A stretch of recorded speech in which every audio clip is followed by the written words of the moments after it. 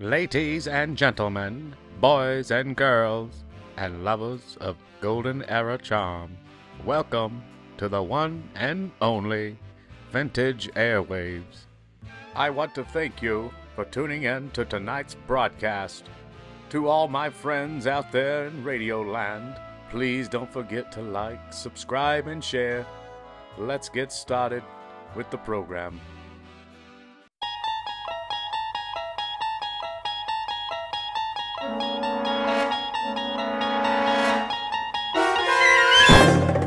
There is a fifth dimension beyond that which is known to man. It is a dimension as vast as space and as timeless as infinity. It is the middle ground between light and shadow, and it lies between the pit of man's fears and the summit of his knowledge. This is the dimension of imagination. It is an area which we call the Twilight Zone.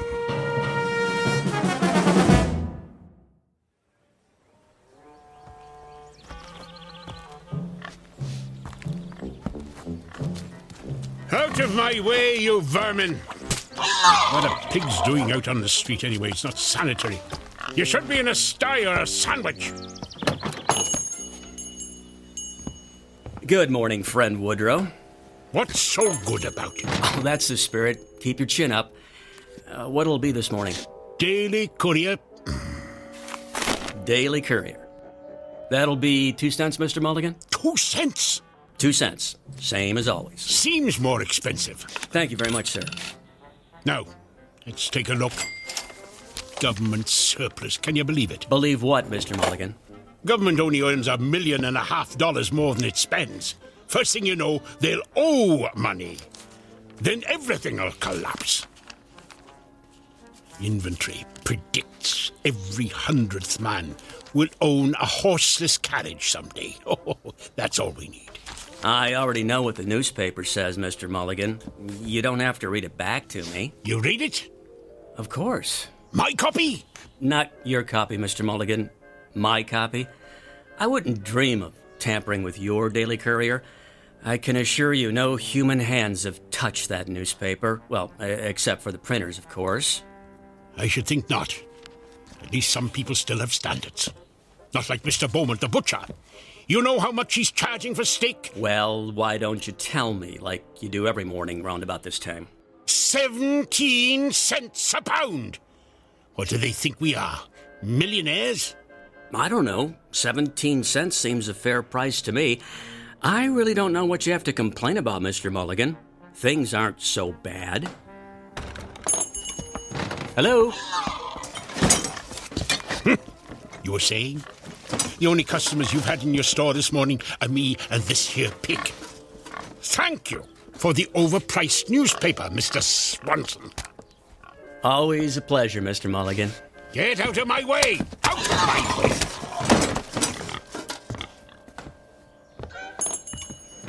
What is this country coming to? It's a madhouse, I say. Hey! Something the matter, officer? Something's the matter, all right. Don't you ever look where you cross the road, Mulligan? Look, what are you talking about? Can't you see that horse and carriage coming? Where? There! Oh, yes, I see it. Dang nuisance if you ask me. Well, I didn't ask you. No one's asking you. I ought to run you into the station house. That's what I ought to do. What did I ever do to you, O'Flanagan? It's Officer O'Flanagan. And why don't we start with causing a public nuisance by standing in the middle of the street waiting to frighten the horses? Just watch your step, Mulligan. You watch your step.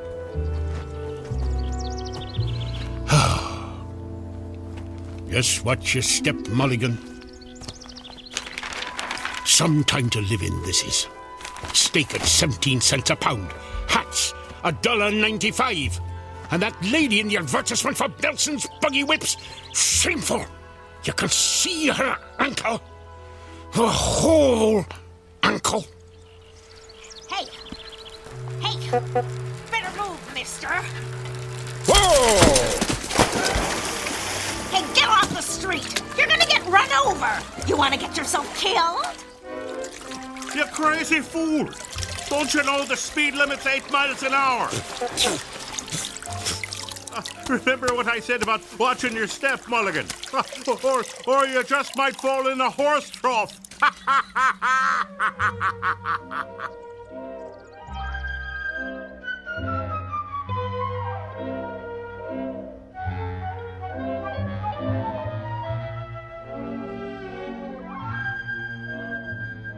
Or you might just fall in a horse trough.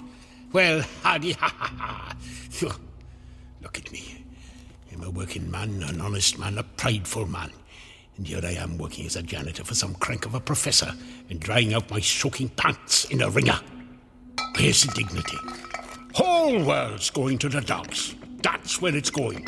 Nothing but trouble everywhere you look. Chickens and pigs walking in the streets like people. Crazy bicycle riders who don't watch where they're going. Government spending money like a drunken man. Racing bicycles on the streets at cost of living. And noise, noise, noise! What the Sam Hill? Never heard a ringer make that noise before. Why is it doing that? Wait a second, that's not the ringer. Something in my pants pocket. What is that? Oh, it's me harmonica. Oh, that's just swell. Just my luck. Ruined.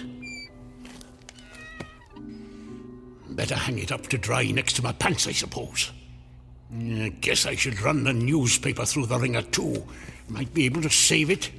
Not that there's ever any news worth reading, but 2 cents is 2 cents.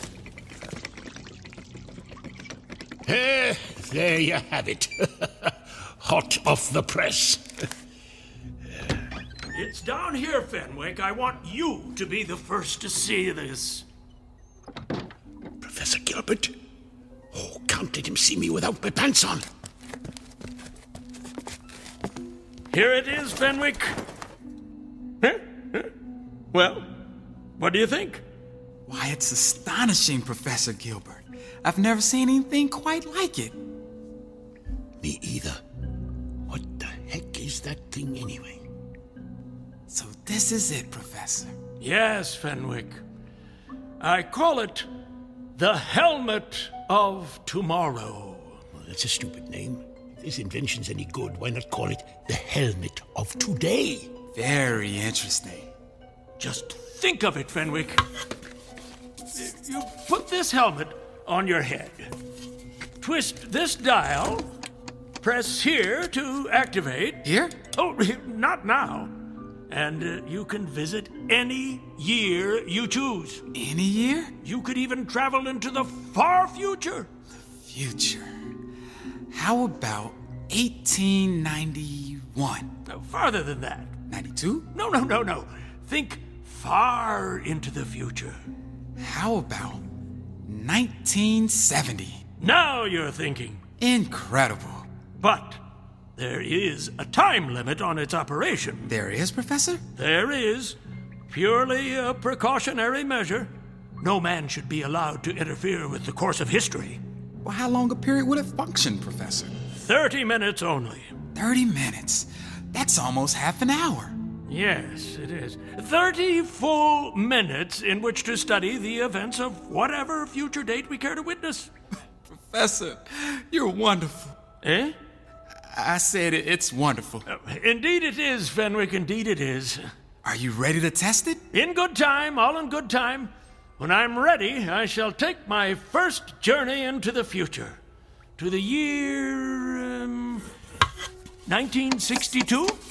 Oh, who knows what wonders mankind may have achieved by then. Very likely I'll find the world deserted and everyone living on the moon. Or perhaps we'll have a woman president. Well, I hope civilization will progress, Fenwick, not descend into madness. But now, before I embark upon my test journey, we must toast this moment with champagne! Champagne! Champagne! Come, Fenwick! Come!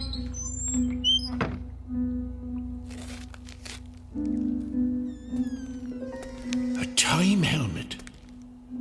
Now that makes sense. device that gives you a chance to find a time where there's a little peace and quiet. Oh, let's take a look at this thing. How did the professor set the date? This dial thingamajig here. What year did he say he wanted to visit? 1962? No, that's still too close. Only 72 years off. And a man might live 72 years if he doesn't get hit by a bicycle. Now, me, I want to go beyond a man's lifetime. How about 2000? No, a little further. 2015. No, not that far. Maybe a few years earlier.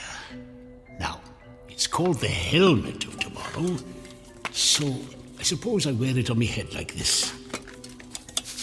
What's that? What did I do? Hey! What the heck? I'm on fire! I'm on fire! Water! Got to find some water! Help! Water! Water! Help! Water! Help! Help! Mulligan! In the name of old that's decent, put some pants on! Help! Help! Help! Mulligan! Mulligan? Hey, where'd he go?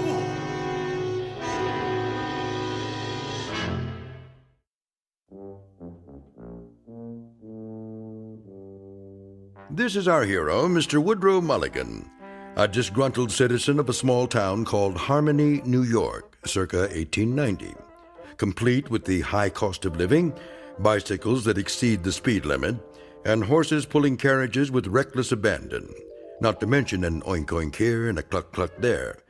Mr. Mulligan, a rather dour critic of his times, is shortly to discover the import of the old phrase, out of the frying pan and into the fire. Said fire burning brightly in the Twilight Zone.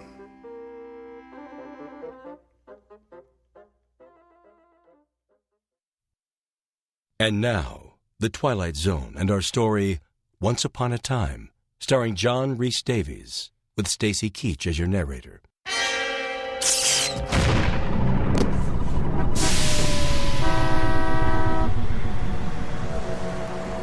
Hey! Where am I? This doesn't look anything like Harmony.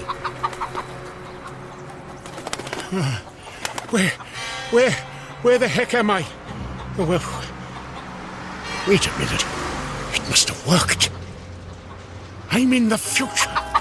Shoo, you dumb bird. Now, what time is it? It's 10 o'clock. 10 o'clock. I've got half an hour to take a look around. Oh, what's he doing? Better move, mister. Get off the street. You're gonna get run over. You want to get yourself killed? Oh, missed my turn. I better make a hand signal. Watch out! Hey! The time helmet!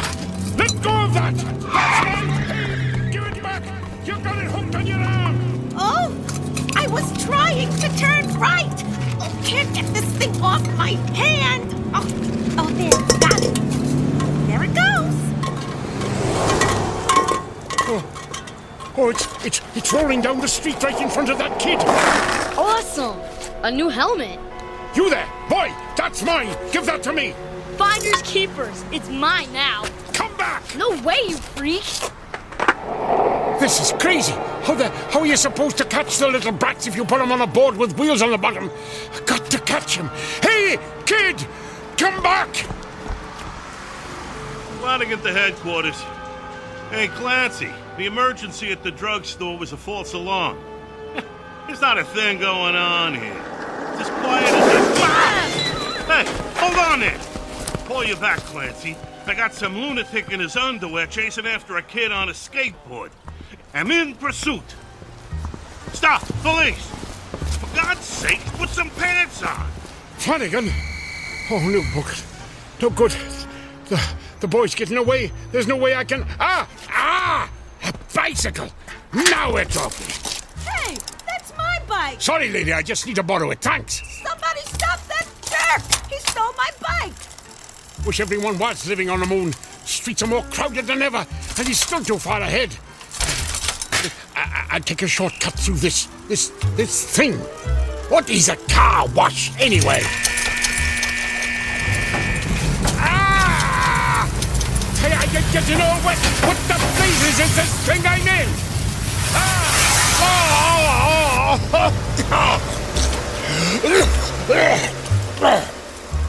What kind of infernal contraption was that? Come out of there! Oh, not again.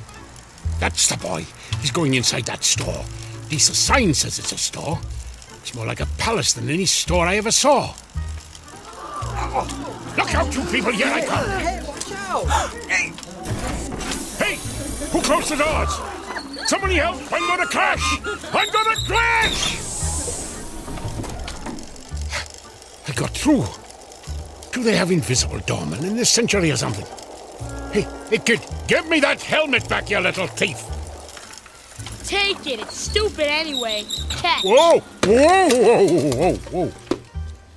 Oh, I got it. And it's not damaged. I can go home. I can go home again.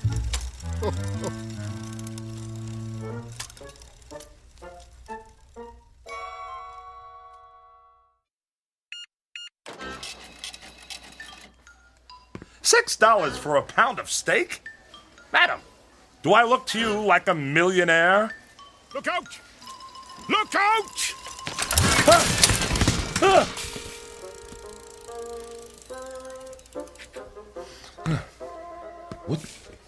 What just happened? The helmet! Oh no, it's broken. And it's 9:45. I've only got 15 minutes left. How am I going to get back now? Get back, sir? What do you mean? What do you mean? What do I mean? Did they change the language in the last 120 years? I said I need to get back, and I do. But get back to where? Let me understand this, sir. You have this funny-looking hat in your hands, no pants, and you say you've got to get back somewhere within 15 minutes. Is that right?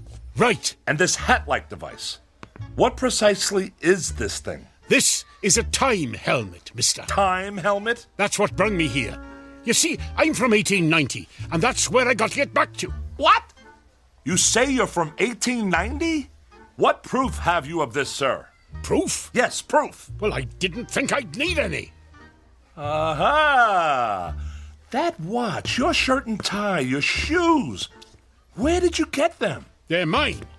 Where are your trousers? Hanging up to dry in 1890. Is it possible? Quickly, who is the president? What? The president! You mean Benjamin Harrison? Look, mister, I haven't got time. Benjamin Harrison? And before him? Grover Cleveland, of course, but what's that got to do with... I believe you. By George, I believe you. You are from 1890. That is no news to me, mister. Tell me how to get back to 1890. That'll be news. And this is the device, huh? How does it work? Well, you have to... Look. I don't know how it works. I'm only the janitor. Janitor, eh? Then how does it happen that you came to be in possession of this technological wonder? Why'd you talk like that? Never mind. Now, permit me to examine your time helmet. Yes. Yes. Primitive but functional, yes. Fascinating. Remarkable for its time, really. Or for any time. Ooh, that's curious. What's curious? These look a little like the components you'd find in a digital television. I don't know what that means, mister, but if you think you can fix it, you better hurry. Time limit on it, huh? 30 minutes. And there's only 14 of them left. I wasted 15 of them chasing a boy who took my helmet. And the 16th? Talking to you. Let me see now. What's going on here? What's the meaning of this? This doesn't look good. Which of you crashed a bike in my store? Who are you, sir? I'm the manager. Would one of you like to explain what's going on here before I call security? An accident, sir. Accident? Merely a minor incident, no harm done. Apart from bicycle tracks on this expensive piece of steak. But none of that matters now. We are confronted with matters of far greater importance. Why are you talking like that? That's what I said. Look at this place. This is a shambles. And who's this man in his... Well, he hasn't got any... I took them off after I fell in a horse trough. A what? It's, slang for, oh, never mind. Come along, sir. Mulligan. Woodrow Mulligan. Where do you think you're going? Out of my way. Oh, no, you don't. Miss Blodgett, call security. I said get out of our way. No. Come on, Mr. Mulligan. We're getting out of here. Hey, where you going? Excuse me, miss. But have you seen a man dressed like something out of a silent movie, only without any pants? Oh, that policeman, he's after me. Why? Some kind of generational grudge. Don't ask me. Get behind me. What? I said stand behind me. Excuse me, sir. Have you seen... I haven't seen anyone, officer. I didn't say anything yet. I haven't seen anyone because, I'm blind. Oh, I'm sorry. My mistake. Hey, if you're blind, where's your... No dogs allowed in the store. Uh-huh. Well, just watch it, that's all. Are you blind? Oh, not me, that guy. There they are. Where? The one you want is standing behind that fat man. Run!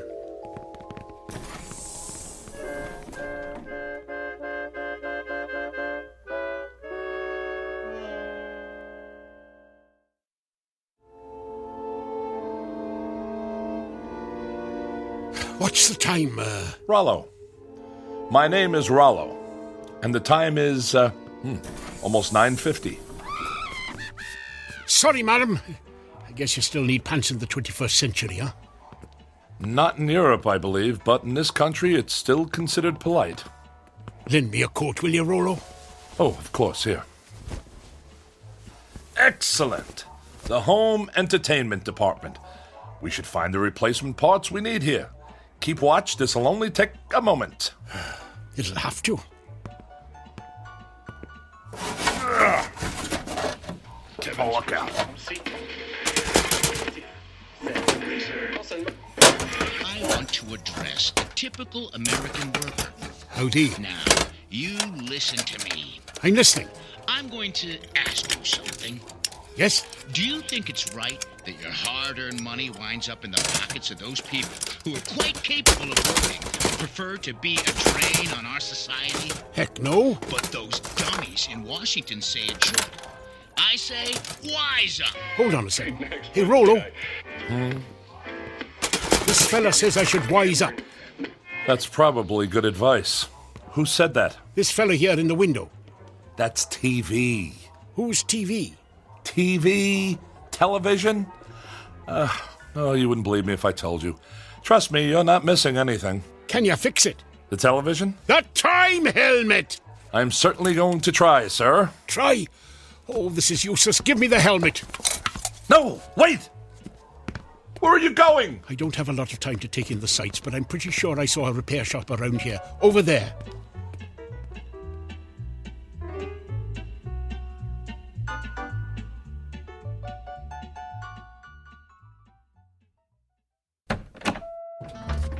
Proprietor! Yeah! Swanson? Logan Swanson? Is that you? Swanson's my name, buddy. Jack Swanson. What can I do for you? Would you come here for a moment, please? Whatever. I have something that needs your urgent attention. And these are the components you should need. Can you fix it? I can fix anything. Good.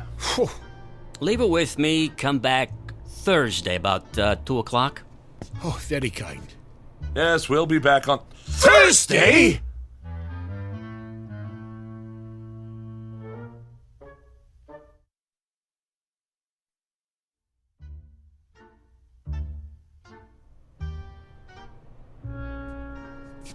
You don't understand. This man must get back to 1890. 1890? That's right. You're in the wrong block, pal. This is only 1600. No. You don't understand. You see, this device here is a time helmet, and this man here, Mr. Woodrow, is from the year 1890. What are you, some kind of nut? Look, I'm a scientist, young man. Young man? I'm 38. If you'll just lend me those tools, I'll... Hey, don't touch the tools. But this is... Don't touch. Do not touch the tools. I can't stress that enough. I'd let you sleep with my wife if I had one before I let you touch my tools. Mr. Swanson, do you mind if I read your newspaper? Knock yourself out, pal. Does that mean yes? Yeah, that means yes. We barely have 10 minutes to get this man back to his, time continuum. Now, if you'll let me demonstrate, it's a straightforward but delicate operation. All we want is this soldered to that... Don't touch! Do not touch the tools, will you? Can you see that sign? I can see it, yes. It says we do not accept checks. Yeah, well, I'm gonna replace it with another sign that says, Don't touch the tools. Right. Excuse me. What? Who is this? That's the president. This is the president? Uh-huh. Of America? That's right. I have been away for a long time. Can we return to the subject at hand? You don't seem to understand, sir. What I'm trying to say is... Sorry, are you deaf? This is the last time I'm gonna say it politely. Don't touch my tools, if you don't mind. Allow me to show this to you. Don't touch the tools! What in the world is this contraption?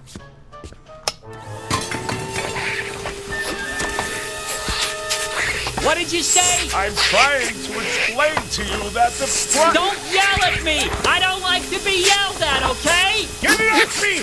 Get it off me! What are you doing with that, Mulligan? It's trying to eat me! It's not trying to eat you, it's... Wait a moment. Oh, Roller, what is this monster? It's not a monster. It's a vacuum cleaner. Everybody has one. Everybody has one of these? Yes. Vacuum cleaners are used for simple... Cleaning their vacuums. Yes, I get it. You people are strange, allowing something like this indoors. What if it gets loose and attacks a child? Now look, Mr. Mulligan. If you want to get this helmet fixed in time, just sit down quietly, please. Now, how are we getting along, Mr. Swanson, was it? Not too good. I'm not sure what I'm looking at here. You're sure this isn't for making those fancy European coffees? No, sir. This is a very scientific piece of equipment. What we're trying to do here is help... I don't understand. What is that little thing in there? Oh, well, that is a transition... Where did he go? Mr. Mulligan! Where are you? I think he just walked into that upright freezer. Hey, ask him if the light goes off. What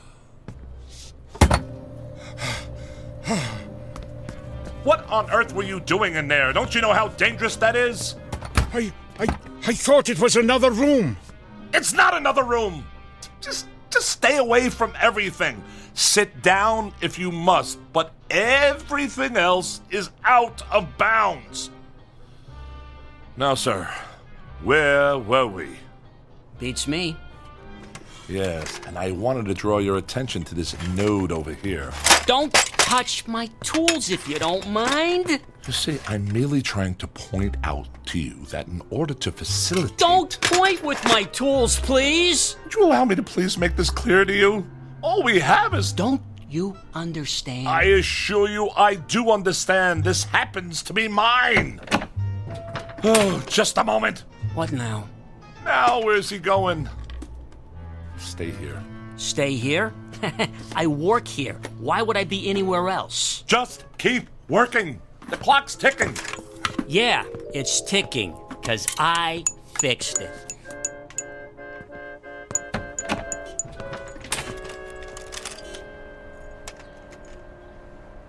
Mulligan, what are you doing out here? I thought you said time was of the essence. It is. But I don't want to go back to 1890 without any pants, so I thought I'd take a look at 21st century fashions. Have you seen these prices? Is this what you pay these days? I have to pay slightly more. It seems that the hefty gentleman must be continually punished by our judgmental society. Now, come on, back inside before someone sees you. Well, is it ready? Pretty much, I think. A couple of small, minor adjustments, and you'll be all set. Good. Finally, I can go home, and not a minute too soon. No offense. None taken, I assure you. In fact, I would go so far as to say that I envy you your trip, sir. You sure he's the one from 1890? Well? Because you sound like Masterpiece Theater here. Keep working. Yes, 1890 is a wonderful period, Mr. Mulligan. I never used to think so till now. A time of simple, practical values. No traffic snarls, no income tax, no terrorists, no computer viruses.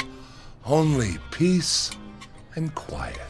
Time to contemplate. Income tax. I am a scholar of that period, sir. That is why I've cultivated this mode of speech, appropriate to that time. Huh? The 19th century has a charm, nay, a fascination for me. The very thought of having lived in those halcyon days. I'll sure to be glad to get back there, Rollo. If I ever do. How much time is there left? We've got less than 5 minutes. 5 minutes will be more than adequate. Tell me about your town, Mr. Mulligan. Where, for instance, might a scientist find employment? You are a scientist? Yes. Are there any in your town? Well, the only one I know is Professor Gilbert. I work for him. Oh. There you go, guys, all fixed. It works? Sure. Why not? Good. Well, what'll we do now? Pay me. I was talking to Mr. Mulligan. I know. That's why I said it. I didn't want you to forget. Pay the man, Mr. Mulligan. Pay the man. With what? I don't carry any money in my shorts. Oh, very well. Here's a 50. Thank you. Now, Mr. Mulligan, the time helmet. How does it work? I already told you, I don't know. The year. How do you program in the year? I don't know what program means, but if you're asking me what I think you're asking me, you just twist this dial, see? 1890. Good. And if I'm correct, and I usually am, to activate the device, you just have to... Good. Give it here. Not so fast, sir. Hey, what you doing? Don't put it on! I intend to use it myself in exactly 3 minutes. What? Well, you can't do that. Well, I am doing it, sir. I'm returning to that time of bliss and simple pleasures. And you're just going to leave me here? Your fate is unimportant, sir. You are only a janitor. I am a scientist. Why, I... Stand back! In less than 3 minutes, I shall have escaped this age of madness.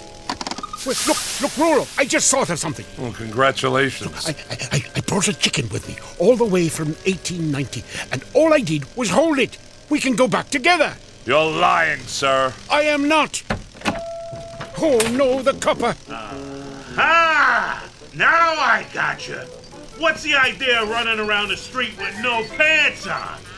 Rollo, take me with you. Get off me. Too late.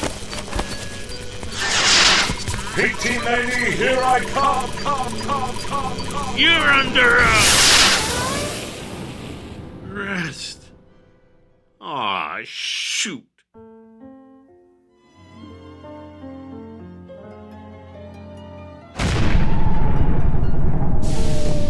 Mulligan?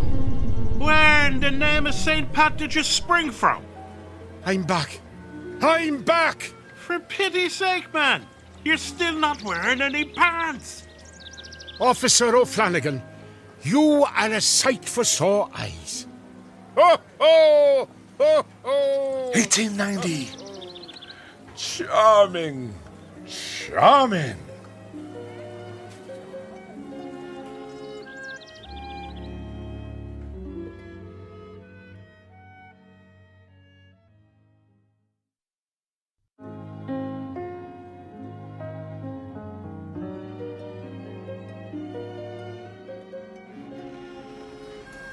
Good morning, Fred and Rollo. Huh? I said good morning. What's good about it? Got up the wrong side of the bed this morning, eh? Every side is the wrong side. I didn't sleep a wink last night. No? No, my mattress feels as if it's stuffed with rocks. And I've had indigestion ever since I've arrived here. This food is terrible. Well, not today, it's not. Today I got us some steak for dinner. 17 cents a pound, can you believe it? How can they sell it so cheap? I don't know and I don't care. Well, suit yourself. But I like 1890. It suits me. Look at this laboratory. It's ancient. It hasn't any equipment at all. Listen, I can even get a tune out of my harmonica now. Stop that! Darn noise. I don't know why I ever came to work here. I don't know why I ever wanted to live here, this barbaric, primitive wilderness. What an utter fool I was to think I'd be happy living in 1890. Of all the dull, miserable, impossible periods of time, this one takes the prize. No sanitation, no facilities, no spring mattresses, air foam pillows, or electric blankets. Oh, sheesh. This guy is worse than my mother-in-law. No comforts, no frozen canapes, no microwave meals, no swimsuit edition of Sports Illustrated. You know what, Rollo? I think you'd be happier some other place. Or maybe some other time. What are you blabbering about? 2000, 2001, 2002, 2003. There you go. Now, here, try this on for size. Ow! There you go. A perfect fit. Oh, no. You can't send me back. You don't belong here, Rollo. Any more than I belonged in your time. I'll just press here to switch the helmet on. Get this blasted thing off my head! Goodbye, Rollo. I hope you'll find the peace and quiet you're looking for. I know I will. Now...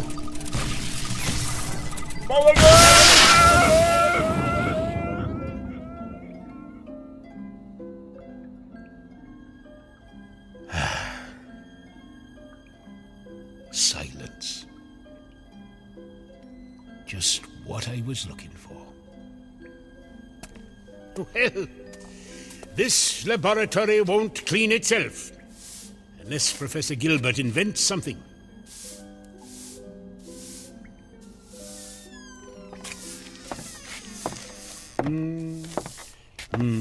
Where's Rollo? Oh, Rollo? Oh, he just left, Professor. Left? In a big hurry. Late for an appointment? Early. Strange chap. Complains a lot. Hadn't noticed. Talks a lot of nonsense, too. Keeps saying he needs a computer, or whatever one of those is. Fancy word for an abacus, I reckon. Mulligan, have you seen my time helmet? Mulligan?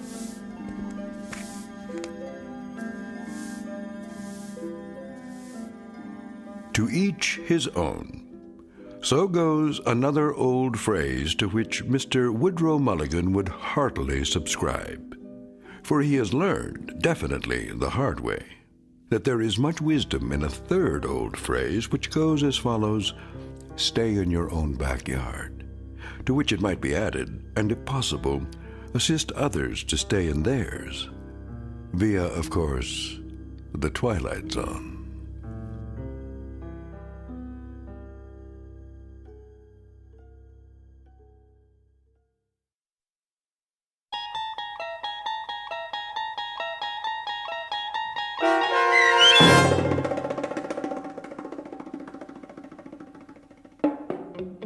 Once Upon a Time, starring John Rhys Davies with Stacy Keach as your narrator, was written for The Twilight Zone by Richard Matheson and adapted for radio by M.J. Elliott. Heard in the cast were Mike Starr, Rob Riley, Michael Teshua, Malcolm Rothman, George Adams, Jim McCants, Beth Jacoby Deitch, Randall Steinmeier, and C.J. Amari. The producers of The Twilight Zone wish to thank CBS Enterprises and the Rod Serling Estate for making this series possible.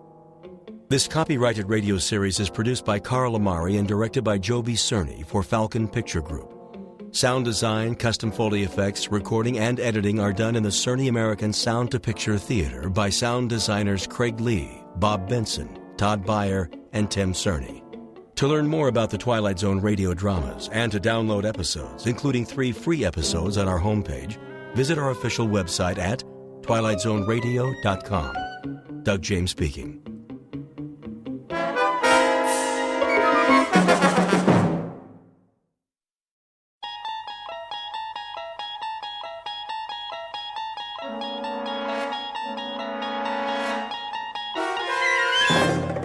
You're traveling through another dimension.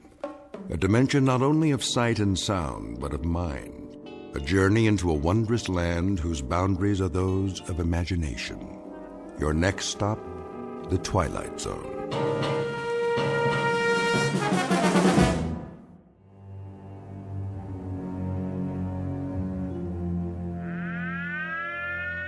This is the Emergency Broadcast Network. The Office of Civil Defense has just announced a red alert. Enemy missiles are approaching the United States. Repeat, this is a red alert. Enemy missiles are approaching the United States at a high rate of speed.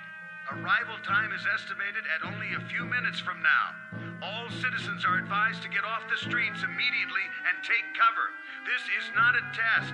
Repeat, this is not a test. The first missiles have just hit. Are we still on the air? How long do we have? Good Lord! It's actually happening. This is real, folks. This is not a test. This is real. How's that, Mr. Radin? It should do nicely. The volume could be a bit higher, though. Higher? You gotta be careful not to break those speakers. I thought you installed subwoofers, state-of-the-art, as I requested. Oh, we did. For later. Will you hear them? When the explosion hits here, you'll really feel it. Good. I don't know where you got your sound effects, but you'd swear a bomb was going off outside. I mean a big bomb. That's precisely what I want. I got the other TV hooked up, sir, at the end of the hall, like you said. Let me see. Here's the remote control.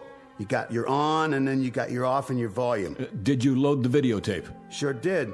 As soon as the monitors go on, it starts rolling. Why don't you show me? All right, Mr. Radin. Let's give it a test run. Look at that, would you? There's the street outside. Only now it looks like the beginning of World War III. Yes. Yes. Well, this calls for something of a celebration. If you don't mind me asking, where'd you get the footage? Some special effects guys out in Hollywood? Oh, you might say I have my contacts. Given adequate funding, anything is possible. Yeah, some setup you got here. All part of the show, huh? This is not a show. It may be, let us say, an illusion. But this room is not an illusion. It happens to be the best designed bomb shelter on the face of the earth. But tonight it's for gags, right? Something of the sort. A practical joke, and I trust a most effective one. You could say that again, Mr. Radin. When those sound effects start and that stuff goes on the TV, you'd swear the whole world was getting blasted. That's the general idea. I've got 3 guests coming this evening, rather special guests, and I wouldn't want them to be disappointed. Well, it fooled me, and I put most of the wiring in. A drink before you go, gentlemen, to a job well done? No thanks. It's getting pretty late. Are these friends of yours? How's that? You're doing all this to fool 3 of your friends. They must be, they must be real, like, special friends. Oh, they are. They are indeed very special friends. This, in a sense, is the moment a man lives his entire life for. Yeah, I bet. That about it, Mr. Radin? Yes, I'd say that just about does it. Well, we gotta go. So long, Mr. Radin. Good luck on your party. Party? Yes, you might call it the best party ever. Bye, Mr. Radin.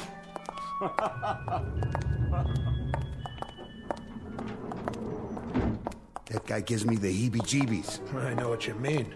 This has got to be the #1 kook in the whole country. I mean, can you imagine a guy spending that kind of a bundle just to set up a phony atom bomb explosion? And the whole thing's set to go off at 11:45. Some kind of fanatic is he, huh? What's his angle? Practical joke, maybe, you know, like he said. Yeah, the $500,000, that's some joke. Hey, hit the button, will you? Yeah, sure. You know, it's a funny thing. What?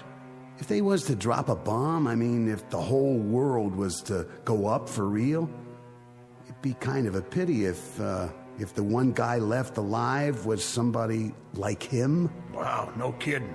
Well, hey, here comes the elevator. Live and let live. That's what I always say. Yeah, you got that right. Let's get out of here and grab some chow. Now you're talking. Going up? Oh, yeah. Hard to get used to, ain't it?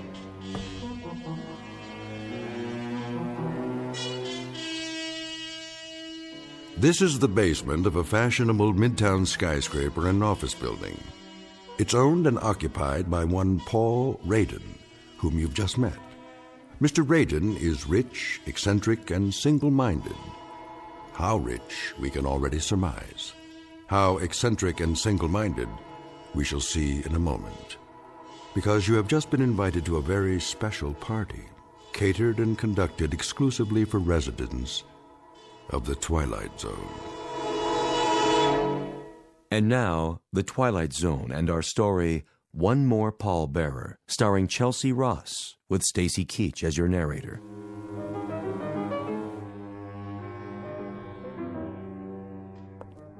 And here's the main course, dear. Baked fish, just the way you like it.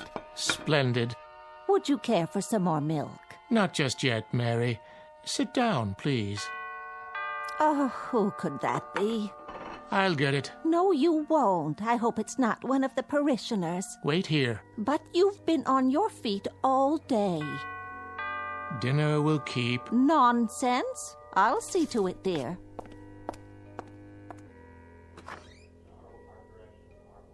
Oh, yes, I'll tell him at once. Who is it? The most peculiar man. What did he want? I'm not sure, but there's a limousine waiting at the curb. He said something about a matter of life and death.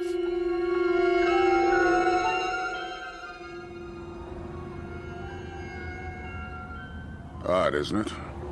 He said exactly the same thing to me. And beyond that, Colonel, you've been told nothing. Hardly a word. The driver appeared at the club, something about an old acquaintance. And you, madam? I'm as much in the dark as you are. I was busy grading papers when that very strange man in the front seat came to my door. It sounded terribly urgent. I'll have a word with him. Driver! Yes, sir. Where, may I ask, are you taking us? Be there soon, sir. Yes, but where? Who do you work for? My employer wishes to remain anonymous. Well, isn't this mysterious? Like an Agatha Christie novel. But surely you can tell us if there's a life in the balance. Here we are. Where the devil? A very nice part of town by the looks of it. Please exit from the right of the vehicle. See here, if this is some sort of joke. I assure you, sir, it's no joke. Yet you can't even tell me who gave you your orders. It is an impressive building. You may use the private elevator. I know this building. That fountain. Elevator? To what floor? This one has only one button, and it says down. I'll enter the code for you. Well, if it doesn't go up, then it must go the other way, of course. This is outrageous. I demand that you return me to the officers' club at once. Driver? Driver! It appears that we've been left to our own devices. It was ever thus. After you, madam.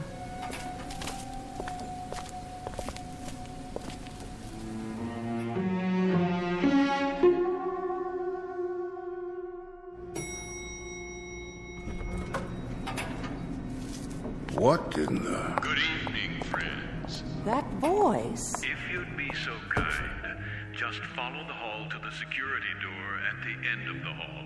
There's something vaguely familiar about the tone, but I can't quite... Enough. It's time to find out what this is all about. That's right. Just come in, if you will. See here.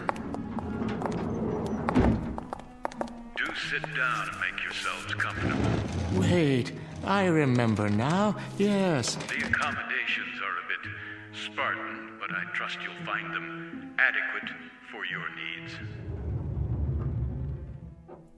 How good of you to come. Colonel Hawthorne, Reverend Hughes, and of course, Mrs. Langsford.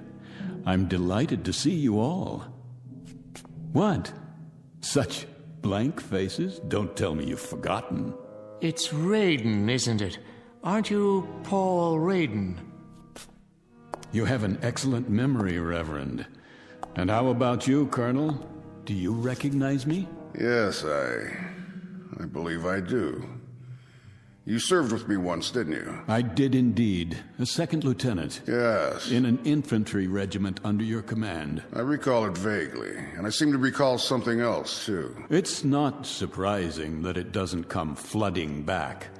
After all, you had a few thousand men under you, a few thousand cogs in the great military machine. I was only one of those cogs. But then again, you didn't court-martial all of them, did you? That distinction you reserved for me alone. Oh, yes, I do recall now. You refused to lead an assault on a hill. Did I? Refused in the face of a direct order. The delay cost us a company of men. That was your contention at the court-martial board. It's what sealed my fate. I was dishonorably discharged, Colonel, stripped of rank and booted out. Oh, fortunate for you. Fortunate, you say? Were I permitted to dictate the sentence, I would have had you shot. Of this I have no doubt. No doubt at all. But what kind of host am I? Oh, for pity's sake, Paul. I must apologize. There's a lady present. Please forgive me for not addressing you first, Mrs. Langsford. Do you recall who I am? Of course I do. I taught you in high school. Well done. I don't forget my students. Oh, now and then I find that they get jumbled together. Of course. But if I prod my memory a bit, I'm able to connect names with faces. And in your case, with character. I made an impression on you, did I? That's understandable. Because you flunked me, Mrs. Langsford. I certainly did. You dressed me down in front of an entire class, called me names, humiliated me. And quite deservedly so. Ah, but that's neither here nor there. I invited you here this evening for another purpose than to dredge up old animosities. Invited? I can't speak for my companions, Raiden, but the request I received was more in the form of an ultimatum. Your chauffeur said it was a matter of utmost urgency. Why, yes. Yes, indeed. That's the way it was broached to me, too. A matter of life and death. I was eating dinner, and my wife Mary got up to answer the door. And when she came back, she had such an odd expression on her face. Ah, Reverend Hughes. Still a bit on the wordy side, aren't you? It never ceases to amaze me, really, how changeless we remain over the years. But I suppose the habits of a lifetime are not that easily set aside, now are they? Perhaps you'll be good enough, Paul, to get to the point and tell us why we're here. I'd be delighted to. But first, can't I get you something? A highball, perhaps, or a cup of coffee for the Reverend. How do you take it, black or white? Nothing, thank you. Paul, you're trying my patience. Habits, Mrs. Langsford. The incredible persistence of habits. You call me Paul, as if I were still sitting in your classroom. What about you, a nice cup of tea? Nothing for me. And you, Colonel, a tot of rum, perhaps? I would be deeply appreciative, Mr. Raiden, if you made your point and then let us leave. You've obviously called us here for something, and I, for one, would welcome hearing whatever it is without further delay. How staunch, how commanding you sound, Colonel. The military mind never changes either. See here. Always pressing forward. Drive, drive, drive against the objective and wipe it out. Colored flags stuck in a map and troops stuck out in the hot sun. An officer must have nerves made of steel and a head full of cement. As you were, Raiden. Oh, no, Colonel. Not as I was, as I am. Which rather upsets the chain of command, don't you think? Because I'm in command now, and what I command at this moment is your attention. You see, I've called the three of you here for a very specific purpose.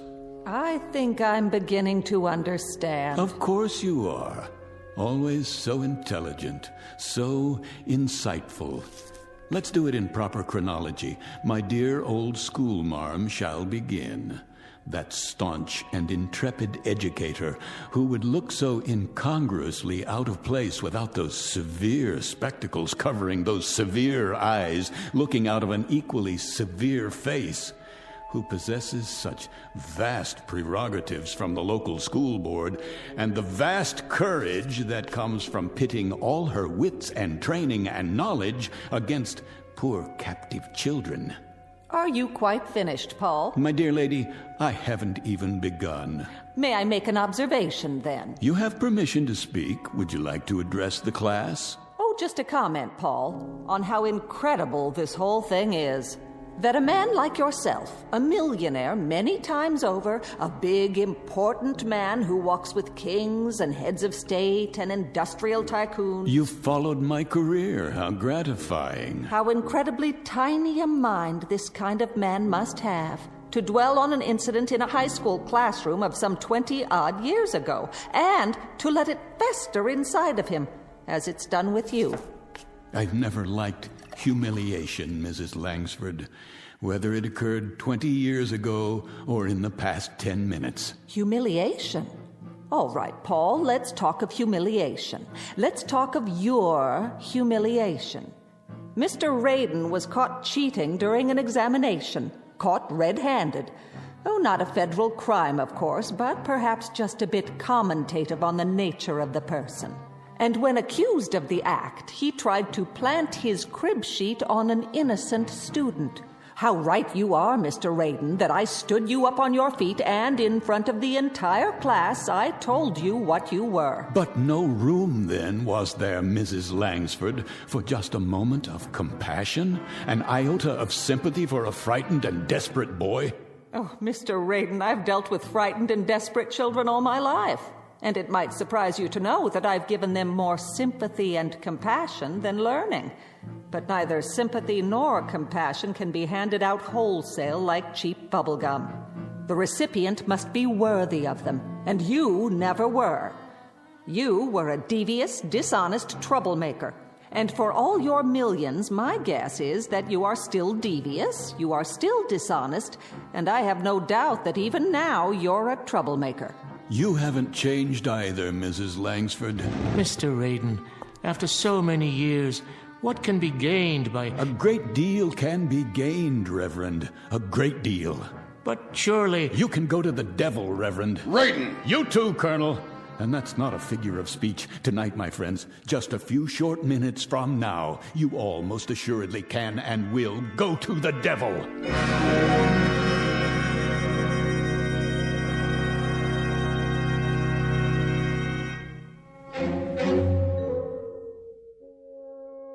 Mr. Raiden, obviously years have passed between now and whenever it was you felt you suffered various indignities at our hands. Felt?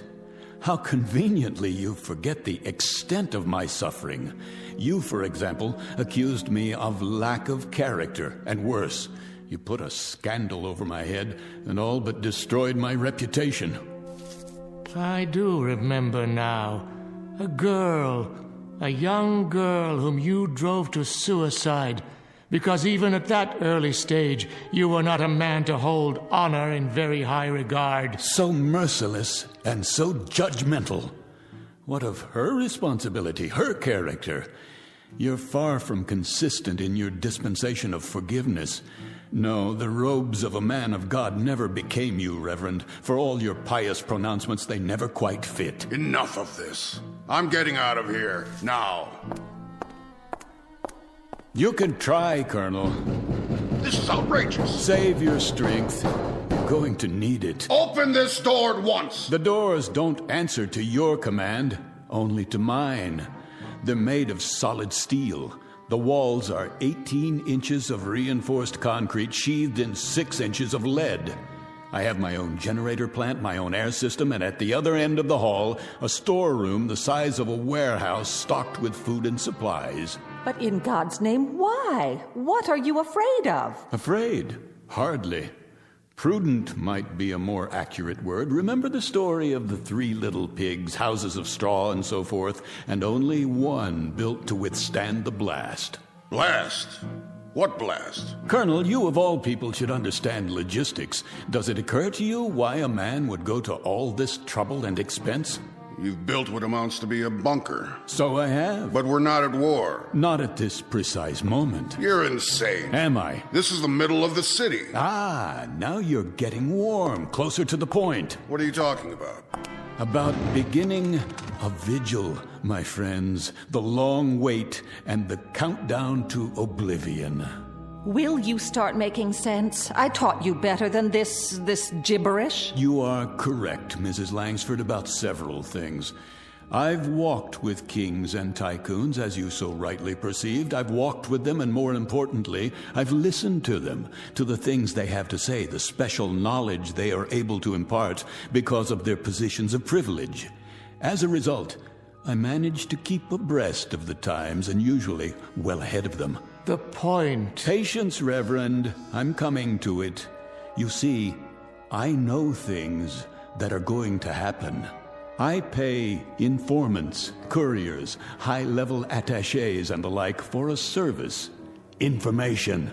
And I pay them quite handsomely, I might add. What sort of information? Oh, the inner workings of certain, let us say, diplomatic agencies, military installations. Information that's beyond top secret, but available if the price is right. You're engaged in espionage. Hear me out. 48 hours ago, I received a most interesting bit of news, or rather, several bits, meaningless in themselves, that together form one unavoidable conclusion, something that is known to perhaps only 6 men in the world. If you're trying to frighten us, it isn't working. Then let me give it a somewhat finer edge.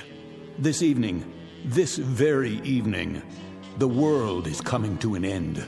Why, of all the... At 11:45, there will be no more city. No more country. Rubbish. Oh, it was inevitable, don't you think? After so many years, so many weapons stockpiled, someone somewhere was bound to become impatient, to finally push the button that brings us to the reward we so justly deserve. And make no mistake about it, we all do. It began when we were born into this cesspool called life. The original fall from grace, from which there is no escape. The earth is an empty graveyard waiting to be filled, and tonight it will be. What a cynical, depraved view of humanity. By 30 minutes after midnight, there will be no more humanity. It's too late to stop. Pandora's box has been opened. There's no turning back. They are going to bomb us, and we are going to bomb them. By dawn, there will be nothing left but rubble and bodies. And now, within a few moments, it begins.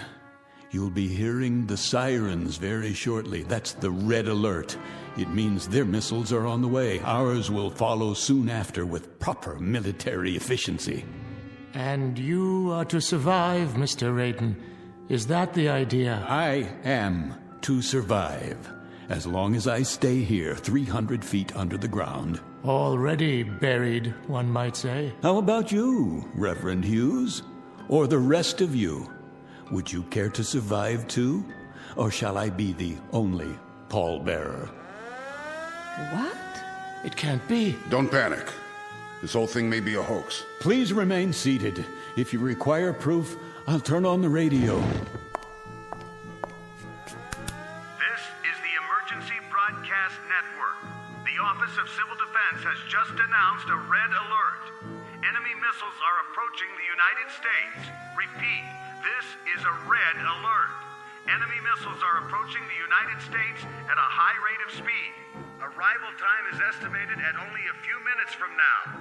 All citizens are advised to get off the streets immediately and take cover. This is not a test. Repeat, this is not a test. The first missiles have just hit. Are we still on the air? How long do we have? Good Lord! It's actually happening! This is real, folks! This is not a test!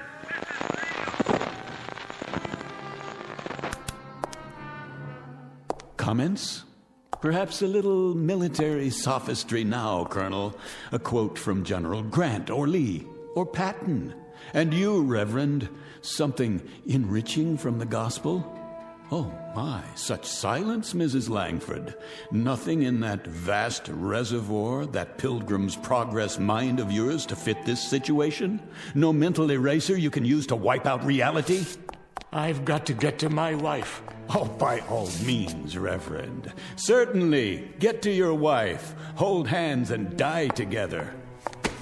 Take your hands off me. You turn my stomach, Reverend Hughes. You know that. Find your wife. I intend to. That's not what's on your mind. What's on your mind is what's on the Colonel's mind and the schoolmarm's over there. Your precious hide, your sanctified flesh. That's what preoccupies you at this moment. Let go of me, Mr. Raiden. If I'm to die tonight, I want to be with someone I love.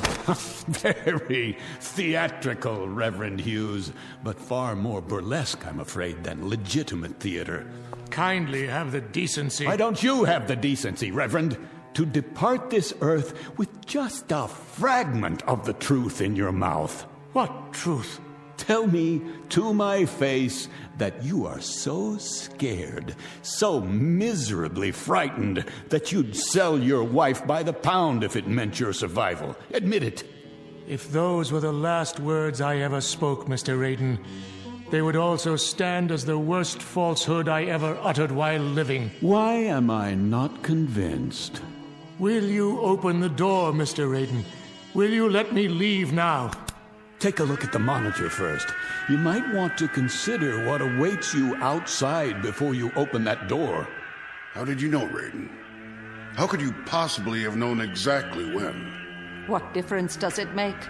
If we leave now, we might make it back to our homes. Highly unlikely at this point, but I suppose hope springs eternal. Oh, of course, Mrs. Langsford, back home to your aging sister, no doubt. And you, Colonel, back to the club so you could die with your cronies amid all your medals and memorabilia. Whatever we do, it's none of your concern. My dear friends, shall we drop the pretense now, this instant? Shall we all of us now dare to speak the truth? I told you how this room was constructed, steel, concrete, and lead. It is the only place where you can survive. Now, what is all this nonsense about going back to your homes? You mean to say you'd walk out of here to certain death, when by simply staying where you are, you're assured that you'll live? Are we to understand, Mr. Raiden, that you will permit us this luxury? That you will allow us to stay in your fortress? Oh, indeed. Indeed, Colonel. As a matter of fact, it's precisely why I asked you all to come. Each of you, in your own way, tried to destroy me. But I will not repay the compliment in like kind. That is to say, I won't require an eye for an eye. Nothing quite as basic, as naked as that. Then I'd be interested, Mr. Raiden. What is your price? The Colonel would be interested. I should think so. And I presume the schoolmarm and the Reverend, too, would be interested. I submit, dear friends, that you're not just interested. It's the only single thing on God's earth that has any meaning left. How much will Raiden charge so you can stay here in safety? All right, my friends, here's the all-important price tag. The fiddler has played, and here comes the bill for the music. But be sure to listen carefully, because time is very rapidly running out.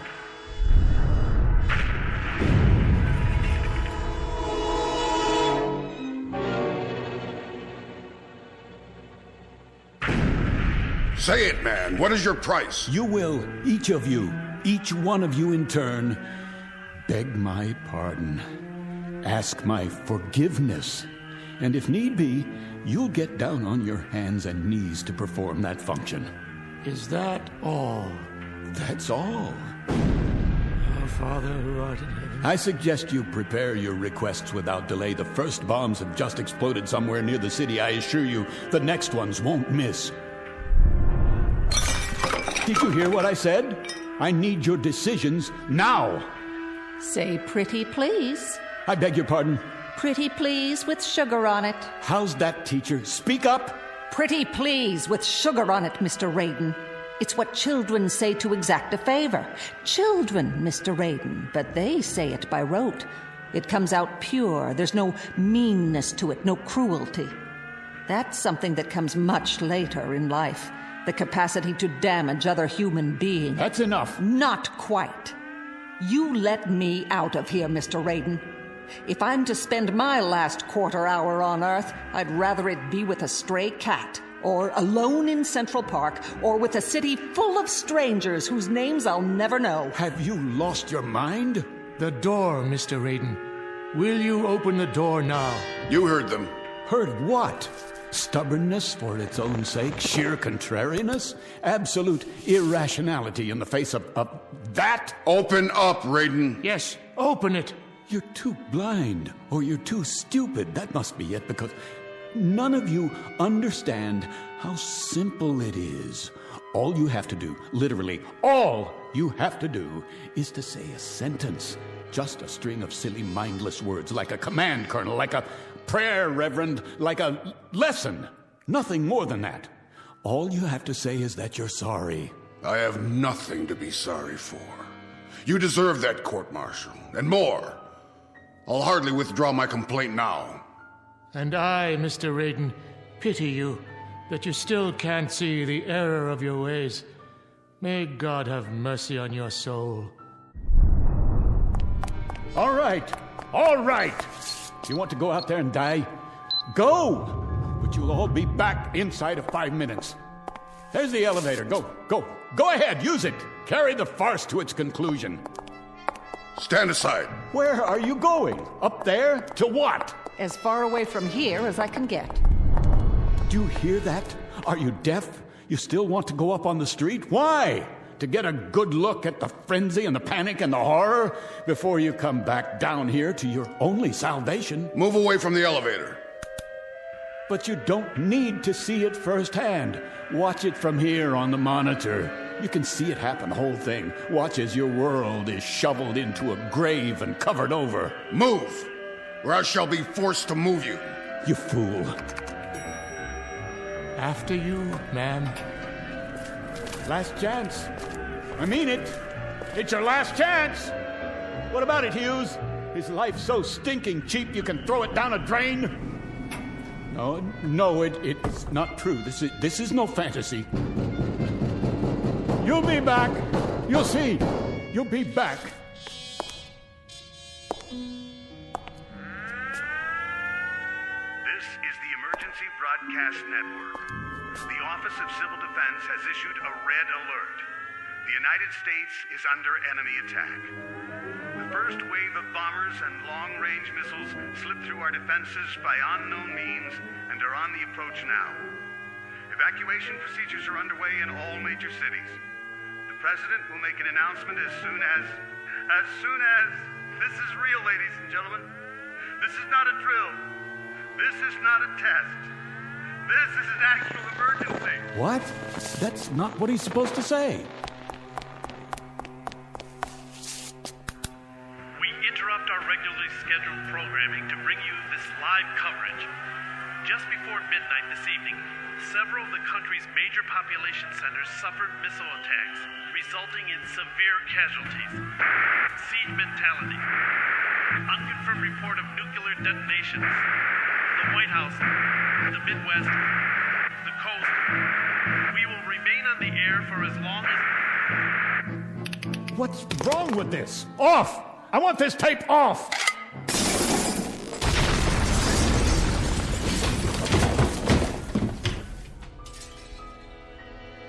That's enough. That is quite enough. Ladies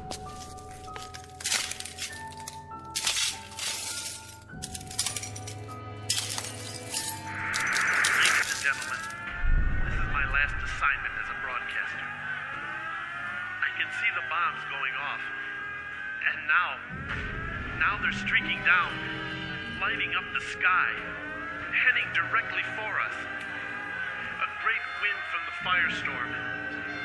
If you can hear me, I want my wife and daughter to know that I love them very much. No!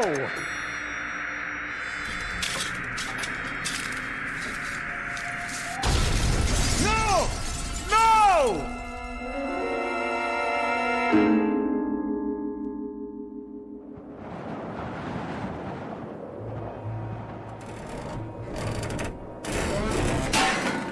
No! No, please. I didn't mean for it to actually happen. There's nothing left. Nothing. The city is gone. Is there no one else alive? Somebody? Anybody?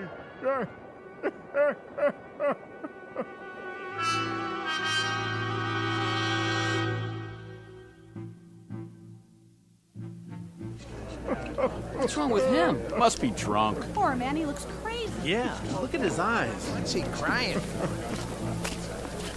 All right, Mac, get up. Hey, Mac, what's the matter with you? Got a little too much to drink, huh? On a beautiful night like this. Well, now, let me take you home. Where do you live? Can you tell me that? I didn't want it this way. Won't somebody listen to me? Isn't there anyone left in the world who can hear me? Someone! Someone! This is Saunders.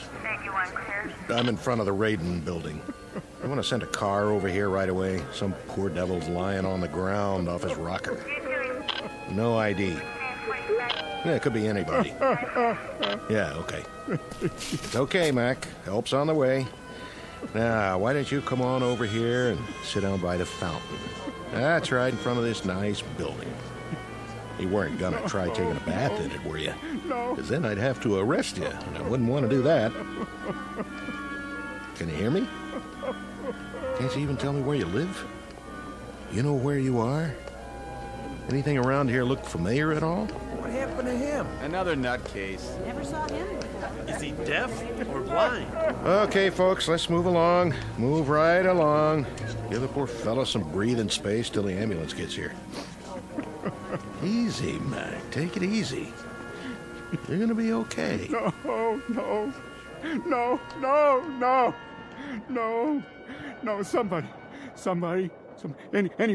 anybody. Is anybody left alive in all this rubble? Not another human being anywhere in all the world? Please. Oh, please, God, oh, please.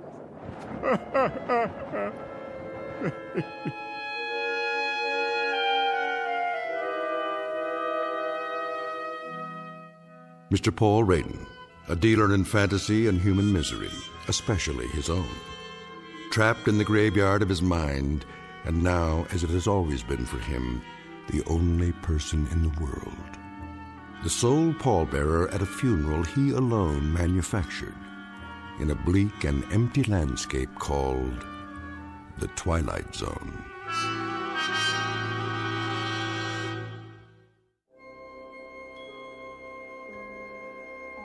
Hi, this is Carl Amari, producer of the Twilight Zone radio dramas. I'd like to take a moment to tell you about our official website at twilightzoneradio.com, where you'll get the latest news and information on these Twilight Zone radio dramas. Plus, at twilightzoneradio.com, you can digitally download 3 free episodes or any of our episodes for only $1.95 each. In this age of ever-changing technology, we've decided to make these episodes instantly available to you by making the Twilight Zone radio dramas a digital download-only series. This means that this series will no longer be offered on CD. The CD collections at our website are now being offered while supplies last at buy one, get one free. So be sure to get your favorites before they're sold out. Be sure to visit us often, and I'll see you in the zone.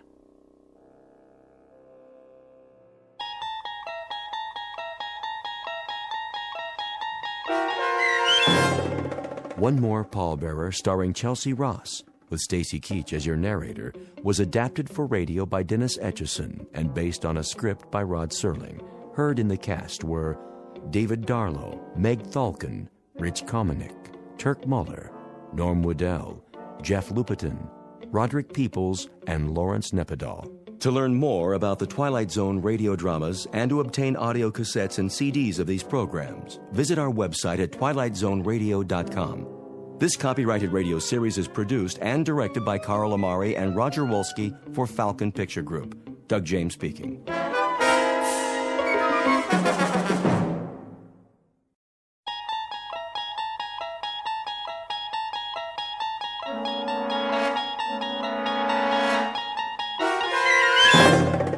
You unlock this door with the key of imagination. Beyond it is another dimension, a dimension of sound, a dimension of sight, a dimension of mind. You're moving into a land of both shadow and substance, of things and ideas. You've just crossed over into the Twilight Zone.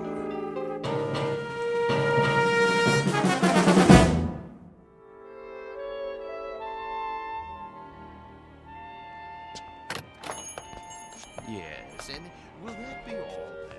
No. What time is it? I thought you made an appointment. I did. Oh, come on, honey. You're not in that much of a hurry, are you? Yes. What about mad cow disease? Well, clear the room then.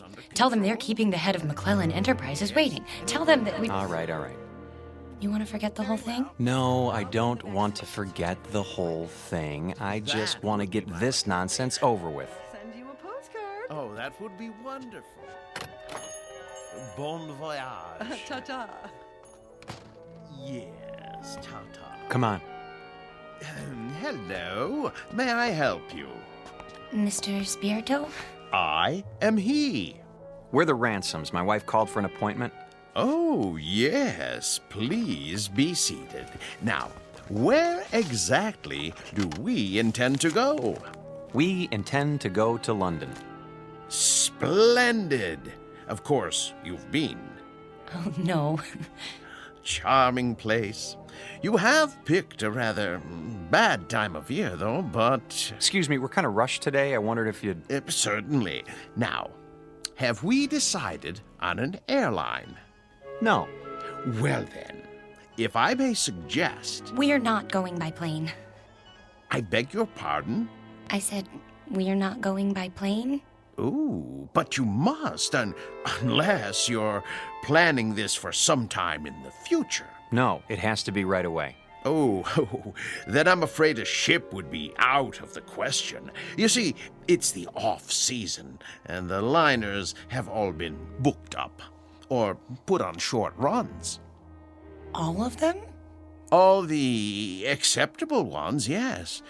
I hope you won't mind my saying this, Mrs. Ransom, but, you know, airplanes are perfectly safe nowadays. I realize that some people feel a certain trepidation, but there's absolutely no reason... Eileen, if it's the only way... May we see a list of boats that are running? If you wish. You promised. I know. It's important, Alan. We agreed on that. I'm afraid these are the only passenger-carrying vessels bound for England in the next 30 days. Some are freighters, but it's sometimes possible... What about this one? The Lady Anne? I don't think so. Why not? Well, it's very nearly the oldest ship in the water, and the slowest. 13 days to Le Havre. Another half day to Southampton. Forget it. No. Wait. This says it leaves on Thursday. We'll take it. Please, Mrs. Ransom, the Lady Anne is a veritable antique. Listen to the man, Eileen. We can relax when we get there if that's what you want. Don't make such a big deal out of it. It is a big deal to me, Alan. A very big deal. Give us 2 tickets. For this relic? Yes, that's right. The Lady Anne. Oh, Very well. A few extra days won't matter, will they? I don't have anything better to do. Check okay? Of course, sir. But, Mrs. Ransom, the Caravan Travel Agency takes pride in its service. I beg you not to do this. Well, it isn't going to sink, is it? With a ship that old, you can't tell what might happen. Oh, give me that check. Here. We'll pick up the tickets. Come on, Alan. You can go back to work now. Thanks for your help, Mr. Spirito. Very well. Bon voyage.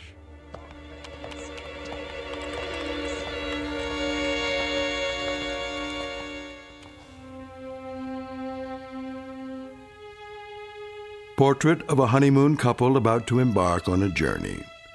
Like most newlyweds, they've never traveled a great distance together, nor have they become truly acquainted. But there is a difference. These newlyweds have been married for 6 years, and they're taking this honeymoon not to start their life together, but to save it. Or so Mrs. Ransom believes.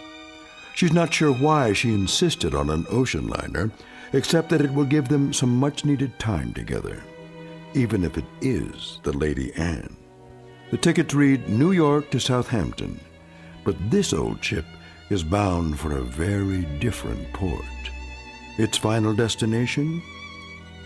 The Twilight Zone.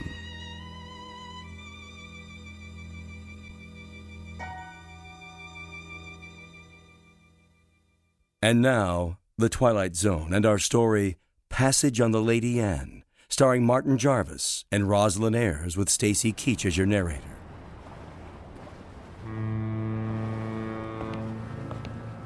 Perfect.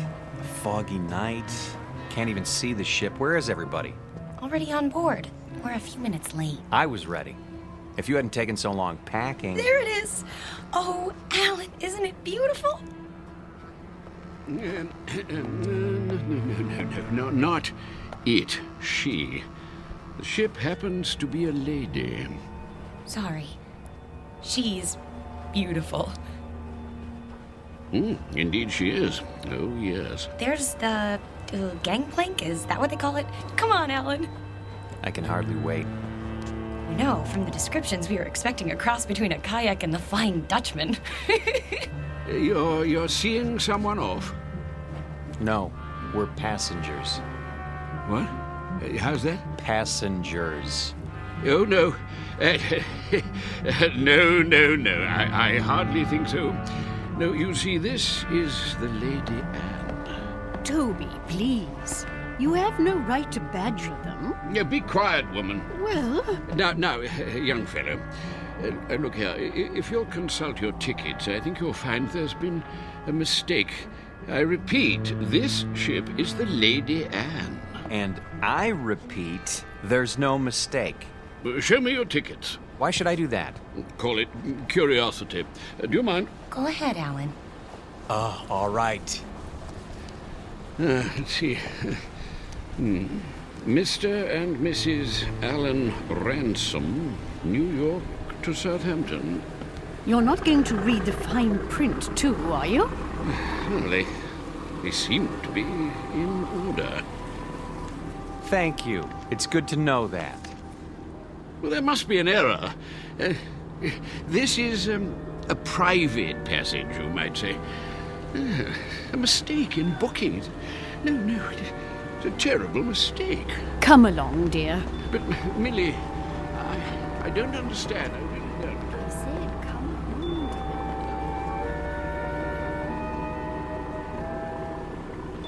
Well, I guess that's how the British say welcome aboard. Oh, don't get your back up. You'll be twice as cranky when you're his age. Bet we can beat him up the ramp. Not too late to turn back, you know? I mean, think of being cooped up with me for 14 days. I made a promise and I'm going to keep it. Isn't that good enough? Sure. Not very steady. Really gives you confidence, doesn't it? At least try to enjoy this. One moment, please. Your names? Ransom? Yes, I see it on the list. Do you want to see our tickets too? Everything seems to be in order, sir. Stateroom 24 down that flight of stairs. Thank you.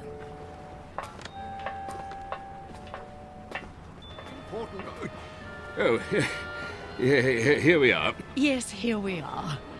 Good evening.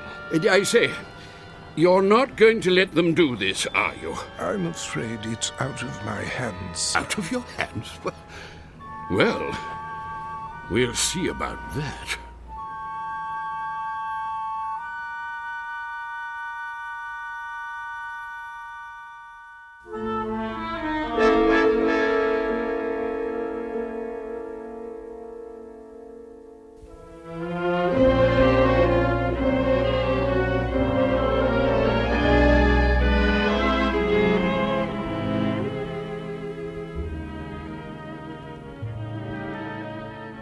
I hope they got the luggage on board.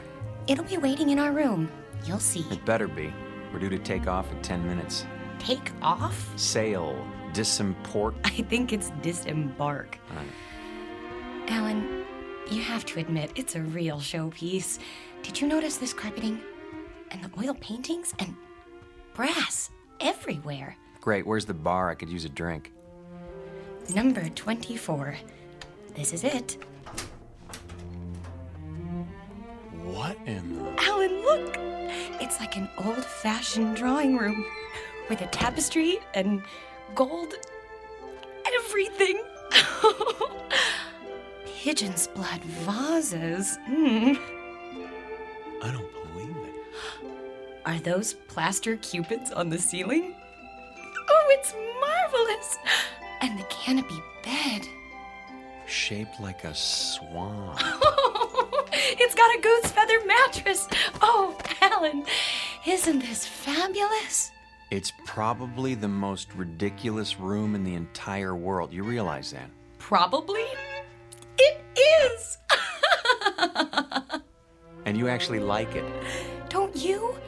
Look at this chest. It must be 100 years old. A bowl of fresh flowers on top. And even a box of candy, shaped like a heart. At least the luggage is here. No kidding. You think we can take it for 2 weeks? I mean, with all this... There's the whistle. Come on, let's go up on deck. Why? Why? That's what you do. Haven't you seen any movies? Hurry.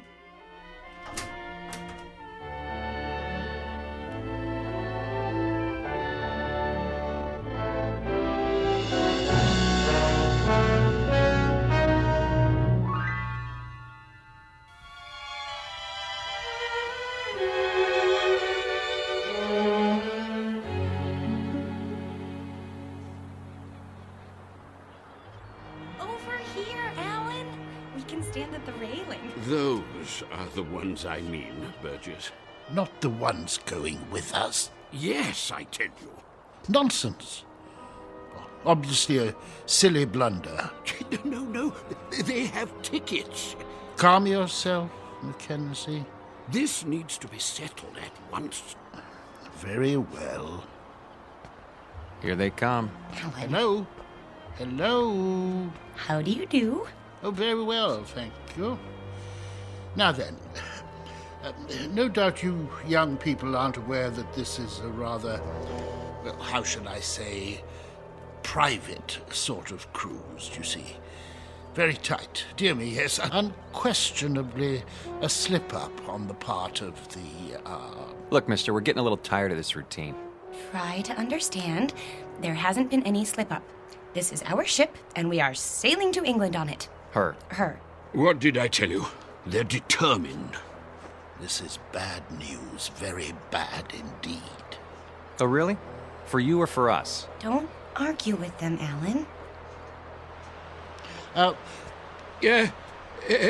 See here, please, this may seem odd to you, but we're actually trying to be of help.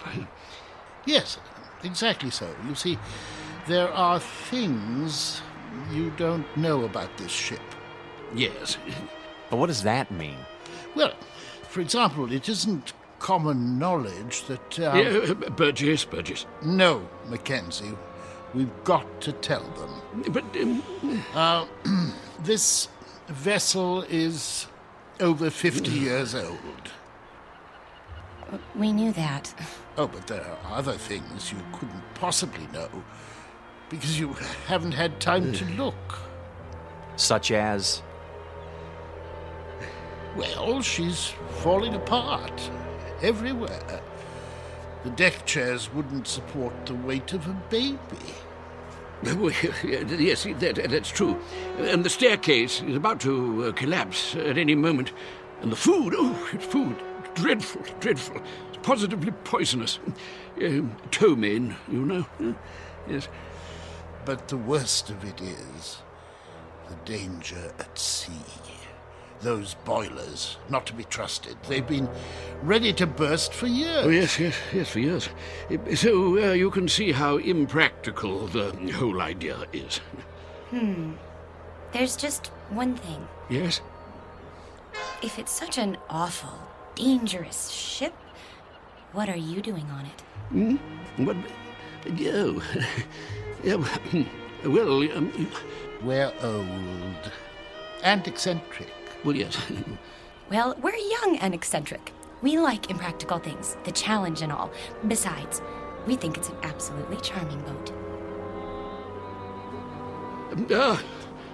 Last warning. They'll be pulling away the gangplank at any moment. Look, you'll be quite bored. We never get bored. Do we, Alan? Nope, not at our age. You're sick, then. Yes, you'll get sick. No stabilizers. She rides like a washing machine, I can tell you. Sounds like fun. I think I've heard about enough. Wait. I have my checkbook. What's that for? I am prepared to pay you double the amount of your tickets. This is ridiculous. No, I want to hear it. Pay us to do what? If you will abandon your plans, I'm sure you'll find another booking, something more suitable. That's a very generous offer. Yes, very much more suitable. Alan, you're not considering it, are you? Well, what do you say? Not a chance. Triple the amount, then. Yes, triple. No. Very well. I am forced to extremes. Sir, madam, if you will leave the Lady Anne at once, I will give you the equivalent of, let me see, 50,000 American dollars. 50,000 American dollars? Yes, which I will match. Well, I haven't got it all on me, but Making it a total of 100,000. Yes, 100,000. Well. You're talking my language now, gentlemen. Alan? Let's say pounds sterling, shall we? In pounds? Or better yet, an even $250,000 U.S. currency will be fine. No, that amount is completely unreasonable. I'm sorry. No. In that case... But... Sorry. Let's go, honey. You must reconsider. You don't understand the implications. Look, fella. Ever since we picked this tub, people have been doing their best to discourage us. I don't know why, and I don't care. But if you're worried about brash Americans crashing your cozy little tea party... No, it isn't that at all. Forget it. From now on, leave us alone. I'm proud of you. Thought I'd take the money, didn't you? Well, for a minute there, I didn't know. Oh, look! We're moving! Off to a great start. I could use that drink now. Me too.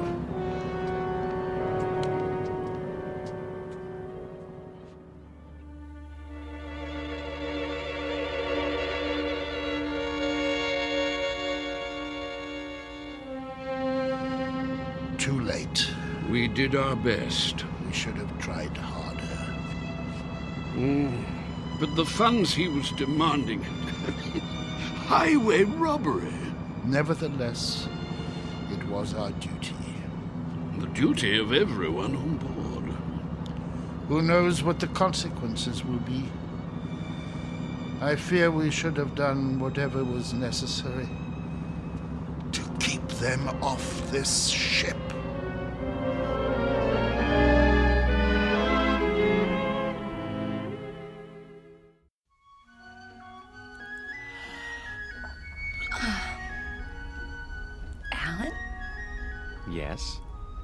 You're already dressed.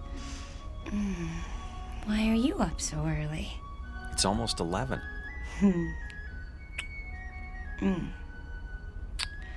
Don't tell me you're nervous. We're not going to let two cranky old men spoil our second honeymoon, are we? A lot more than 2. Better get dressed. Fire drill's in 15 minutes. What?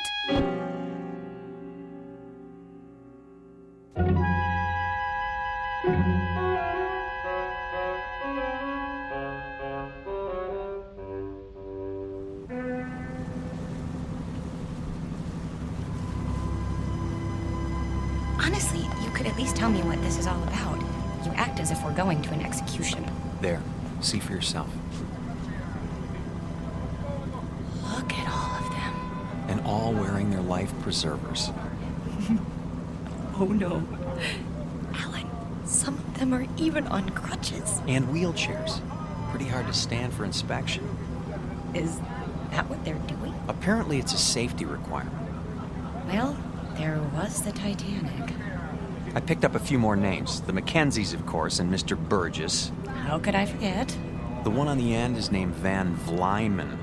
Next to him is Mr. Bristow. Cooey! Hello there.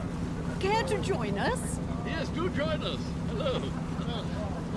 In a moment, Mrs. Mackenzie.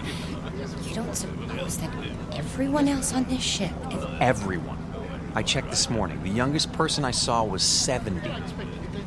Oh, but that's silly. It must just be the first class section. There aren't any other sections. The entire ship is first class. You mean they're all? Show some respect. This group alone represents several thousand years. All for fire drill practice. Remember, Eileen, getting there is half the fun. Chin up. Your life jackets. Oh, thank you. Now then, as soon as you're all ready... I think the straps go over your shoulders. Like this? That doesn't look right. Psst. Do you need help, dear? Good morning, Mrs. Mackenzie. As a matter of fact... You should put your arms through the hole. No. Let them learn for themselves, dear. I was just trying to make it easier. See you later, then. Yes. Do the best you can. We look like a couple of clowns at a funeral. Now then, in the event the balloon should go up, the alarm will sound. Proceed to the Imperial deck in a calm, orderly fashion and await further instructions. The groups will be divided in the following manner. Group A, Mr. and Mrs. Huntley Small, Mr. and Mrs. Mackenzie, and Mrs. Scott Aylesbury.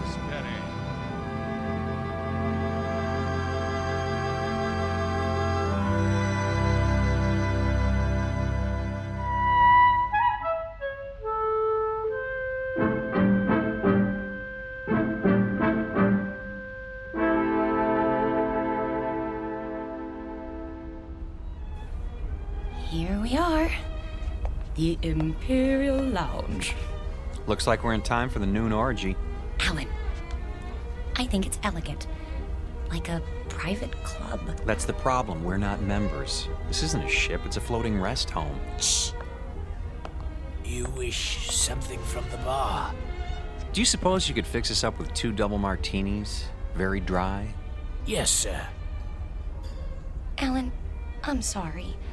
I didn't know it would be like this. But it doesn't matter that much, does it? We didn't want to mix with other people anyway. We wanted to... Stop saying we. If you'd listened to me, we'd be in London by now. And you'd be in a business meeting. Not necessarily. Yes. And it would be the same the next day and the next and...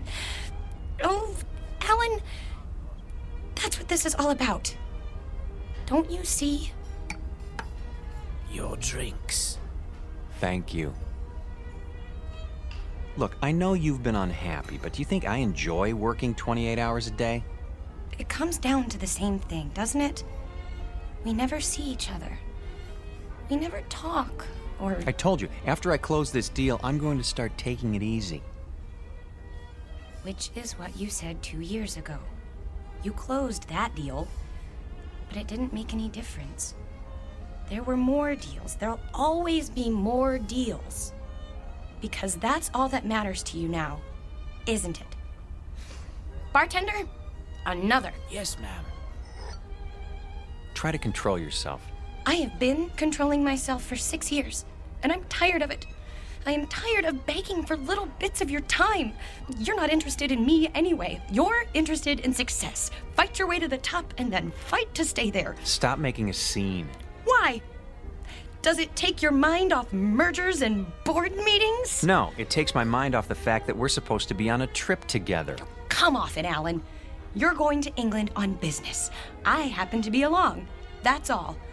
Why? Because I insisted. If I hadn't, you'd have gone alone. Isn't that true? Admit it. I can't talk to you when you're like this. You made me like this. Because the truth is, you don't care anymore.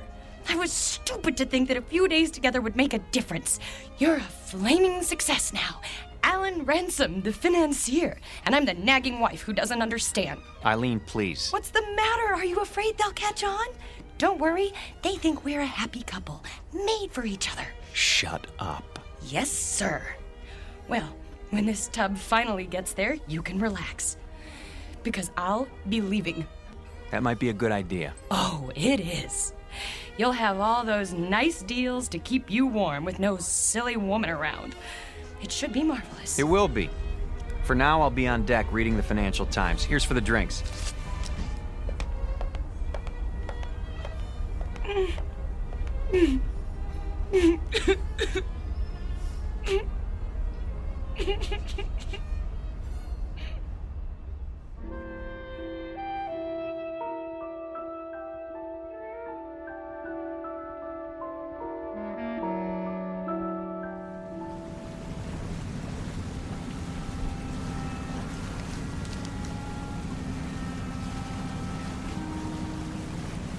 I say, you two, excuse us.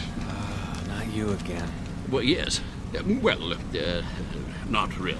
How do you do, dear? Nice to see you, Mrs. Mackenzie. If you don't mind, I'm trying to read the paper. My wife, Millie, yes. I say my wife, I mean we would very much like you to join us for tea, if you'd be so kind. Because I'm wearing my tweed jacket? Eh? Hmm? No, no. Tweed jacket, I see. That's a very, I see, very British. No, we simply want to chat. Is it a date, then? We'd be delighted. In about an hour? Yes, in the Imperial Lounge. We'll see you there. And thank you. Not at all. An hour, then. Jolly good. Looking forward. Why did you do that? Because you and I don't have anything more to say to each other. You know it's true. We're finished. But you said it yourself, we're stuck here. So we might as well call a truce for now and make the best of it. Agreed.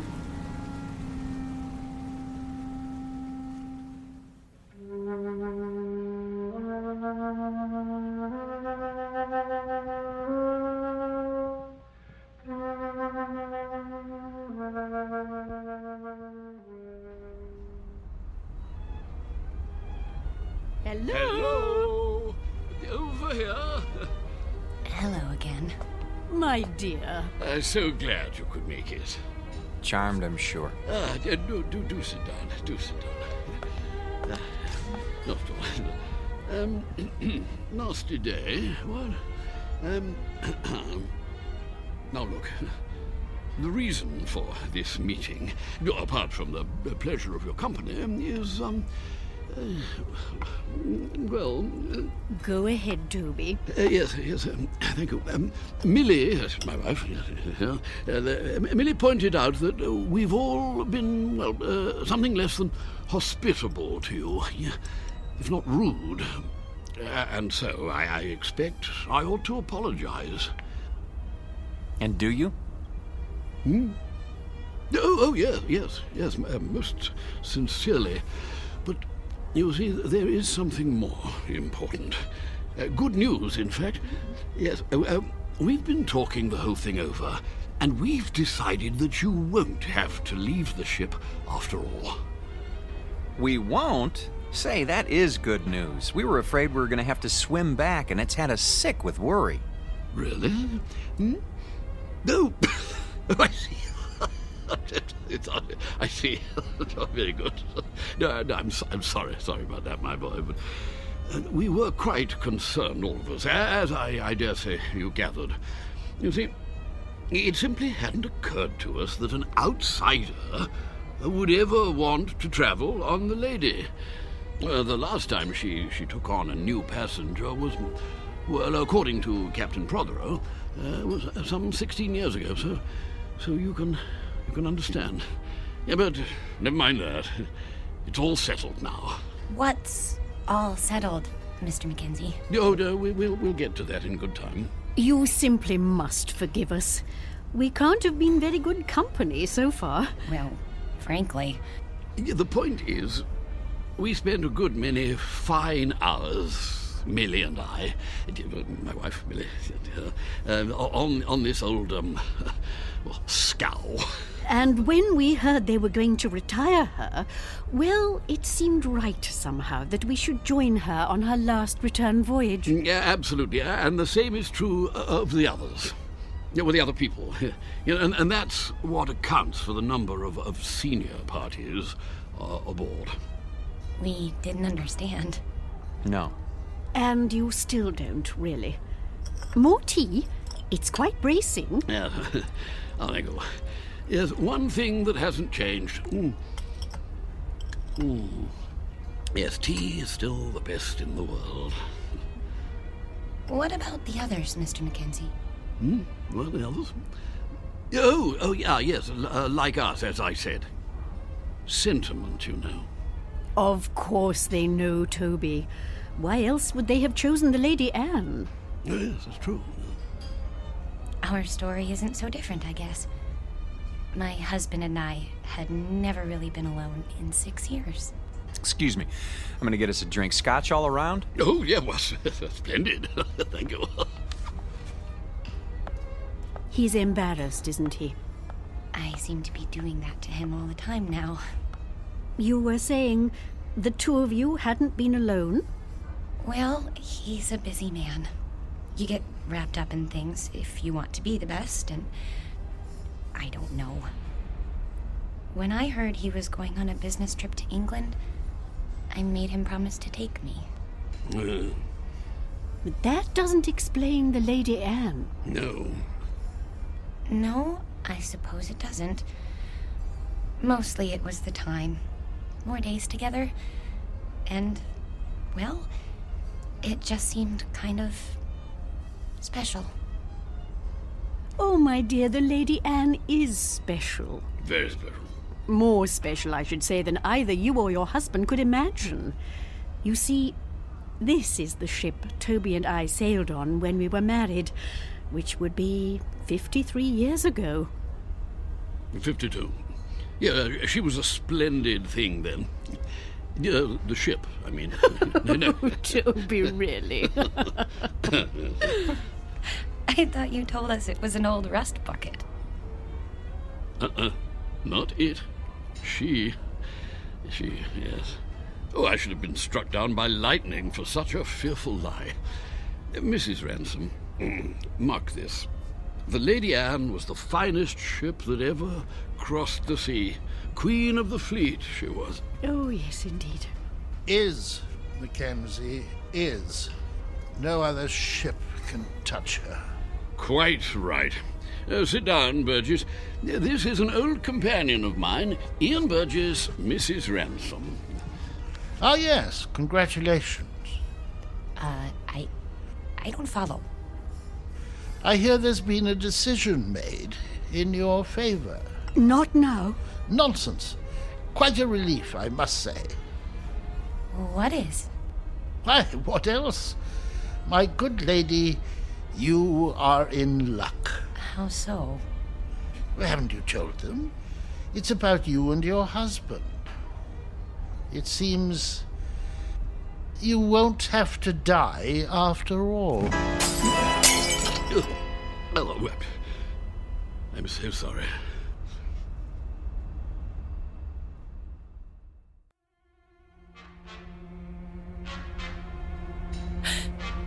What did you say? He said you won't have to die after all. Of boredom, he means. Well, don't stand there like a ninny, Ian, tea all over you.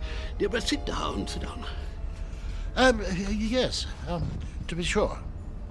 Sorry, I seem to have spilled my tea.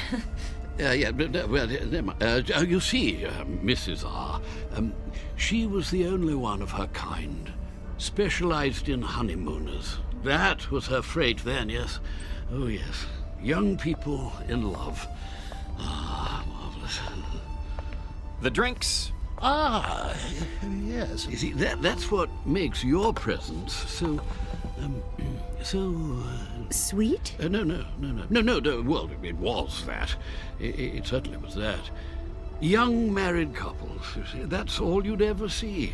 Full of juice and the moon in their eyes.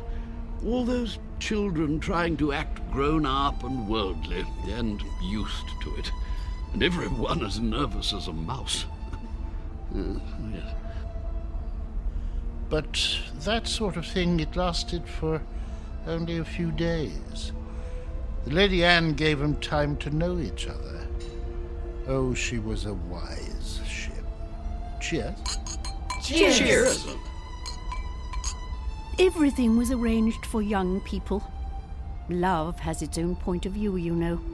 It sees things larger than life. Nothing is too ornate or too fancy or too dramatic. If it is a good love, it demands the theatrical and then transfigures it. Turns the grotesque into the lovely, as a child does. With it, we can see what we wish to see in people. Without it, we cannot see it all. We can search forever. How a shipping line ever found that vision, I cannot imagine. But they made the Lady Anne into an enchanted gondola and took that moment of happiness and pure sweet pain all lovers have and made the moment live for 2 unspeakably pleasant weeks. Well, they get the drift, my dear. There's no need to go gooey. But I feel gooey. The same is true for all of us, actually. Bolshia Jones and his wife over there, the bald chap. Engineer in his day, and a good one. The Whiteways. Next to them, Lord Bristow, with his cigar. Nice enough, but he's getting on. And there's old Champion. Innes Champion, the writer, adventure stories, that sort of thing. Quite a droll fellow, though you wouldn't guess it now. Widower, you know. Aye, and his wife. There was a wild thing. She passed on in... Oh, can't be sure of the date. What about you, Mr. Burgess? The same. We'd planned this trip together, but... Have you a picture? In my breast pocket, over my heart. She's very beautiful. Ah. Oh, my dear, please. This is purely temporary. I shall be with her soon. I'm so sorry. Oh, there, dear. It's all right. None of it really matters if you're in love. You are in love, aren't you, Mr. Ransom? Yes, of course. Well, that's the only thing that counts, you know. Everything else perishes. Now you've made her cry. Oh, perfectly all right. I cry all the time, don't I, Toby? All the time. Well, I don't. Why don't you two go out and get some fresh air? Do you good. Fog or no fog. That might be a good idea. Yes. We'll see you later. Of course you will.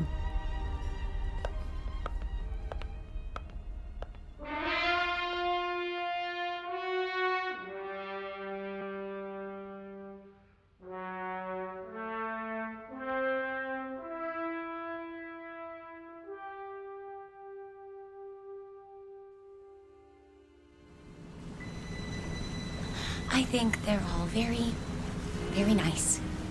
What is going on? The sun. What about it? It's behind us. It was over there, and now it's...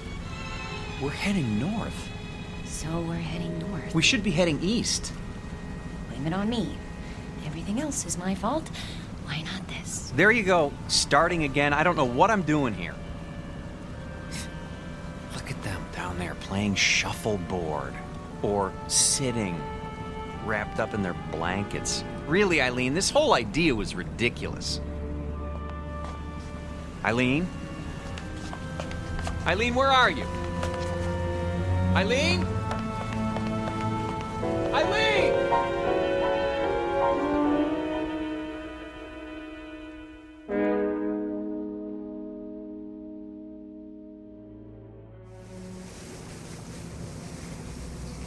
I thought you did get rather gooey there, my dear, but you know, I rather liked it. Gooey. No! Oh, Mr. Ransom. I say, is something the matter? I can't find my wife. We were standing over there at the rail. She was right behind me. You don't think anything could have happened to her, do you? Oh, no, I doubt that. It's rather difficult to fall overboard. Oh, yes, yes. Eileen! Eileen! Eileen! Eileen! Eileen? Stuart, have you seen my wife? No, sir, but I wouldn't worry. I want this ship searched. I'll take the liberty of alerting the crew. Have you tried the library?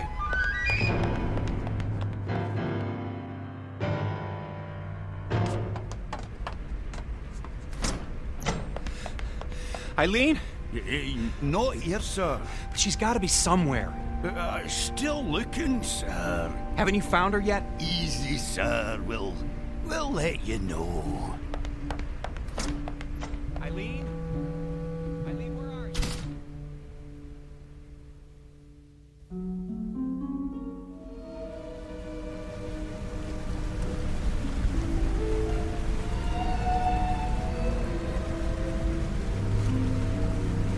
I say, not turned up yet? No, I searched everywhere.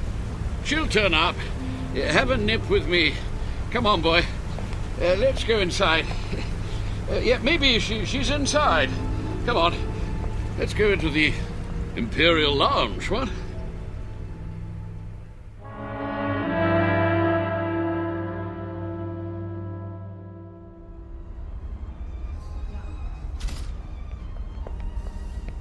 Two whiskeys. Make 'em strong. I can't believe it. She's gone. Well, it does seem that way. But of course it isn't so. You've just missed her. You don't know how much.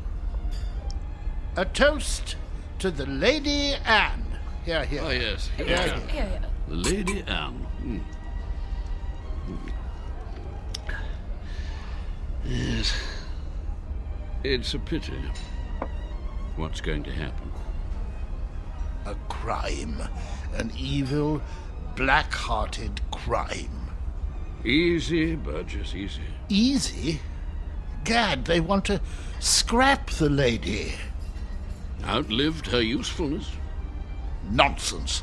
A little slow, perhaps. Speed. That's all that counts now. Why? What's the rush, eh, Ransom? I see your point. Freddie, another gin. That's the state of the world today. It's a plot, doubtless of communist origin. Who wound him up? Burgess, do sit down. Haven't you eyes, man? The Lady Anne was condemned because she represents a better way of life. She's grace and manners and tradition. She's the Empire. I say, somebody turn him off! Silence, Adicott. The beasts are at the gate, and we stand about like statues, with our medals gone to rust and our swords broken. Soon they'll reach up their hairy hands and pull the Queen down from her throne. Scrap the lady? They'll scrap the world! Poor chap. He'll feel better later at the party. Another drink, Mr. Ransom. Mr. Ransom?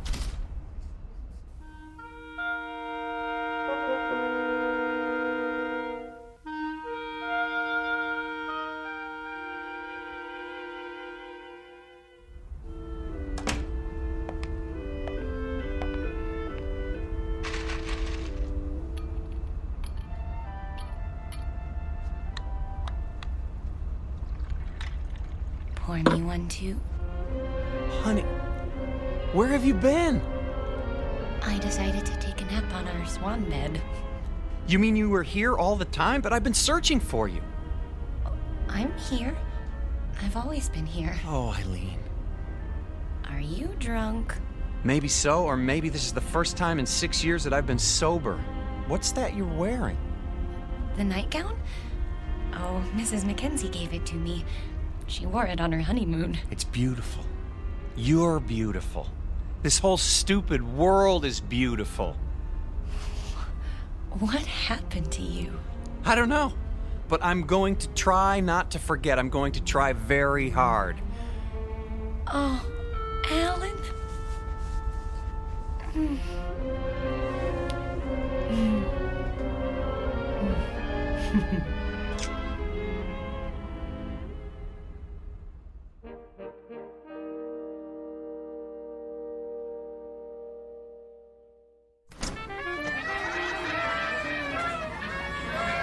Will you look at all this? Balloons, ribbons.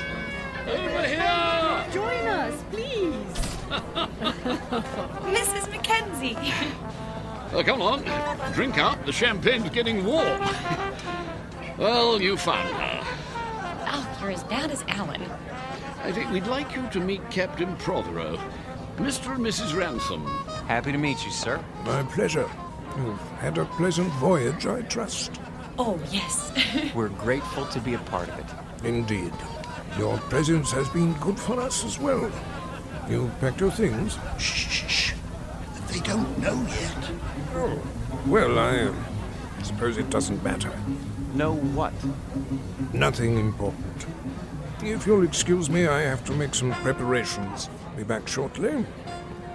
You look positively radiant, my dear. The Lady Anne has worked her magic on you. She... and you. All of you. I'd forgotten some things. How to relax. I was so busy, I lost sight of what's important. It won't happen again. I say, let's drink to that.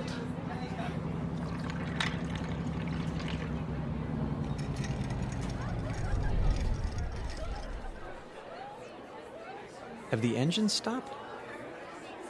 Oh, nothing to worry about. Cheers. Mr. Burgess, why are we having a party now? We're only partway there. You'll understand soon enough. Who needs a reason to party? Mrs. Ransom, may I have this dance? I have been waiting for someone to ask. Mrs. Mackenzie? I'm not very good, but...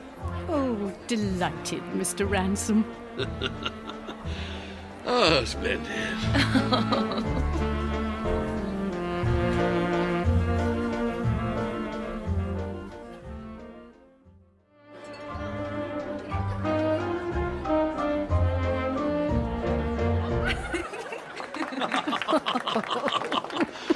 very nice. Well, I see they haven't gotten them fixed. What? The engines. The engines? Oh, there's nothing wrong with the engines. Ready now? Your luggage has been collected. Luggage? Really? Should have told them. Didn't want to spoil the party. Excuse me, but what are you talking about? Why should our luggage be moved? Because, my friends, we're putting you off the ship. You're what? Are we in trouble? No, nothing like that. They'll come to understand. Maybe so, but we don't understand now, and we're not going anywhere until we do. I'm afraid there isn't any choice. Follow me, please. Alan? Is this some kind of gag? You don't just put passengers off a ship in mid-ocean. Steward. Captain! Draw your pistol. Yes, sir. You're kidding, aren't you? If you'll do as the captain says. This way. I tell you what, we'll all go. Alan, what's going on?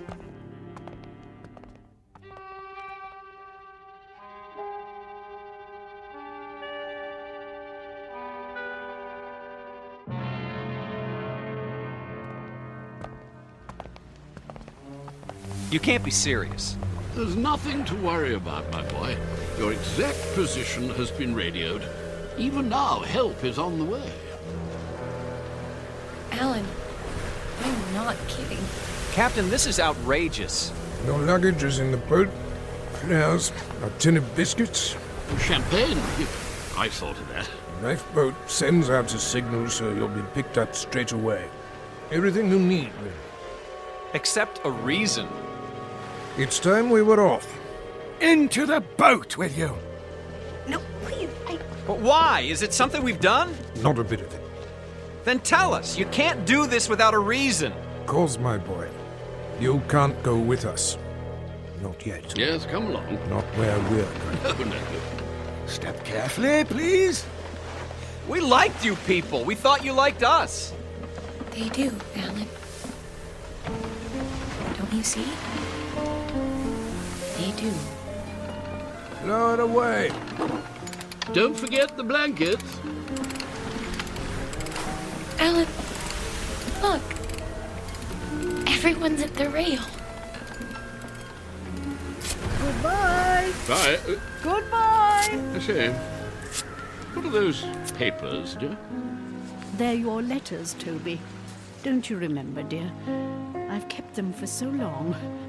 You're throwing them overboard? They deserve a proper burial at sea. I won't be needing them now, will I? No, dear. Not anymore. Listen, the engines are starting again. They're moving. So are we.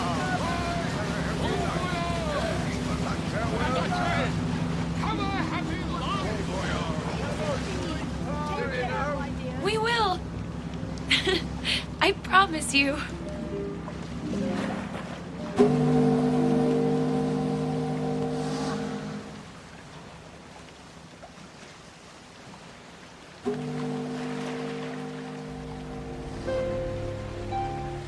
Here's a blanket. I don't need it. Aren't you cold, darling? Not with your arms around me. I don't think I've ever felt so warm in my life. Do you think we'll see them again? Yes. In fact, I'm sure of it.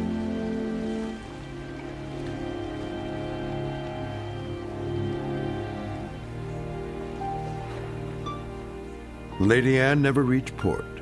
The ransoms were picked up by a cutter a few hours later, just as the captain promised. They searched the newspapers but found no mention of the Lady Anne. The ship, with all its crew and passengers, went down in the mid-Atlantic, or so it was said. But Alan and Eileen knew better.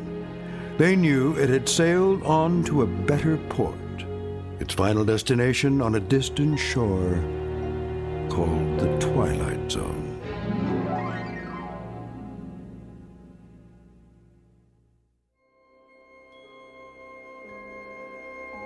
Hi, this is Carl Amari, producer of the Twilight Zone radio dramas. I'd like to take a moment to tell you about our official website at twilightzoneradio.com, where you'll get the latest news and information on these Twilight Zone radio dramas. Plus, at twilightzoneradio.com, you can digitally download 3 free episodes or any of our episodes for only $1.95 each. In this age of ever-changing technology, we've decided to make these episodes instantly available to you by making the Twilight Zone radio dramas a digital download-only series. This means that this series will no longer be offered on CD. The CD collections at our website are now being offered, while supplies last, at buy one, get one free. So be sure to get your favorites before they're sold out. Be sure to visit us often, and I'll see you in the zone.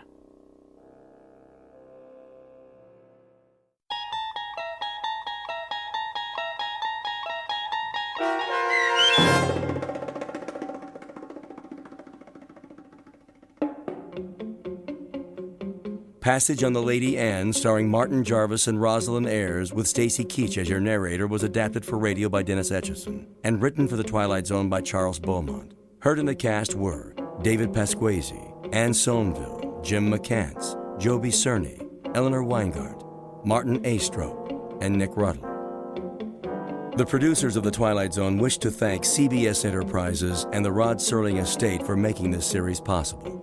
This copyrighted radio series is produced and directed by Carl Amari and Joby Cerny for Falcon Picture Group. Sound design and custom Foley effects for The Twilight Zone by Cerny American creatives Bob Benson, Craig Lee, Matt Sorrow, Tim Cerny, and Todd Beyer.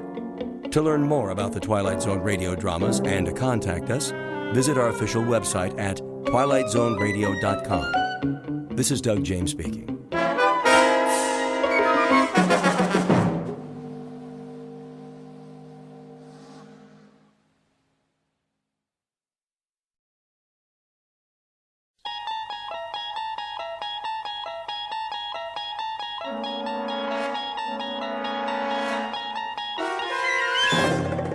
You unlock this door with the key of imagination. Beyond it is another dimension, a dimension of sound, a dimension of sight, a dimension of mind. You're moving into a land of both shadow and substance, of things and ideas. You've just crossed over into the Twilight Zone.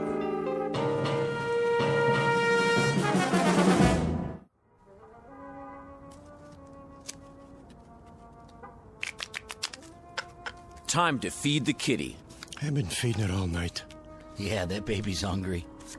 Let's go, boys. You heard the man. Put in 2 chips. 2 times how many hands? The auntie's eating me alive. You got some cards coming. I can feel it. Yeah? That a money-back guarantee? You pay your money, and you take your chances. Dealer aunties.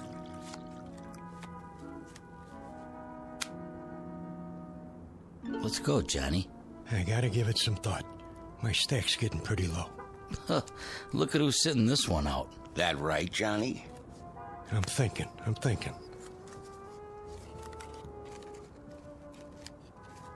I know one thing. Takes money to win money. Yeah. Listen to the man. Are you in or out? Give me 1 minute, all right? Take it easy, John. Hey, you don't look so good.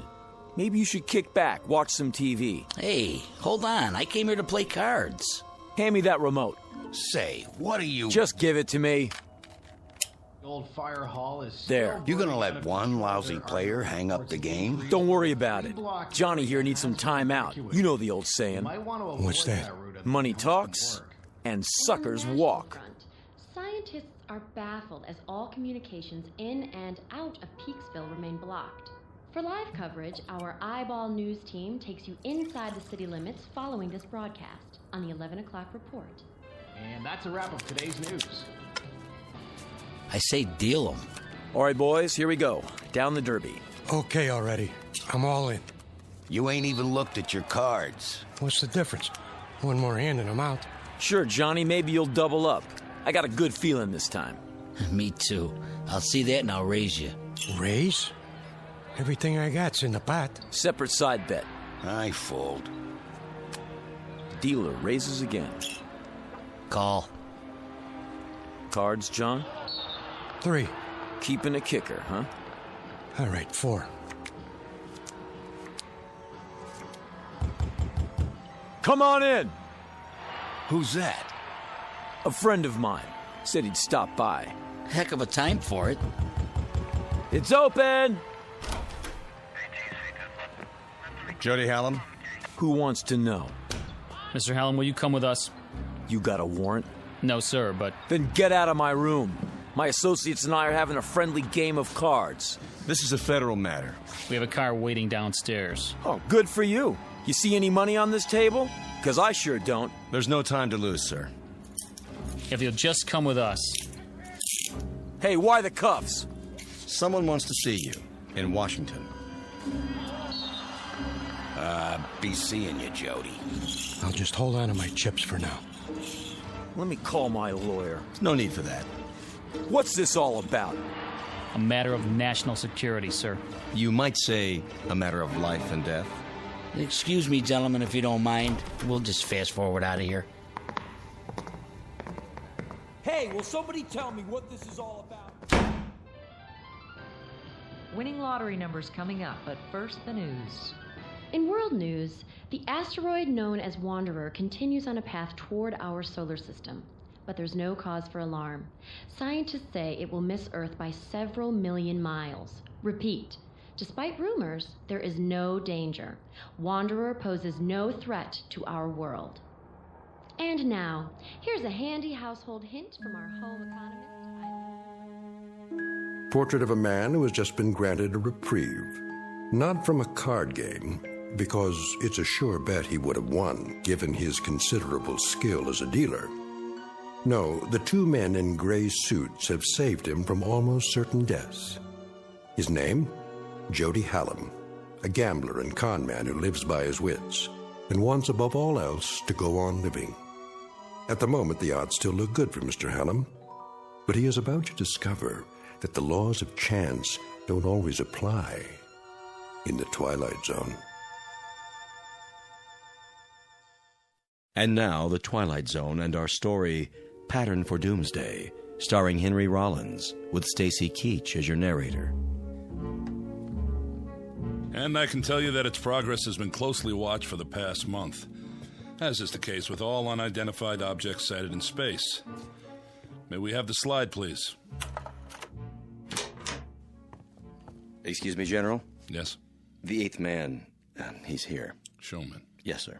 Has he been briefed? Just the basics on the way over. I'll handle it from here. Mr. Hallam, have a seat at the end of the table. Well, aren't you going to introduce me to everybody? After the presentation, General Sinclair has the floor. Sit, please. Okay. Now then, slide, please. This is a routine photo from the 200-inch Hale telescope on Mount Palomar. Must be some camera. Shh. I don't see anything. Let me use the pointer. That short white line in the star field is the first picture we have of Wanderer. May I ask a question? Dr. Conrad, is it? Yes. When exactly was this taken? A little over a month ago. October 3rd, to be exact. I see. Next slide. This photograph, taken only 3 weeks ago, indicates that Wanderer is indeed headed for our solar system. Next slide. And this shot conclusively establishes what astronomers feared, that Wanderer is on a collision course with Earth. What?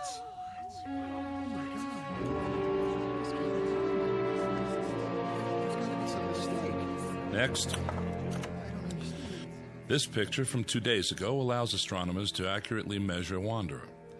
It is about 2,000 miles in diameter, a little less than our moon. Can we have the lights, please? Hey, General, is this on the level? I wish I could report otherwise. The fact is, the time of collision is now 53 hours and 40 minutes. Couldn't we blast it with an H-bomb or something? I saw that in a movie one time. Efforts are underway to destroy or deflect the asteroid, but unfortunately there isn't much hope for success. General, If, as you say, astronomers have known about it for some time, why is it that the public hasn't been told the truth? To begin evacuating the cities, for example. To avoid panic, virtually all heads of state are in agreement. And the damage is projected to be so widespread that there's no longer any point. But what about us? Why were we dragged here if this thing's gonna hit in a couple of days? And I thought I was washed up. Now I find out the whole world's done for.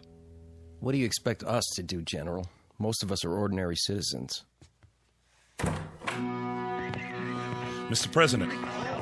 Please remain seated. Have you finished your briefing? I have, sir. I wanted to meet you all personally. It's a great service you're about to perform for your country and for the world. I don't like the sound of that. He's not as tall as he looks on TV. Please, hold your questions. That's all right, General. They're about as confused as the rest of us. I'll get to the point. Out of the entire population, you 8 people are among a very few to be made aware of the situation. Let me tell you why. I can handle that part if you like, Mr. President. No, they deserve to hear it from me. I'm the one who signed the order. It's taken 10 years for the United States to build its first nuclear-powered spaceship, the Varuna 1. It was intended for the exploration of space. That ship now stands on a launching pad in New Mexico, ready for its first and last mission, that of transporting human life to a new planet, to grow and multiply. To put it simply, you have been selected to represent the future of the human race. Then we're really in trouble. You can say that again. Is he serious? That's crazy. Why us? Know that in you rests the heritage of all humanity. Our prayers go with you. Good luck and Godspeed. We're really grateful. Thank you, sir. Are you the psychologist?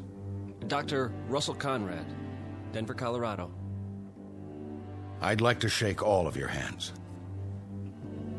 Francie Blaze, Los Angeles. I, entertain. Pleased to meet you. Jody Howland, Mr. President. I'm from Chicago. I guess you could say I'm a speculator. I see. Regina Walsh, Kansas City, Missouri. I'm a singer. Or I was. Is that right? Dee Clark, Spokane, Washington, bacteriologist. How do you do? Philip Jewell, New York City. Mr. President, I'm not sure I approve of all this. I don't understand. You're Dr. Jewell? Yes. I've read several of your books on philosophy. Thank you. But about what's happening here... General Sinclair will fill you in on the details, Doctor. Lily Wong, San Francisco. I am an artist. Hello. Harvey Winterroth, Traverse City, Michigan, and just an auto mechanic. Don't say that. You all have very valuable skills, chosen to complement each other. Believe me, the hopes and aspirations of the world go with each and every one of you. Try to bear that in mind. And now, goodbye, and good luck. Thank you for taking the time, sir.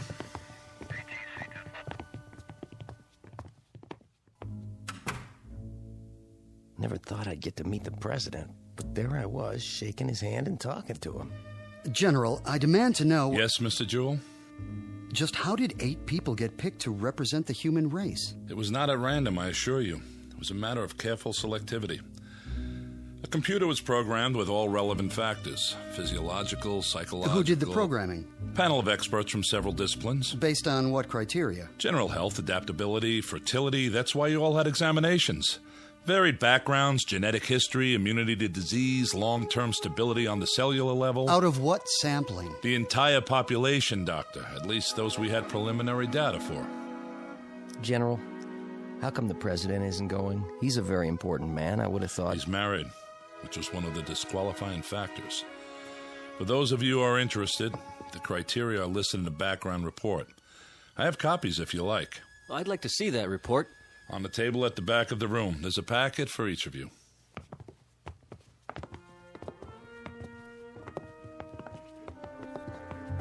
Look at me. What a mess. I better fix my face. You look fine. Don't kid me. We're not here because of our looks, that's for sure. Must be because we're in such good shape. Yeah, you're a regular bodybuilder. I'm serious. Other kids got the measles, but not me. I was always lucky that way. Goody for you. Oh, maybe not 100%. But when I lost, it was because someone else was dealing. Man, I sure wised up in a hurry. A dealer, huh? I can spot one a mile away. Fingers always twitching. Just keep 'em to yourself.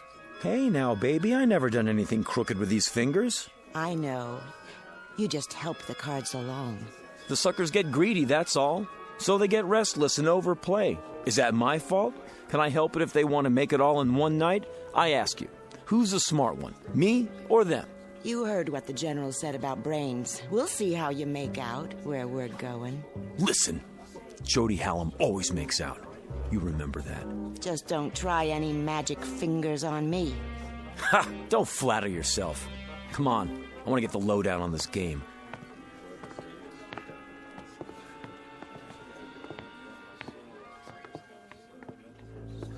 And after that, it was all entered into the memory banks.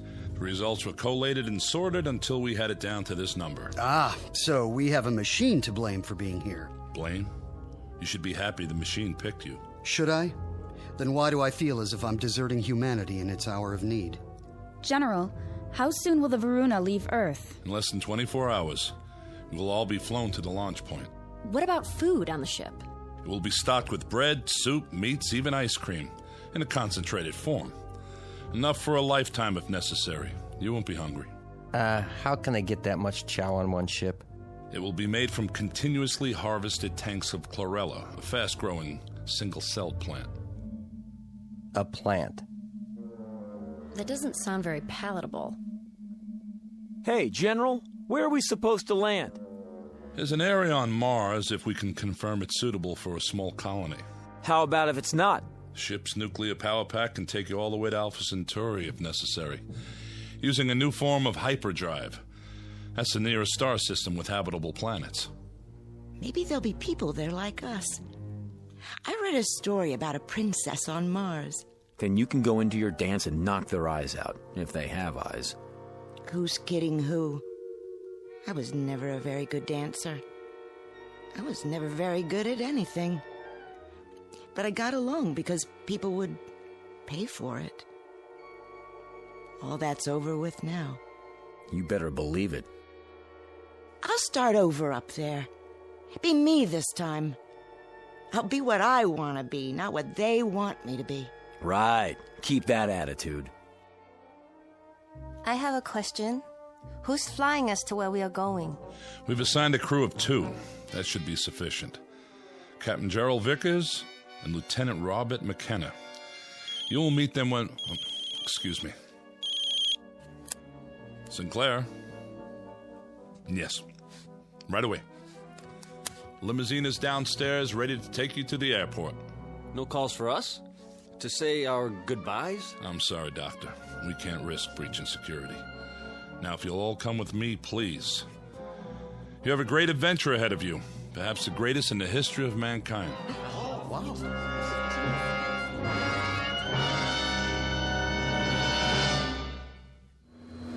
is air traffic control. You're cleared for takeoff. In position. Clear to start.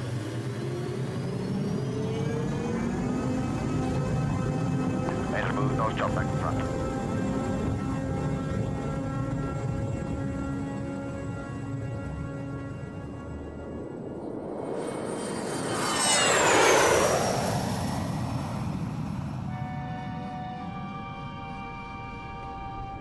Ladies and gentlemen, although the fasten the seatbelt sign has been switched off at this time, I hate that. I really do. Hate what? When airplanes take off. Oh, don't worry about it. The odds are on our side. Are you serious? This crate could fall out of the sky at any time. Relax. You got more chance of being hit by a car. Yeah, sure. I mean it. You see the giant seal? What? There ain't no animals. Are there? The seal of the United States of America. This is some kind of official plane. They're not going to take any chances. What if we get hijacked? Now you're really dreaming. We got searched. Nobody could bring a gun in here. Oh, yeah? What about them? Who? The guys up front. With Sinclair. Take a look. They both got pieces under their coats. How do you know? I know. You don't think I ever saw a shoulder holster before? Well, if they got him, it must be okay. Secret Service or something. A lot of good they can do us now. Easy, baby. Easy. Ladies and gentlemen, in a few moments we shall be landing. Thank you.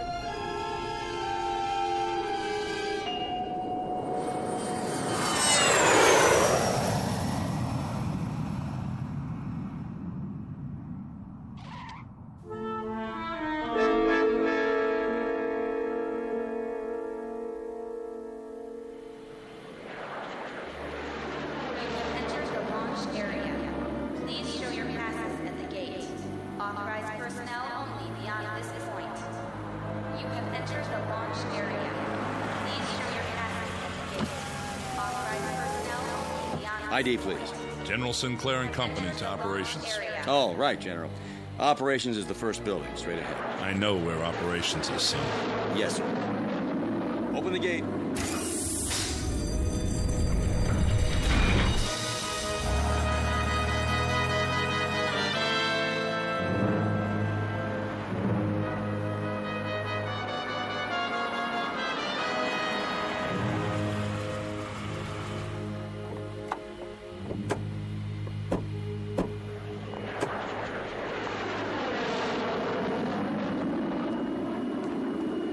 Here we are.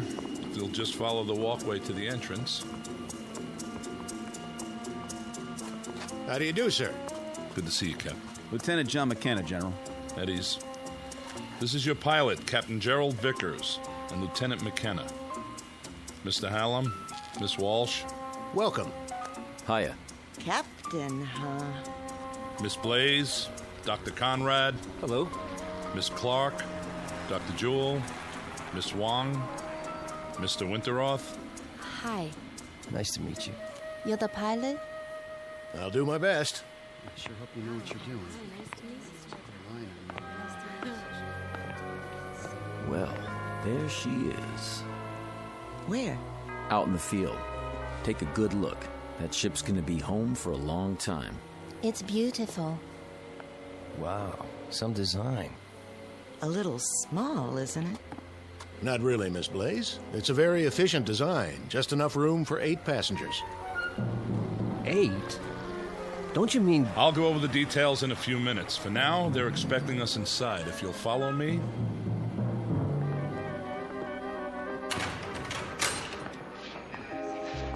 General Sinclair? What is it? General, I have a communication from the Pentagon. Priority A. Very well. That will be all. Yes, sir.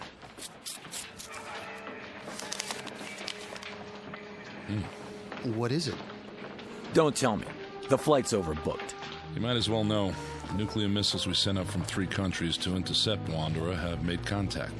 All detonated on impact. They hit Wanderer? And? Well, don't keep us in suspense. There was no appreciable deviation. The asteroid is still on course. What does that mean in plain English? It means that there's no last great hope for Earth. I would say then that this group is our hope. Captain Vickers. Yes, Doctor. Something you said a moment ago. What was that? Well, you said there was only room for 8 people aboard the ship. That's right. Does that include you and Lieutenant McKenna? I'll answer all your questions at the final briefing. But... This way, please.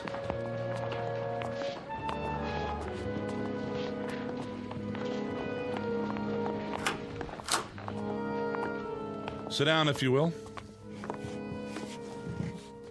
How many more hours do we have? When are you going to feed us? I'm a little queasy myself. In about an hour. We're on a tight schedule. General, I asked a question outside. I think I deserve an answer. We're 8 people. The captain and the lieutenant make 10. But if the ship will only hold 8... I have an announcement in that regard. When this group was organized by presidential order, 2 reserves were included. Who? You mean we're not all going? Why didn't you tell us the truth? What are they arguing about? They got an angle. I knew it. There was no way of telling if you were all alive and well, or even if you could be located once the selection was made. The reserves were a way of preparing for any contingency. As it turns out, one that didn't occur. So who are the reserves? They were not specified. What? Then we don't know if we're on the list or not? In that case, I volunteer to stay behind. I'm afraid I can't accept your offer, Doctor. I'll give up my place. I have friends who are going to die. I'd rather spend my last hours with them. I sympathize with you, Miss Wong, but I can't accept your offer either. Then how... It was provided that in a case like this, the matter would be decided by chance. Leave it to me, General. Don't make me laugh. It just so happens I have a deck of cards with me. We'll cut for it. High cards go. Mr. Hallam. You want to be fair, don't you? This is the only way. Never fails. Aces and kings, sure winners. After that... I can't let you do this. Deuces and trays on the low end. Got it? Everybody, come up one by one and... We are not using cards, Mr. Hallam. I'm in command here. Then how? We flip a coin? Sometimes the old ways are best. We'll draw straws. Whatever you say, General. Makes it simpler. Watch me. I'm tearing out matches. I'll make 2 of them short. Sit down, Mr. Hallam. No matches? Well, in that case... I said sit down. All right. Just trying to help. Captain Vickers has prepared the straws, or their equivalent. Captain? Yes, sir. I have 8 pencils here. They've already been measured, so there can be no mistake. Who's first? Miss Blaze? Why me? The order won't make a difference. Go ahead, Captain. Anyone at all. If you say so. Here goes. Just take one of the ends and pull it out of my hand. This looks like a good one. I'll go next. Now, Dr. Jewell. Followed by Miss Wong. Mr. Winterroth from Michigan. Miss Clark. Miss Walsh. And Mr. Hallam. There. That does it. Everybody hold them up. The short ones are Miss Clark and Mr. Hallam. You 2 will not be going with us. Hey, wait a minute. Sit down, Mr. Hallam. I was the last man on the totem pole. I didn't have a choice. Someone had to be last. Sure. Give everybody a break, but me. Statistically, it doesn't matter. The result was random. All I'm asking for is a fair shake. Game over, Mr. Magic Fingers. But I'm telling you, it ain't fair. You should talk, honey. Sit down.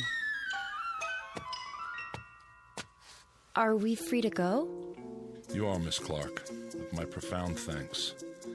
You may go to the bunker with the rest of the personnel to observe if you like, or I can have you transported any way you choose. I'll have to think about that. Of course. There's a rest area down the hall.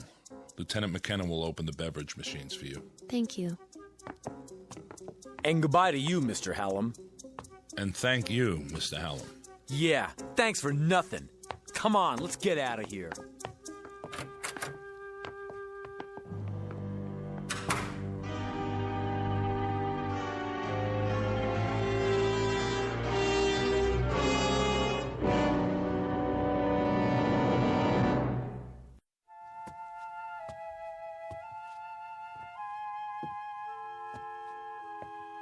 Why don't you sit down? You're making me nervous. Yeah. Miss Clark's right. Would you like a cup of coffee?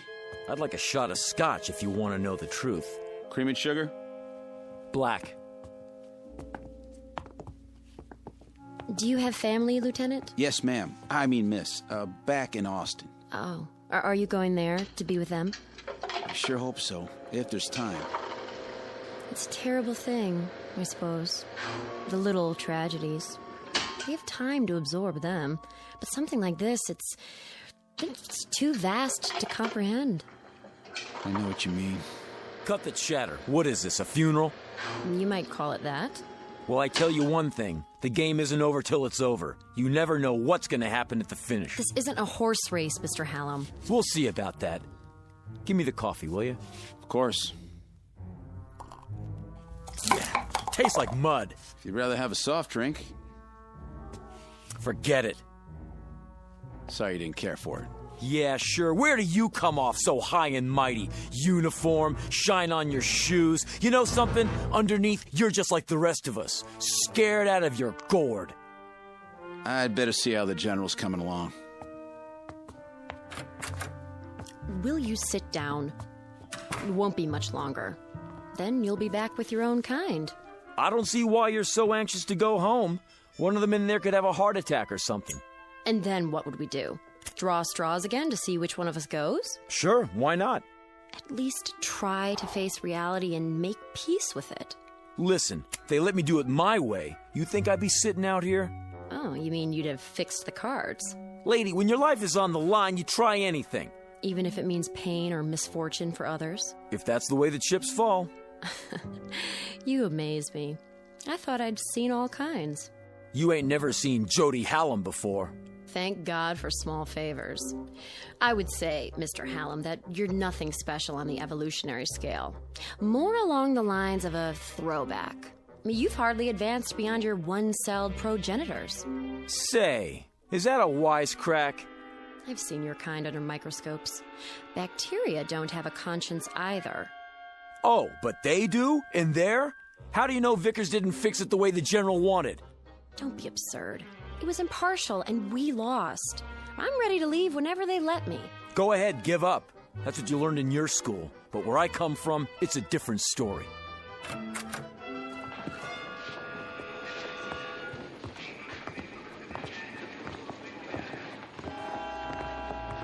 General? Yes? General, I'm sorry I blew my stack before, but, well, it's a hard thing to take. It really hit me, you know? Believe me, I understand. Everybody all set? They've had their final instructions. Everything worked out, huh? No hitches? Ladies and gentlemen, you'd better get ready for the pre-launch. Look, do you think it would be all right if I see him to the ship? Wish everybody good luck and everything? I don't see why not. That doesn't sound like you, wishing everybody but yourself good luck. No? Why the change of heart? Can't win them all. You ought to know that. That's not what you told me before. Well, that's what I'm telling you now. Miss Blaze? Yeah. Yes, sir? We're going to the ship now. Follow me. Sure thing.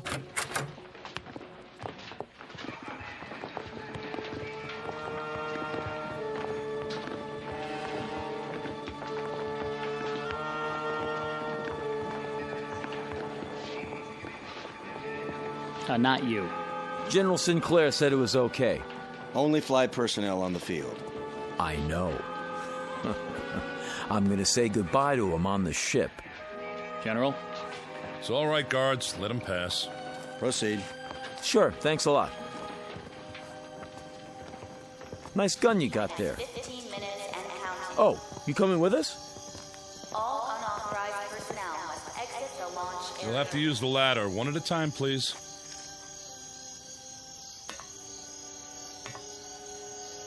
Well, this is it. So long to the good old U.S. of A. It was a rat race, but I think I'm gonna miss it. It just doesn't seem possible to think that all this will change in a few hours. How much time? Not long, by my watch. The Baruna 1 is now on internal power. Look at all those stars. Skies like this in Michigan. There's a place I used to fish at. I guess I won't see it again. T-minus 10 minutes and counting. We'd better get aboard. All unauthorized personnel must exit the launch area. Move ahead to the control room at the end of the passage. Guards, stay with us a moment longer. How long to lift off? 8 minutes. I'll give the engines a final check.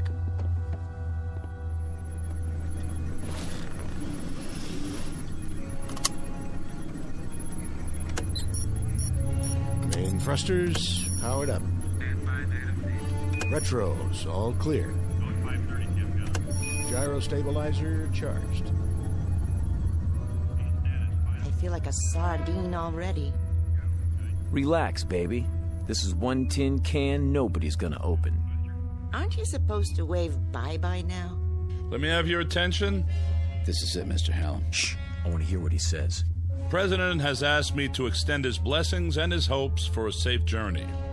Also, he's aware of the hardships that lie before you. He wants to remind you that in all the years to come, you must not lose sight of your purpose. Guards. There's a digital library. See Mr. Hallam back to the building. Yes, sir. Each of you Come are with the me. seeds In a of minute, future I said. generations. It will be your trust to nurture the first generation born off Earth.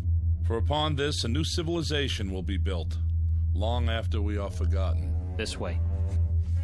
Right. What kind of gun are you packing? 45 automatic, huh? Keep moving. Can I see it? Keep your hands... I just want to look at it. What in the... Back off! Drop it. Not on your life. Watch him. He's got a gun. He's...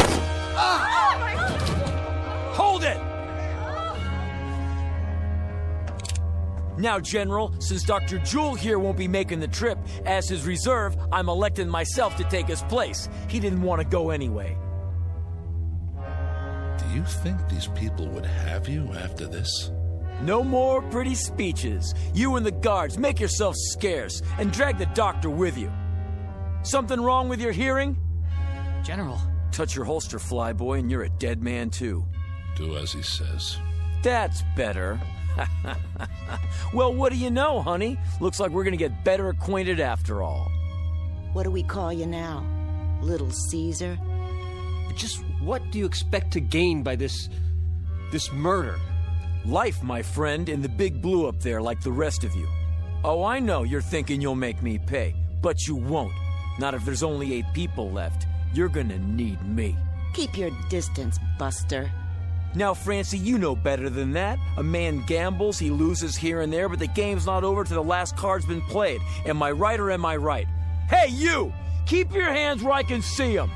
I can't let you do this. Back out of here real slow like. You too, Lieutenant. Are you going to shoot them too? If you do, who will fly the ship? Back out, I said. I'm not going anywhere. Neither am I. Put the gun down. Yeah, sure. There are too many of us. Guards, Mr. Hallam is going to surrender his weapon. Take him into custody. Yes, sir. You're invading my space, flyboy. You're surrounded, mister. Hand it over. Now. Don't make me laugh. If he won't, I'll just have to take it. I warned you. The next one won't miss. Try me for a target, little man. Let go! Drop it. Drop it!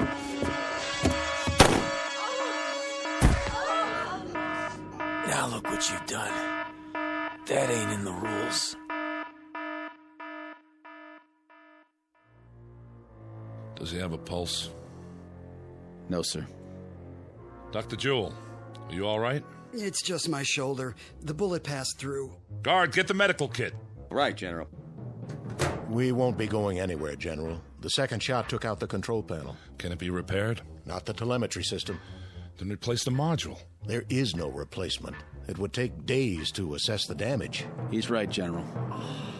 Is that true? You mean we can't take off? How can we? What are we going to do? Yeah, what are we gonna do? I wish I knew what to say to you. Damn him! Just because he wasn't going... He was right.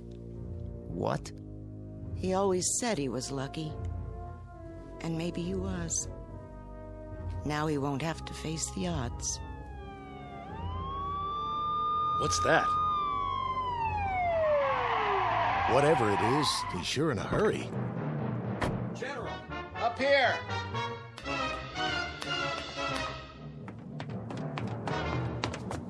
General, this just came in, sir, from the President.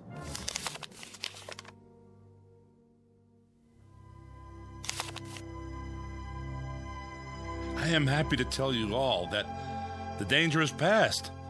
The President informs me that gravitational forces in the solar system have apparently torn wanderer apart.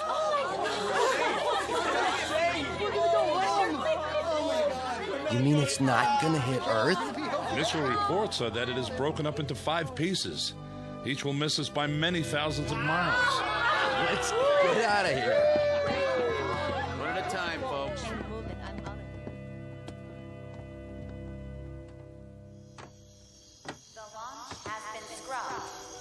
Can I give you a hand, Miss Blaze? You can give me 2 hands if you want. A big, brave captain like you. Call me Francine. Okay.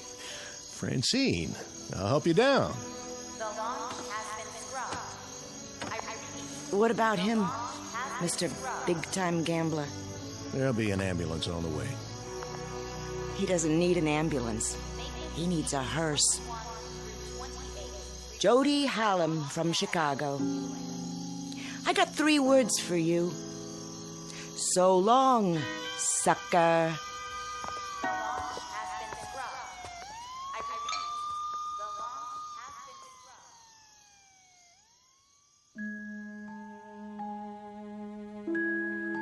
Portrait of a man who lived by his wits and wanted to go on living. The odds looked good, at least for a while. But when billions were marked for death, he lost faith in the laws of chance. Jody Hallam, who played a desperate last card and ended up the only man on Earth to die as the direct result of a threat that never came true. In the Twilight Zone.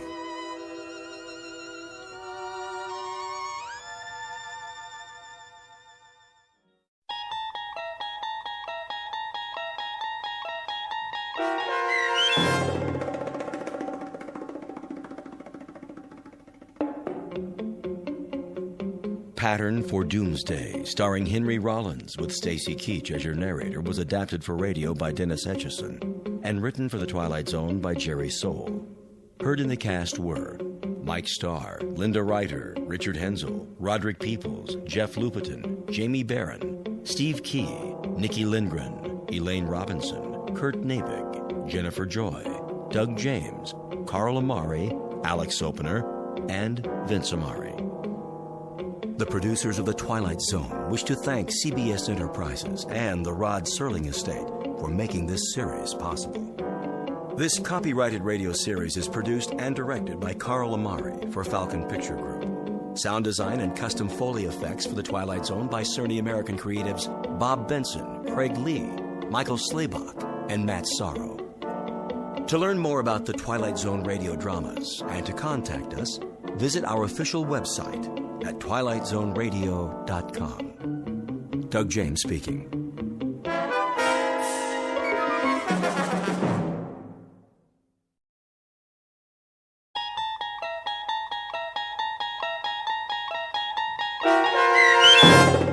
People Are Alike All Over, starring Blair Underwood, with Stacy Keach as your narrator, was adapted for radio by Dennis Etchison and written for The Twilight Zone by Rod Serling, based on a story by Paul W. Fairman.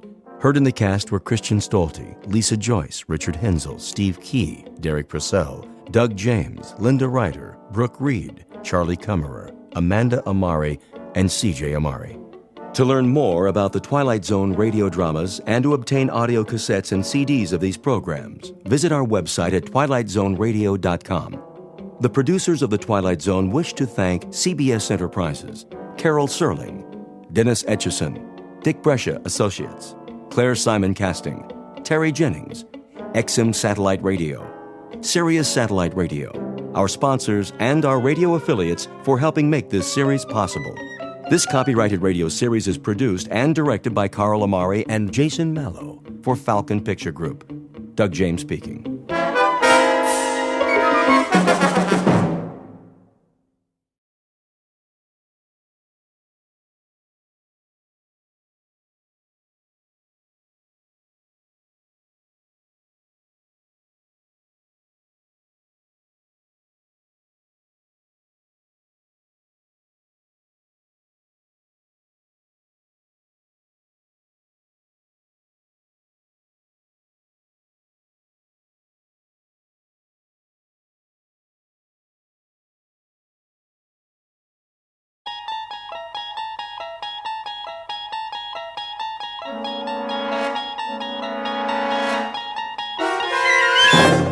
there is a fifth dimension beyond that which is known to man. It is a dimension as vast as space and as timeless as infinity. It is the middle ground between light and shadow, and it lies between the pit of man's fears and the summit of his knowledge. This is the dimension of imagination. It is an area which we call the Twilight Zone.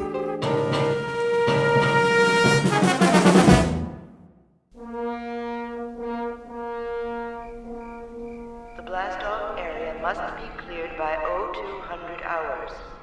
All personnel, please stay behind the steel fence. Repeat, the blast-off area must be cleared by 0200 hours. That you, Markison? Evening, Conrad. Thought I'd find you out here. You thought right. Look at her. Like a needle pointed straight up at the sky. Pretty big needle. Odd, isn't it? Why do you say that? For us, I mean. Odd way to spend the last night. Yeah, I couldn't sleep. Neither could I. But what a thing to do. A last night on Earth you don't spend in the middle of the desert looking at your transportation.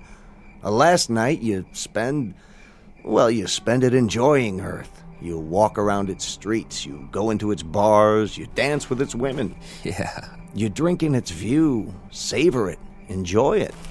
But not us. That ship out there. We'll have all we want of her and more.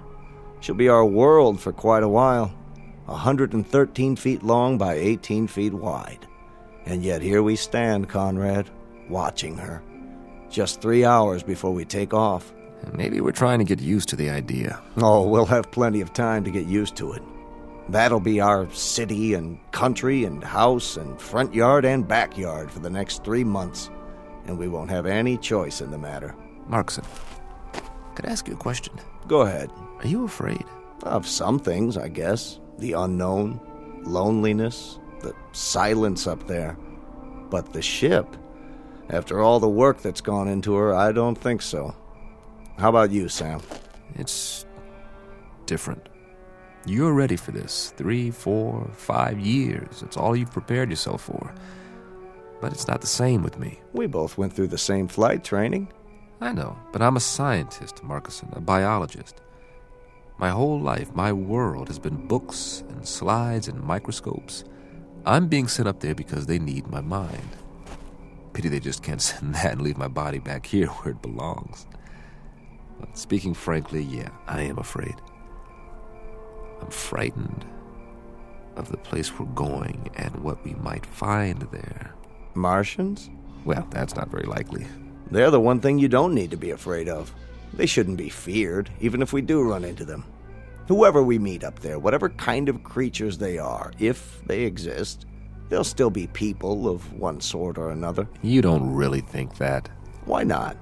I've got a philosophy about people, and I mean all people. I'm sure that when God made human beings, he developed them from call it a fixed formula, with the same batch of ingredients. We have a pattern of behavior designed to meet certain needs, and those needs are going to be identical no matter what the form and the place. And that means we're all essentially the same on Earth or in the farthest reaches of space. Think about it, Sam. People. On Mars. Wherever they're able to exist, they have to be the same, even up there in the stars. I'd like to be able to read those stars. I wish there were an equation that applies. A plus Y equals what?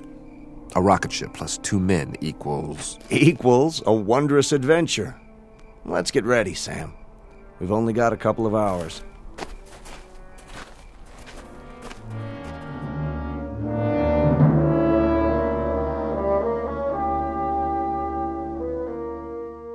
You're standing at the edge of a highway into space, one soon to be traveled by a flimsy, two-legged animal with an extremely small head.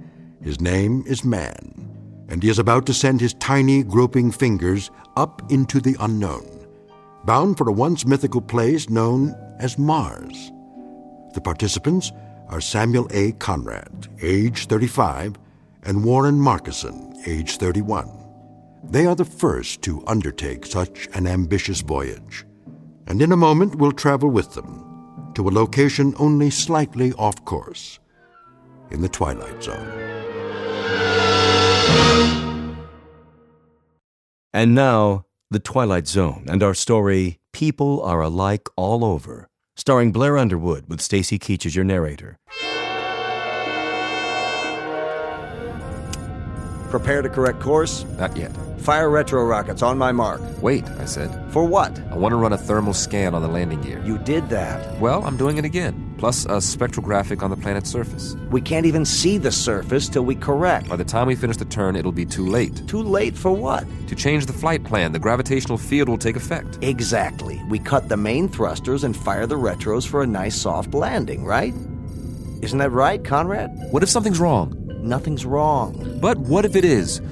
It'll take all the fuel we've got for another orbit. We have to be absolutely sure. We're as sure as we're ever going to be. There are too many variables. Atmospheric density, drag coefficients, power consumption. We've been through all that.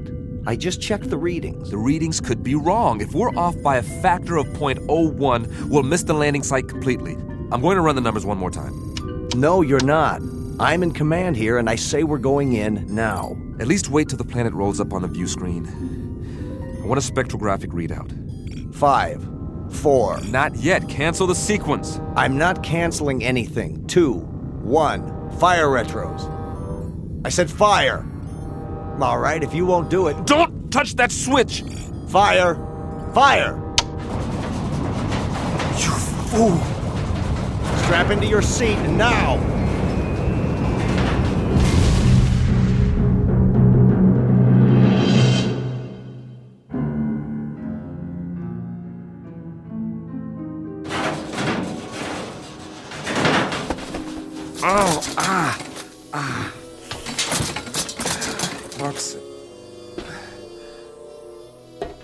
Marcuson? You all right? Marcuson, where are you? Warren? Warren, can you hear me? Over here. Oh, thank God. After a landing like that?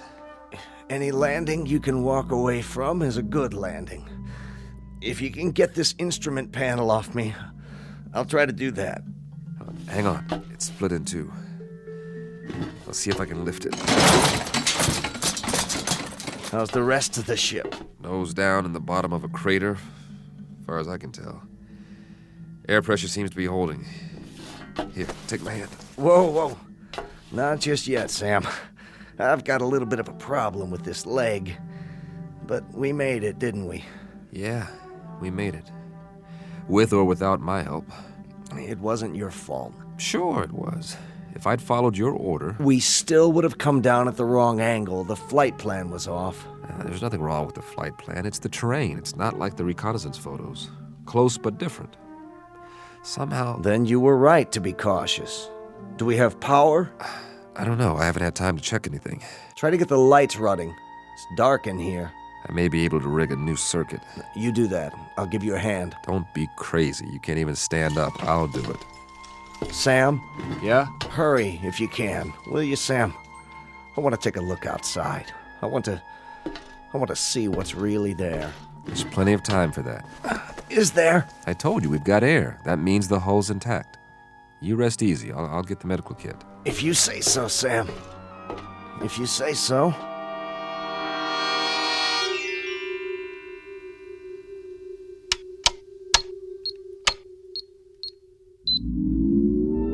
Yes! Sam? I've got the circuits up. We are in business. What are you doing? Running a diagnostic on the equipment. Stay down. How long did I sleep? A couple of hours.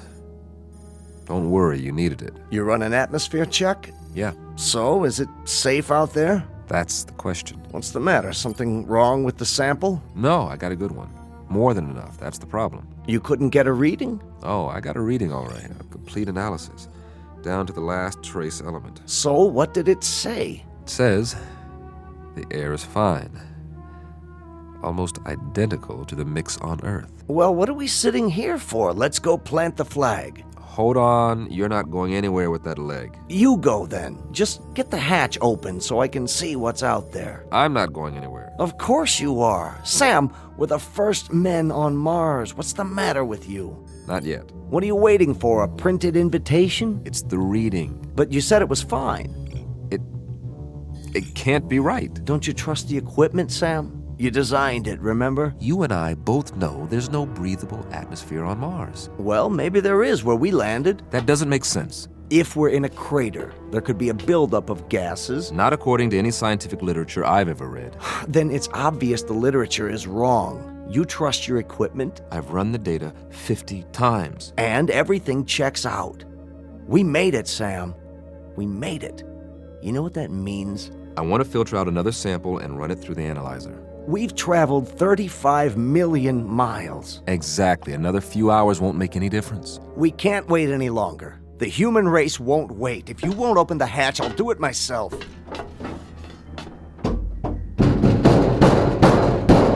You won't be able to get it open. The hydraulics out. Patch in the auxiliary power supply. You said the circuits are up. I'm telling you, we can't. Maybe you can't, but I can. You're going to wreck your other leg. I'll use the manual override. That's what I'll do. I'll disconnect the hydraulic lift at the wall and... I told you to take it easy. Sam.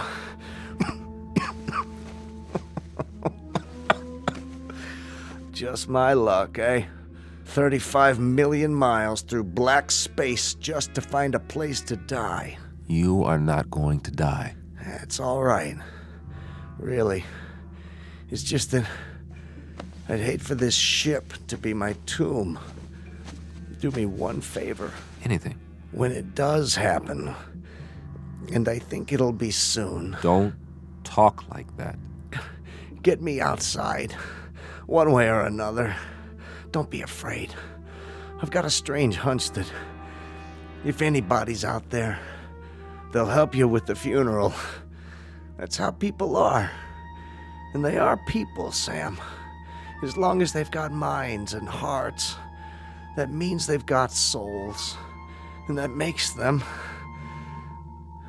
people. No. For God's sake, don't die now. Don't leave me alone here. Warren! Warren! What's that? Listen. Do you hear that, Warren? Do you hear that? Something's out there. And it's coming. It's coming right up to the ship. You said that whatever's out there is like us. Well, I don't know that. There's no way to find out, and I'm not ready to find out. Go away! Whoever or whatever you are, go away!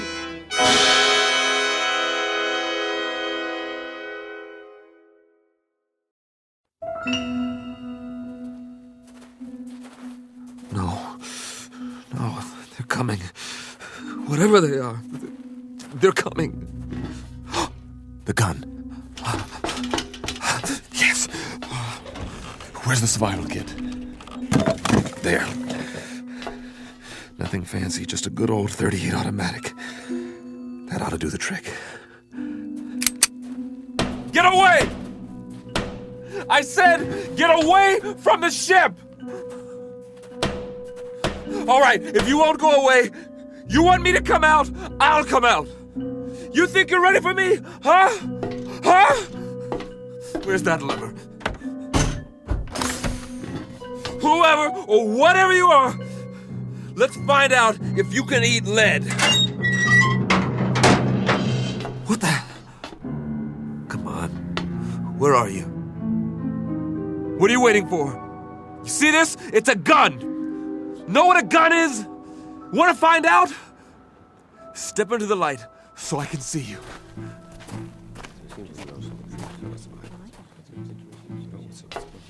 But you're people. I swear you are. You're just like me. Face, body, everything. Please, don't be afraid. There's no reason to, you know. What do you have in your hand? Oh, this it's pistol. It's I was only going to use it if... May I see it? What? I suppose so. Just don't touch the trigger. It contains explosive missiles. They're called bullets. We didn't know if you were ever going to come out. We've waited most of the night. Very glad to see that you've finally done so, however. This is amazing. I'm Conrad. Samuel Conrad. That's my name. Do you understand? Name? We understand, Mr. Conrad. We landed here, my friend and I, in this ship. Crashed, I should say. We come from Earth. Earth? Where I'm from, this planet is known as Mars. We took off in our ship almost 3 months ago. Check on the other one. He may be injured. Yes, of course. Here, I'll show you in the sand. See, this is the sun. Sun, the big star. And this is the Earth, the third planet from the sun, and this is you. Here. The other one is dead. His name is Marcuson. Don't be alarmed, Mr. Conrad. We don't intend to hurt you. We've only been wondering when you intended to come out. Of course, we were curious. But how do you know my language? We don't, Mr. Conrad. As you'll no doubt soon realize, you're speaking our language. Your language? Unconscious transference. You'd call it hypnosis of a sort. But you must be tired. We'll prepare a place for you to rest and food. I'm appreciative. I really am. You'll forgive me my staring. I mean, but I can't get over it. I mean, you're people. Just like I am. Actual human beings. Marcuson said you'd...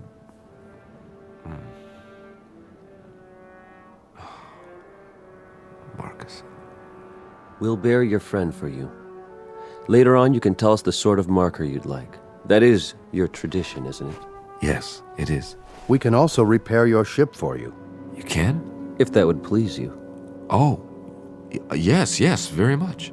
Good. Consider it done. There are so many questions I want to ask. Really? So many things I want to find out about your civilization, your science, the way you live, the social structure.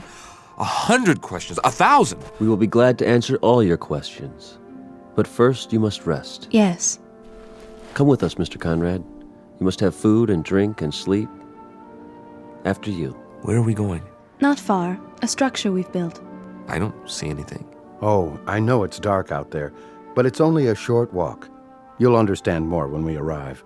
The true end of your journey, if you will. A place that's more comfortable. Would you give me a moment? What? It won't take long. I'd like to say goodbye to my friend. Oh, certainly.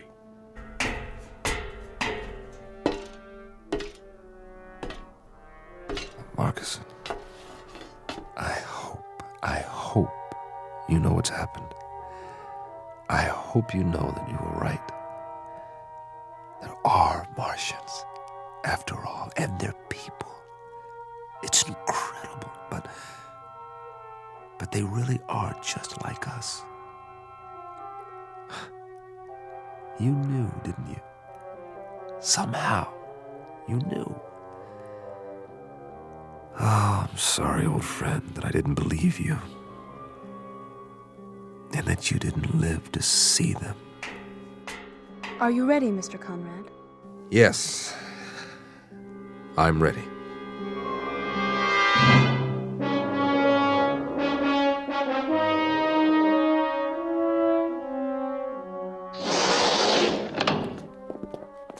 I hope this will do. I'm impressed. On Earth, this would be considered very modern. The angles, the lines. Are the walls stainless steel? Well, not exactly. Something like it. Would this be considered a typical house here? In a sense, it would be the equivalent of an apartment, I believe you call it. Except that there's no furniture. I don't believe it. Everything is built into the walls. What's the power source? Not electricity, surely it's... A simple principle, really. You'll hear all about it. About everything. But we promised you food. Your table and chair. From the ceiling. That's brilliant. And on the table, your meal. It will taste somewhat different from what you're accustomed to, but I trust you'll find it agreeable. Here. Thank you so much. All of you. You know, I am hungry. Very hungry. Please sit down, Mr. Conrad, and eat.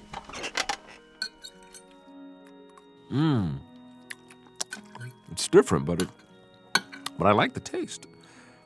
Like melon or cantaloupe, maybe. And yet, there's almost a meat flavor. You don't mind it? Mind? Are you kidding? After that freeze-dried stuff we ate on the ship? No. This is delicious. We'll leave you to eat then. Oh, I wonder, could you do us a small favor, Mr. Conrad? Anything. As a favor, would you mind sketching for us what a home looks like on Earth, so we'll better understand your culture? No, not at all. This is what we call a ranch house. It has only one story. Here, look, I'll show you. This is roughly the shape. The front door here. And this is what's known as a picture window. Looking out from the living room. I see. The bedroom area. And the kitchen, where we cook the food. Here, I'll put down some more details about the interior. Please. Couch, chair, television set. Then inside the kitchen, over here, the refrigerator, maybe a freezer, and the stove. A freezer and a stove? Well, one to keep the food from spoiling and one to heat it up. Remarkable. In the bedroom, the bed, the bureau, the mirror. Do you understand mirror? Reflection? To look at yourself. Of course, I've forgotten. Will you look at that? Here's your mirror, along with the sink, towels, running water, and this will be your bed. All the comforts of home. Eat in pleasure, Mr. Conrad, and then rest. We'll come back later. Thank you. Thank you so much. Oh, miss? Yes? I didn't ask any of your names. That's all right. You have a name, don't you? I'm called Tina. Tina, I wish you'd... Will you tell the others for me how much I appreciate all this? The trouble you've gone to, this is a pretty wonderful thing that's happened to me, so thank you. Do you understand? Thank you. I mean, to come millions of miles and meet people of your own kind, I was so frightened before. I was so miserably frightened, and then... Please don't be. I know what I was afraid of now. I was afraid of loneliness, of silence, of the unknown. But now my friend was right. There's no need for fear now. No need at all. No one will hurt you, I promise. You must believe that. I do now. I'll see you later, Mr. Conrad. I hope so, Tina. And please, call me by my given name. It's Sam. Goodbye, Sam.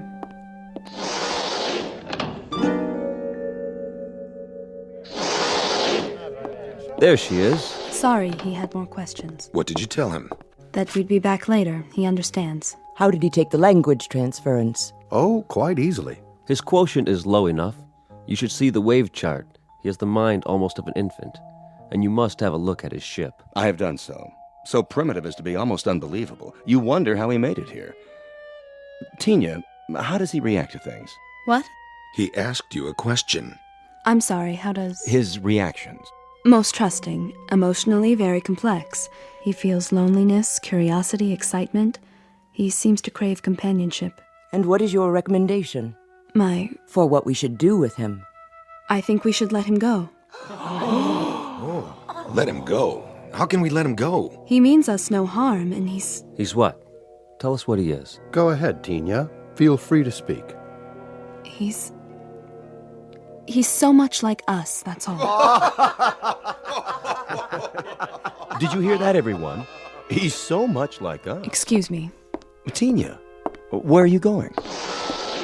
I have something to do. At this hour, surely not. Perhaps to observe our new arrival. After all, he is almost one of us now. One of us indeed.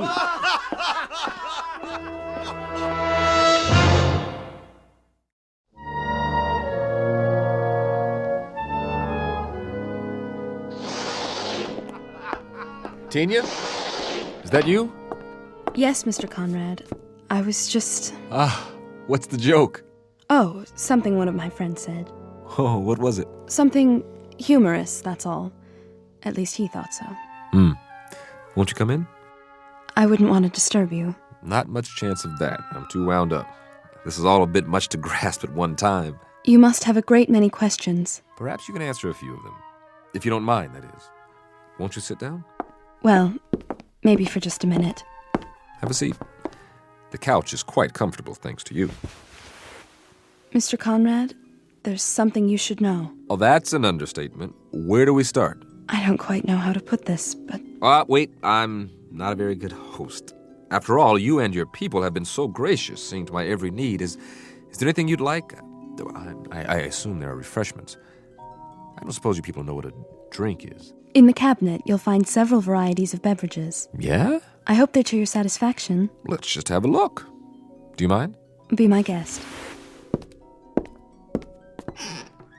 I don't believe it! This is a 25-year-old single malt. Where did you get it? We manufactured it, you might say, to suit your taste. But how could you know what my taste is? We retrieved it from your memories, telepathically, to use your word. You were very specific in your recollections. May I ask what it is like? You mean you've never had Scotch whiskey before? Well, young lady, you are in for a treat. Here, I'll pour us both one. I'm not sure that's a good idea. You're right, it's not. It's a great idea. Give this a try. Perhaps just a taste. Here's to the end of a long, long journey. And to good people everywhere. It's a strange taste. It's so sharp. Oh, I should have told you to sip it. Just take a small amount and just roll it around in your mouth. Then you swallow it. Yeah. How's that? It's interesting. You said your people manufactured this. How, exactly? And you must use some sort of molecular reconstruction powered by... what is the power source here, by the way? Solar? Hydrogen fusion? We've been experimenting with this on Earth for years, but so far... Please, Mr. Conrad, You seem nervous. It's just that... Not my fault, I hope. I've never been very good at small talk, getting to know people socially. And now I'm more aware of that than ever. You're behaving perfectly. That's not the problem at all. You're the one who should be uneasy with us. Suspicious. What's to be suspicious about? Do you want to know the absolute truth? This experience, meeting all of you, it's lifted a burden off my chest. All this time, not knowing what to expect. But you're so kind. You're so understanding. You take it all in stride. A visitor from another planet, I mean, am I... The first? No, I can't say that you are. I should have known. You accepted me so easily. The other, visitors, where did they come from? Not Earth, obviously. Outside the solar system? Please. There will be plenty of time to answer those questions and more. I'm sure there will be. But you see, I'm a scientist. Facts, numbers. Those are our concerns, too. They have been since time immemorial. You've been here a very long time. Your civilization, I mean. Yes, in Earth terms.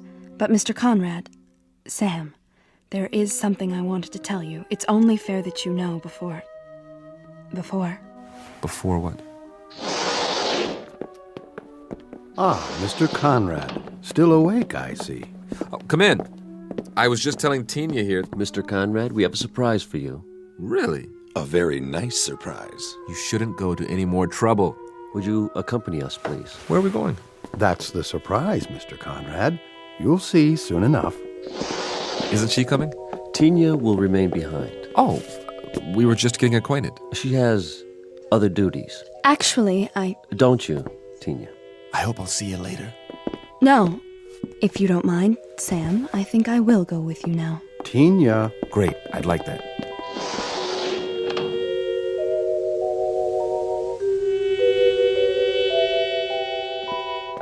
Quite a complex you have here. There must be miles of corridors, like interconnecting tubes. It provides both shelter and a gathering place for our people. The walls, are they glass? A form of what you call plastic. Very strong, for protection against the elements. Then you have seasons. We've seen evidence of dust storms on the surface and, of course, the polar ice caps. We've had to recreate an atmosphere in recent centuries, That has wrought havoc with the forces of nature, far more than you might have observed from space. I can hardly wait to take a closer look. Really, Mr. Conrad, you don't want to tire yourself. You should get a good night's rest while you can. No reason to. I feel fine. Does the complex house your research facilities, laboratories, that sort of thing? They are in an adjacent structure. I thought I saw a reflection out there, but it's so dark. All in good time. It will be a few more hours until sunrise. Then all will be clear. Ah, here we are. After you, Mr. Conrad. What? Allow me to illuminate it for you. But this is... This is what, sir? Why, it's just like the entrance to my house back home. Is it? Yes, this is the foyer, and the living room would be down here. You like it? Do I? It's a perfect replica of my place in California. This is perfect. We did our best. I mean, in every detail. Furniture, the works, even the drapes. If I open them, I bet I'll see my old picture window. No point in opening them now. It's dark. Wait till morning. How did you build it so quickly? We sincerely hope this is the way you're used to living. You didn't miss a thing. The general outline came from your diagram, the rest from your mind. You think very clearly, Mr. Conrad. Very clearly indeed. Strong, clean impressions. Would you care to see the rest of the house? Would I ever? Ah! My kitchen! And my refrigerator. It's filled with your favorite foods, the ones you remember most vividly. Cheese, fried chicken, and pizza. Oh, I'd love to have some warmed over pizza right about now. This is really fabulous. I don't know how to repay you. Your presence is quite enough. Now, I really, truly appreciate it. We wanted you to feel at home, Mr. Conrad. Do you? Well, I never saw it this clean. Splendid. In that case, we were wondering if you'd mind remaining here for a little while. Oh, sure. And about my spaceship. Take your time. Your spaceship? You said you'd be able to fix it. Oh, yes. We'll restore it to its original state and then transport it here, outside your residence. It will be in perfect working order. That's great. You expressed interest in seeing more of our people. We'll arrange that, first thing in the morning. I'm sure they will be most interested. I'd be delighted. For a little while longer, then. Enjoy yourself, Mr. Conrad. Enjoy your house. You bet I will. I can hardly wait to sleep on a real mattress again. Oh, let me show you out. That's not necessary. Sure it is. This is my house, isn't it? It is, sir. It most certainly is. What's this in the vase? You call them roses, don't you? Well, yes, but how? We had a little trouble with the petals. So delicate. If you examine them closely, you may find them somewhat imperfect. I doubt that very much. Here, I want you to have one. My way of saying thanks. Thank you. I'll keep it to remember you by. But we'll see each other again, won't we? What? Are you crying? Come along, Tina. I'm very happy to have known you, Sam. Time to go. Sleep well and wake refreshed.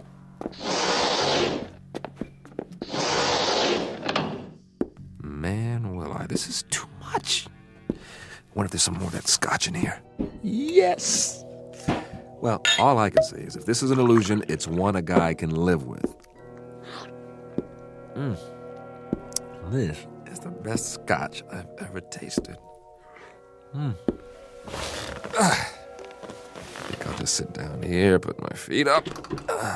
This is the greatest. Absolutely the greatest.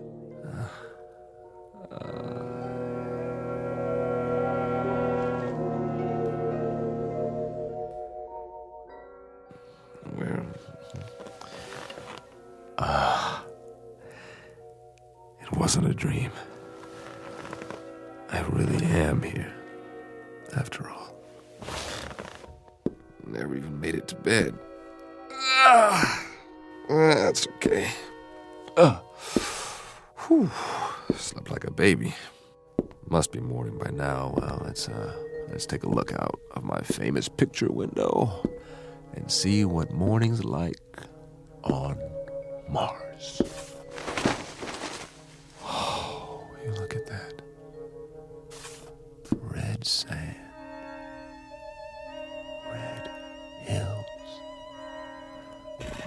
Ooh, oh, wow. They made the window so it retracts automatically.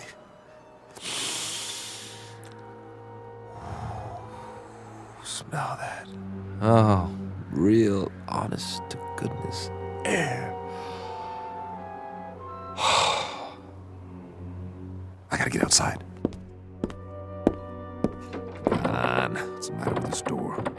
Wait a minute. What's that? Sounds like some kind of vehicle.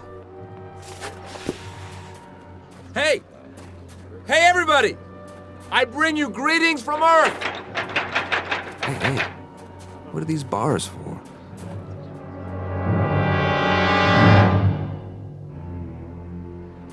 Everyone, please exit through the rear of the tram. Over here!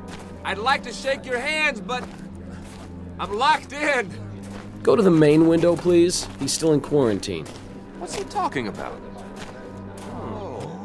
Why are you all looking at me like that? Please don't touch the bars. Hey, what's going on? Hey! This is our latest acquisition. No, it can't be. My ship. They said they'd move it here.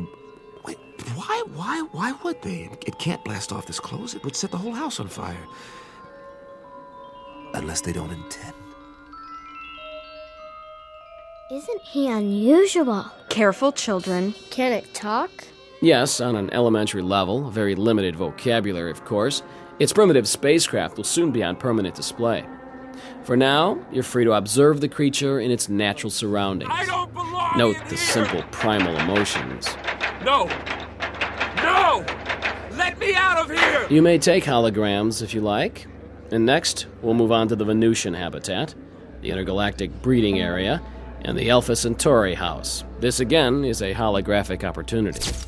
I don't belong in here, please! Please! I would like to take a hologram. Isn't he cute? Look this way, Earthman.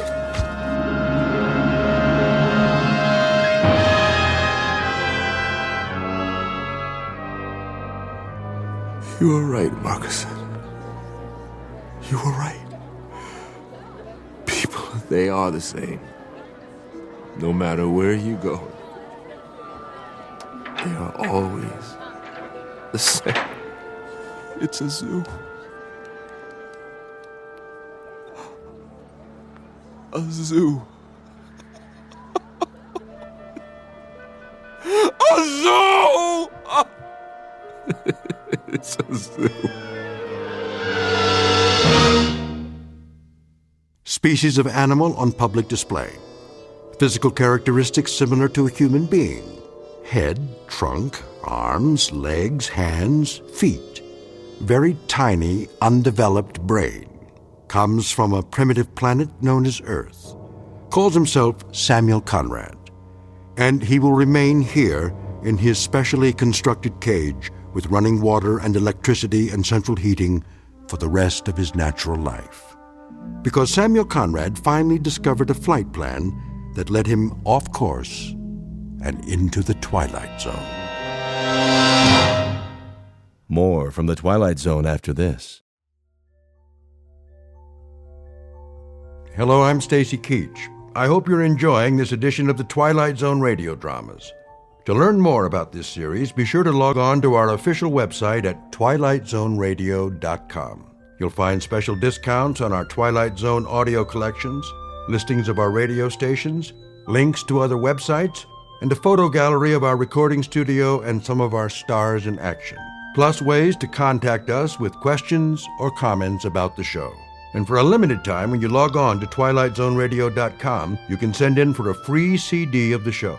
So be sure to visit us at twilightzoneradio.com.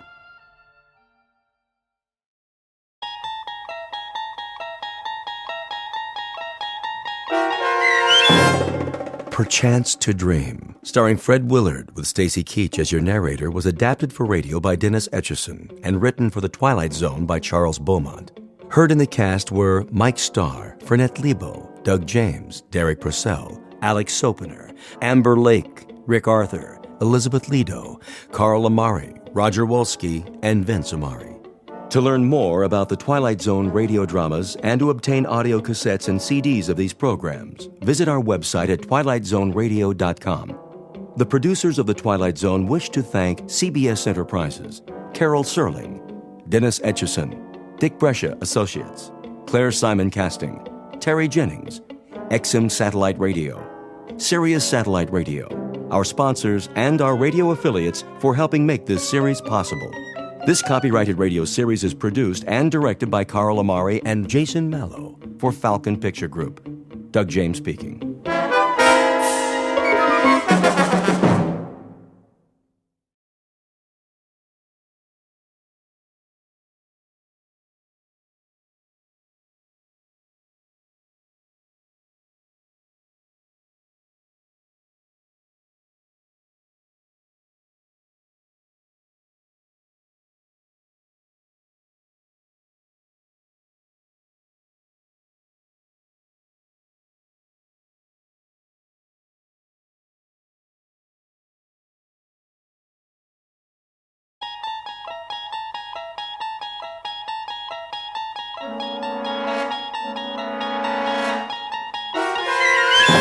There is a fifth dimension beyond that which is known to man. It is a dimension as vast as space and as timeless as infinity.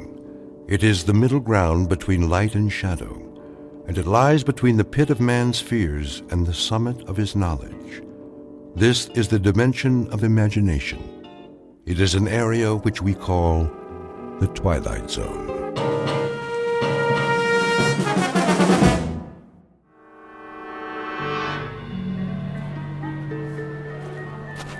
Cotton candy here. Get your cotton candy. Look, Mom, can I have one? It's nothing but sugar. Oh, please. Only 25 cents. Get your cotton candy. Well, just this once.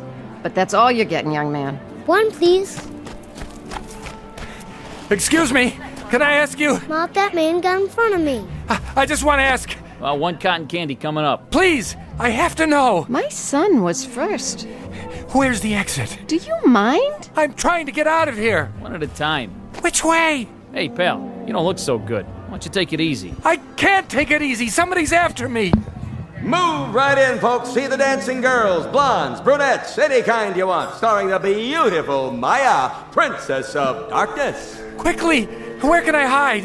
Hey, easy, pal. You don't understand. She's been following me all night, everywhere I go. Can I have my cotton candy, please? Come along, Christopher. It's late. But, Mom... You've had enough sweets. You, over there. Come on over, mister. Show's about to start. Leave me alone! Come inside the tent. Always room for one more. How do I get out of here? Well, right over there, pal. See? Through the turnstile. Follow the crowd. Hey, watch where you're going. Let me through, please. That man just shoved me. Sorry, you've got to let me out. Hey, slow down there. One person at a time. Please, someone's after me. Get in line, like everybody else. All right. All right. There, that wasn't so hard, was it?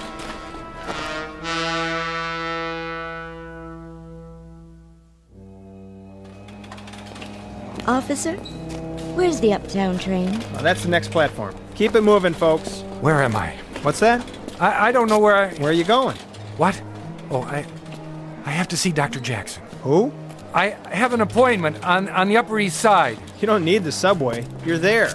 But how? It's the other end of that platform, right up those stairs. Say, are you all right? I really don't know. What time is it? 11:45. Midnight? That's a good one. In the AM, pal. Where have you been all night? Why'd you go home and sleep it off? I can't. That's the one thing I can't do.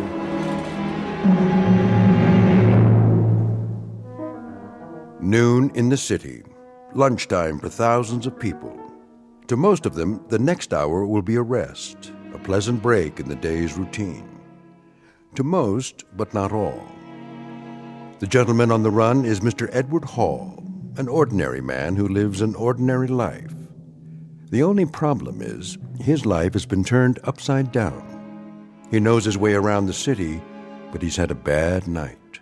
Several, in fact. Nights without sleep as he flees a place that may or may not exist. It's all real for Mr. Hall, however, and it holds a secret he does not want to face. So get ready to run with the hunted, because time is the enemy, and the hour ahead is a matter of life and death when you're trapped in the Twilight Zone.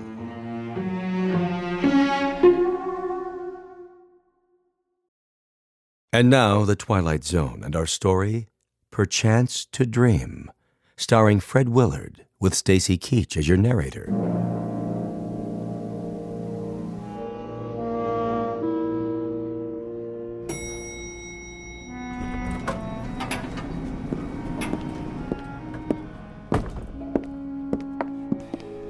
Excuse me. Yes? I'm not sure if this is the right floor. The Goodman building, right? Mm-hmm. What are you looking for? Doctor, I can't remember his name. It's on this piece of paper. Let me see. Elliot Rathman? Oh, yes. Dr. Rathman, the psychiatrist. He's in 1410. That way, at the end of the hall. Thank you. Are you all right? I don't know anymore. I guess that's why I'm going to the doctor. Would you like me to walk with you? No, I can make it. Are you sure? What? You don't look so good, honey. Why don't you come with me? You? It isn't far. I can show you the way. Don't touch me. What's the matter? I'm free for the rest of the day. Get away! Relax, honey. It won't be long now. May I help you? Tell her to keep away from me. Pardon? That woman. Who? In the hall. She's been following me. I don't see anyone. She was there as soon as I got off the elevator. I didn't recognize her at first, but when she began to speak... Well, there's no one there now. See for yourself. She was. I tell you. Why don't you take a seat? Do you have an appointment? I think so.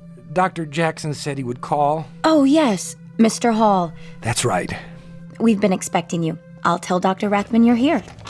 Doctor, your 12 o'clock is here. That's fine, Charlotte. Mr. Hall? Yes. Come in. Please. The chair or the couch, whichever you prefer. Not the couch.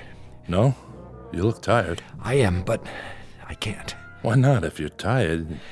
I might fall asleep. And what would be wrong with that? It's a long story. Are you feeling sick? No, just tired. Then try the chair. It's pretty comfortable. Maybe just for a minute. I have to be careful not to close my eyes.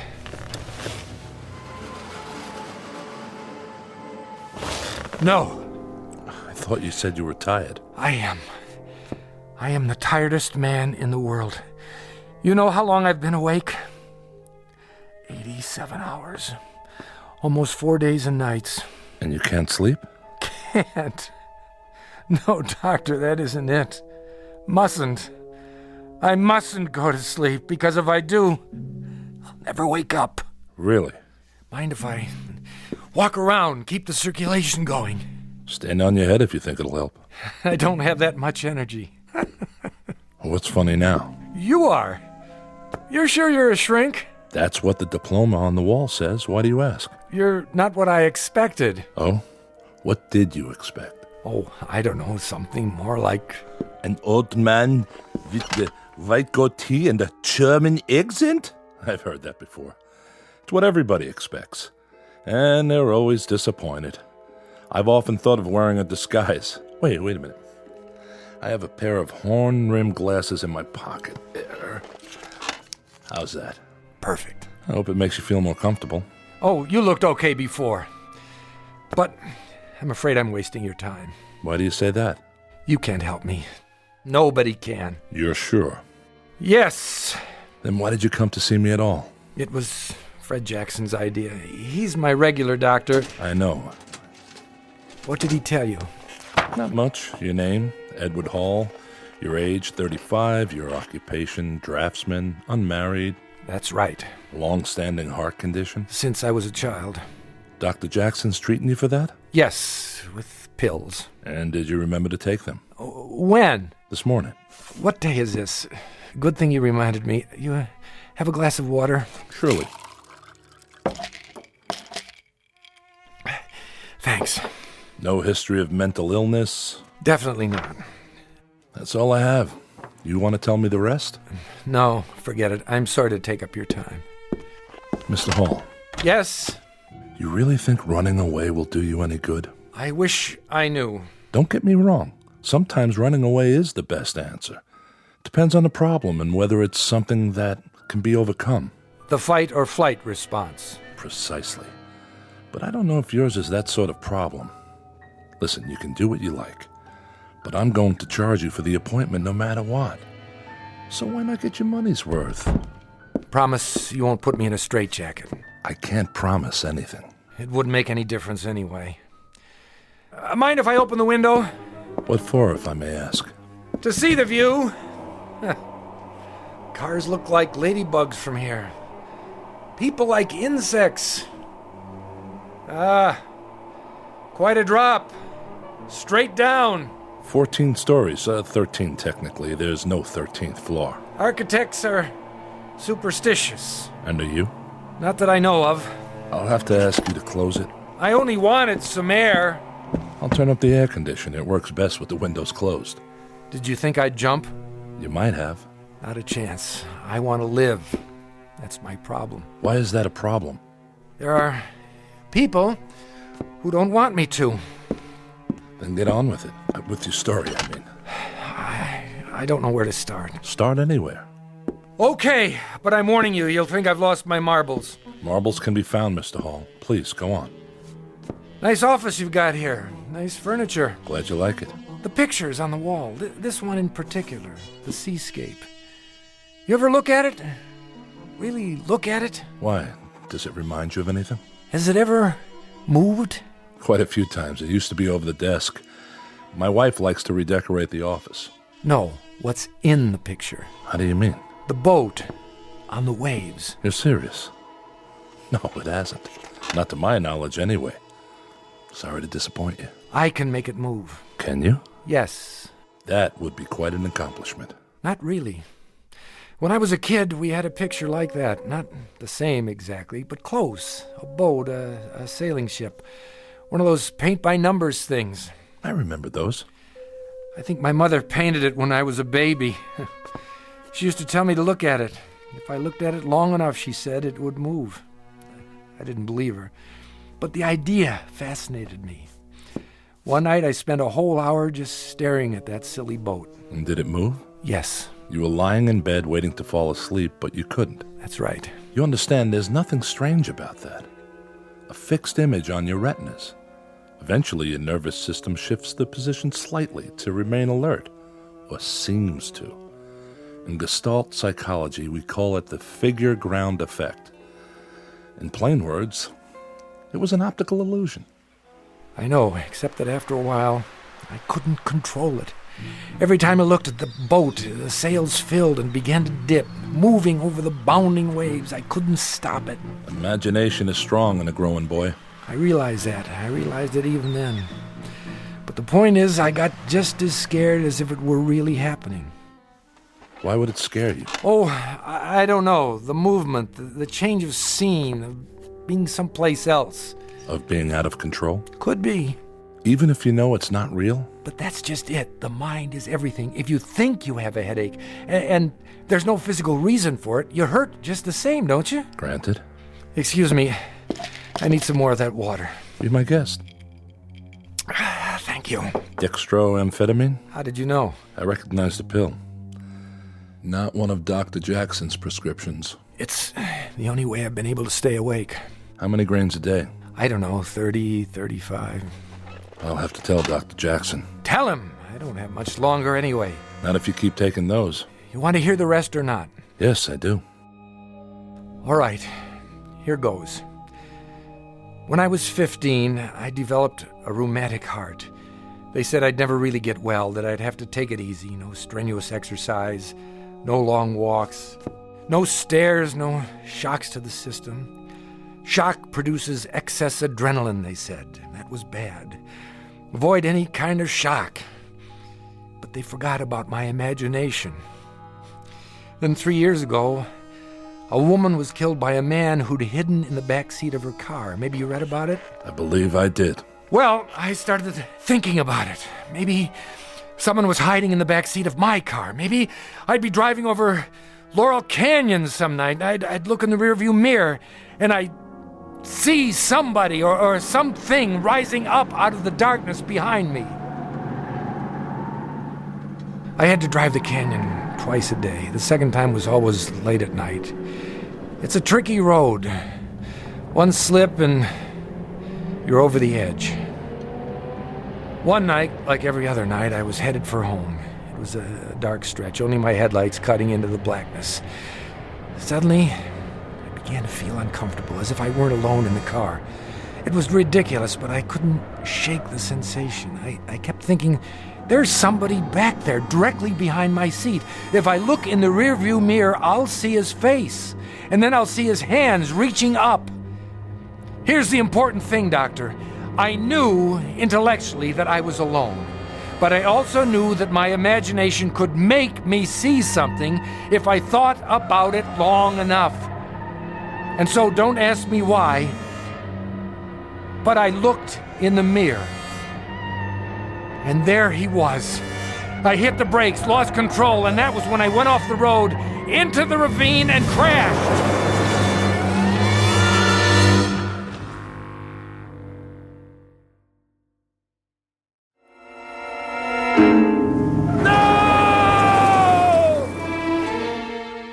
And that was it. The car was totaled.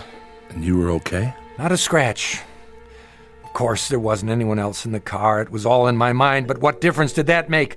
I crashed anyway. You were lucky to walk away from it. Yeah, I was lucky. The shock could have killed me, the old heart condition. The doctor said I couldn't survive another one.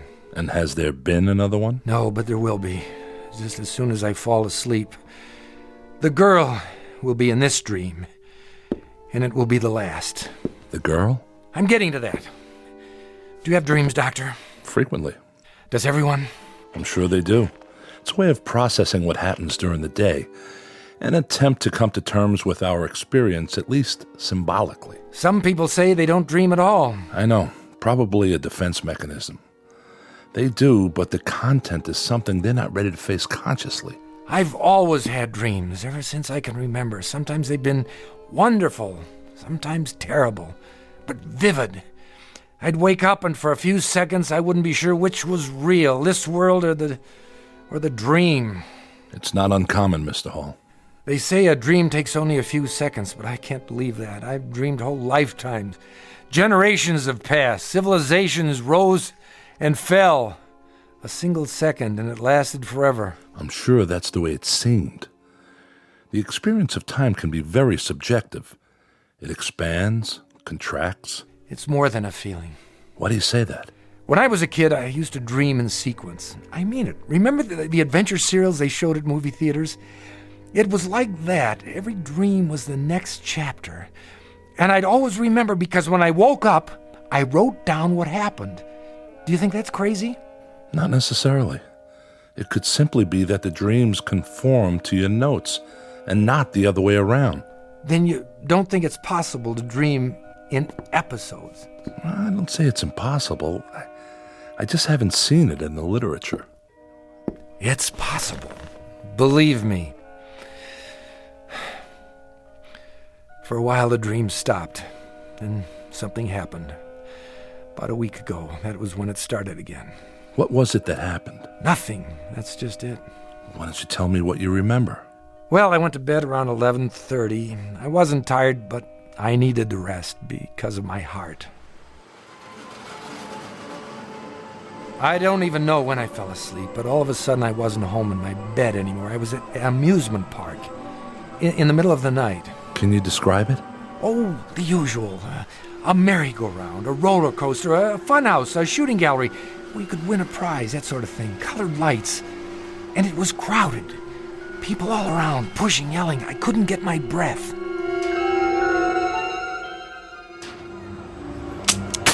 There you go, bullseye. Some shooting. You must have been in the service. Yeah, Marines. Sharpshooter. Well, take your pick. Stuffed animal, Cupid doll. I'll take the teddy bear for my girl. One teddy bear coming up. Ooh, Artie, thanks. It's so cute. Keep it by your bed to remember me by. Oh, I will. Hey, how about you, buddy? What? Over here, Mark. Step right up. My name's not Mark. Oh, yeah, sorry. Take a chance. 6 shots for a quarter. Hit the bullseye and you get a genuine imported Cupid doll. How about it? 25 cents. 1/4 of a dollar. How much? 25 little pennies. Go on. You look like a good shot. That was when I got it. The prices. I looked around, and it was the same amusement park I went to as a kid. In 26 years, nothing had changed. It was exactly as I remembered it. Ah, you missed it.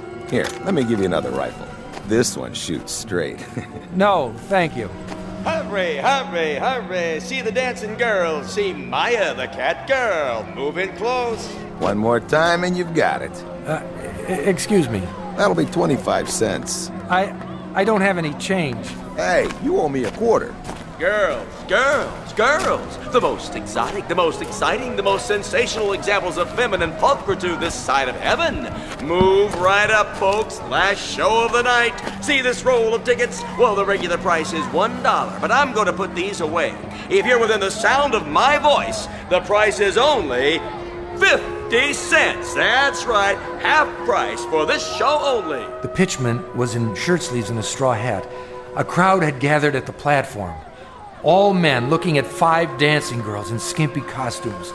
But the one they looked at the most was in the middle, wrapped in a black silk cape, the color of her hair. He was right about one thing. She was beautiful. Full red lips, pale, delicate skin, and huge cat-like eyes. You like 'em full-figured? We got 'em. You like 'em slim? We got 'em. Blondes, brunettes, redheads, if they ain't here, believe me, they ain't worth looking at. Now, here's a little preview of what's inside. Music maestro, Maya, give the folks a peek under the cape. Come on, baby, I know you're modest, but we can't expect them to take my word for it. Hey, honey, show us what you got.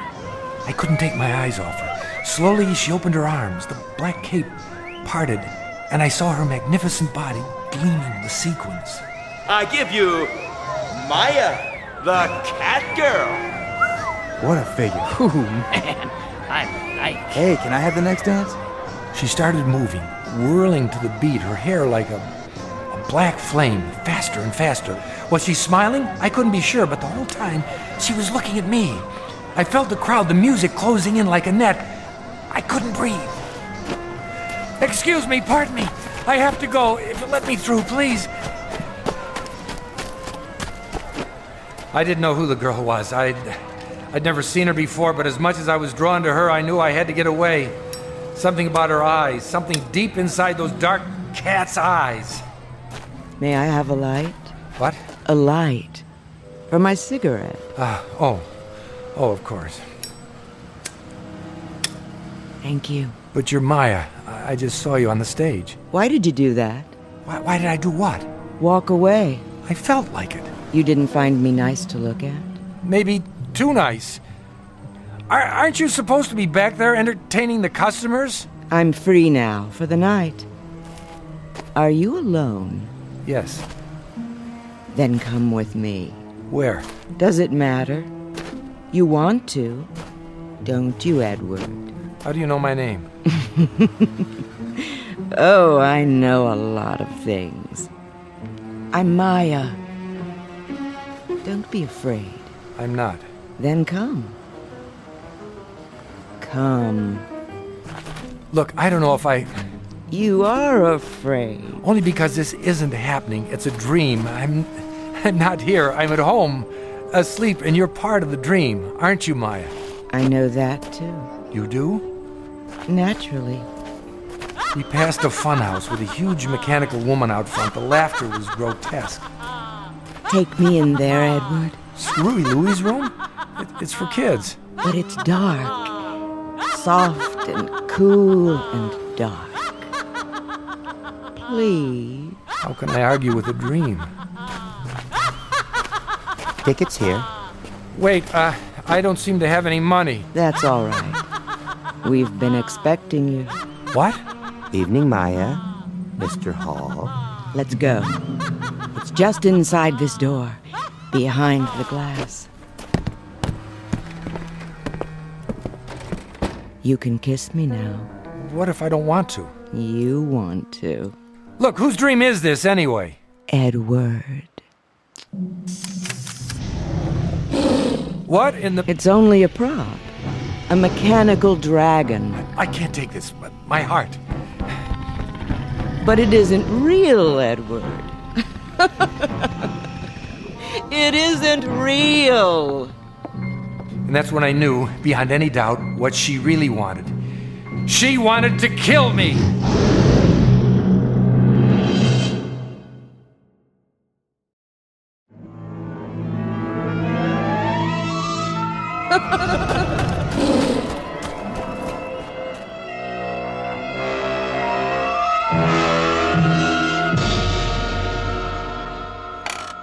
You woke up then? Yes, I'm glad to say. My heart was beating a mile a minute. I had to lie still for an hour, waiting for it to settle down. I went to my doctor in the morning. He said I'd almost had it. Do you know who the girl was? No idea. She looked familiar, but I know I'd never seen her before. You're sure she wanted to kill you? Yes. Why did you think so? Why? If you'd seen her eyes, heard her laugh. You said she was beautiful, that you desired her. Yes, but the way she followed me made me go with her. The funhouse frightened you? I'm not sure. I remember it from when I was a child, but it seemed different somehow, larger and darker on the inside with more glass. There were long passages with mirrors at the end, and you were never sure which way to turn. Wherever I looked, I saw her reflection. A beautiful, seductive reflection. Someone you wanted. No one forced you to talk to her, light her cigarette, follow her inside. You went along with her willingly, didn't you? I couldn't think clearly. It was as if I had no will of my own. Something was happening, and I was swept up in it.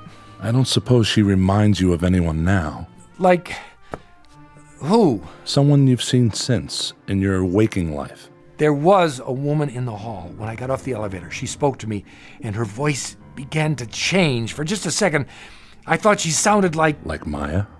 Yes. That probably comes from sleep deprivation.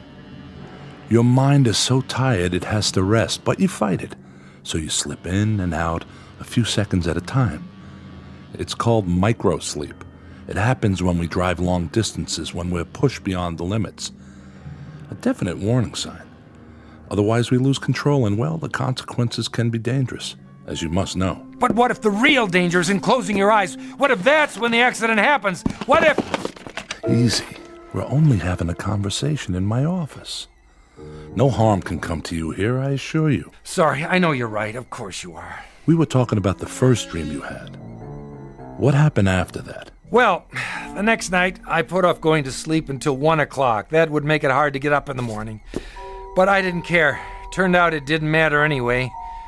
The dream came back, and this time it was more intense. I was back at the amusement park outside the funhouse, and I was running. I couldn't catch my breath. When I thought I was far enough away, I stopped. Well, the next night I put off going to sleep until 1 o'clock. That would make it hard to get up in the morning, but I didn't care. Turned out it didn't matter anyway. The dream came back, and this time it was more intense. I was back at the amusement park outside the funhouse, and I was running. I couldn't catch my breath. When I thought I was far enough away, I stopped. I was in front of a tent with a picture of tarot cards and a crystal ball painted on it. It was dark and no one was around, so I went inside looking for a place to rest. You are looking for me? Oh, sorry, I didn't know anyone was here. I am Madame Olga. No more fortunes, it's late. Come back tomorrow. Yes, yes, I'll do that. Wait. Something is wrong? No, I mean, I don't know. Come closer to the candle. Oh, so pale. And your eyes. You are running away. Well, actually... Sit. Give me your hand. If I could just stay here for a minute. Loosen your tie. There. Thank you, that's better. And the button at your throat. Open it. Now. Someone is after you. It doesn't make any sense. I don't even know her. Ah. But she knows you. I'm not sure. She seems to. You desire her? She's beautiful. What man wouldn't? She is the flame and you the moth. I'd better go. Wait. I must consult the cards. I don't need my fortune told. No? I don't believe in that sort of thing. It doesn't matter whether you believe or not. What is cannot be changed. You mean fate? Call it what you like. The past and the future come together in this moment. What about free will? An illusion for children. All is written. Well, I hope you can tell me the way out of the park. I seem to be turned around and I have to be at work in the morning and... Silence. Well, what's my fortune? I am afraid you don't have a fortune, Mr. Hall. Thanks. That makes me feel better. Why do you hurry? I have more important things to do, like getting home. You rush for no reason. You have always been here. You always will be here. Thanks for the advice. Bye. Edward. Where? Behind you. But how? I've been waiting. Get away from me. What's there to be afraid of, Edward? It's only a dream. I have a heart condition. I can't stand all this excitement. That's silly. There isn't any excitement, not really. You said so yourself. You're home in bed, asleep. Now you can do all the things you can't do when you're awake. Anything, Edward.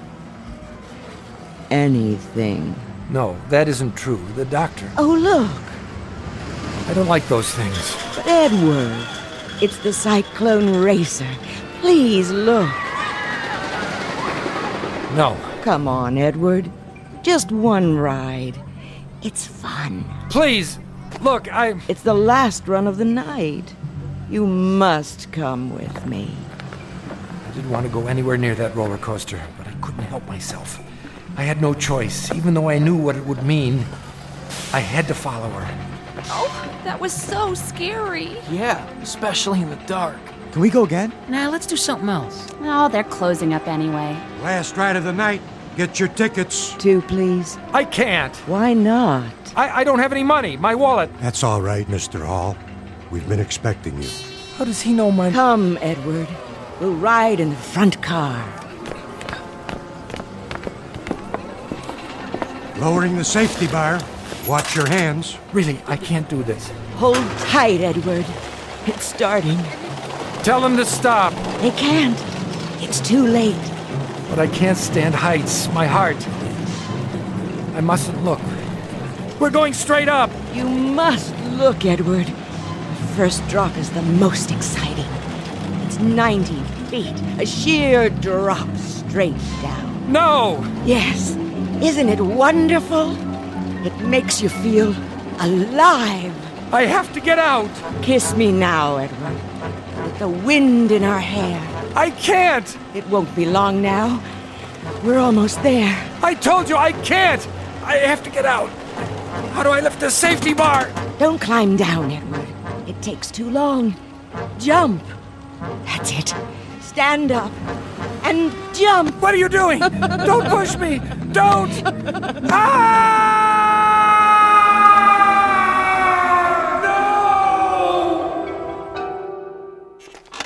Is that it? That's it. If I go to sleep, I'll be back on the roller coaster for the next episode. It'll pick up where it left off. I'll force the safety bar, stand, Maya will reach out, push, and that'll be the end of me. On the other hand, if I stay awake much longer, the strain will be too much for my heart, and that'll be the end of me. Heads you win, tails I lose. Quite a choice, isn't it? Where are you going? Outside. Maybe if I get some air. I wouldn't advise it. What would you advise? A straitjacket? So long, Doc. You can't help me. I've wasted enough of your time. Leaving so soon, Edward? Maya. What's the matter, Mr. Hall? It's her! My receptionist?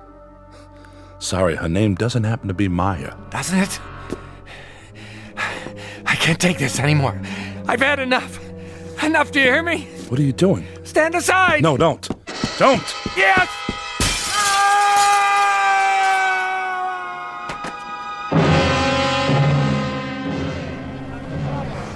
What happened? He fell or jumped from that window up there. Oh no! The blood! The blood!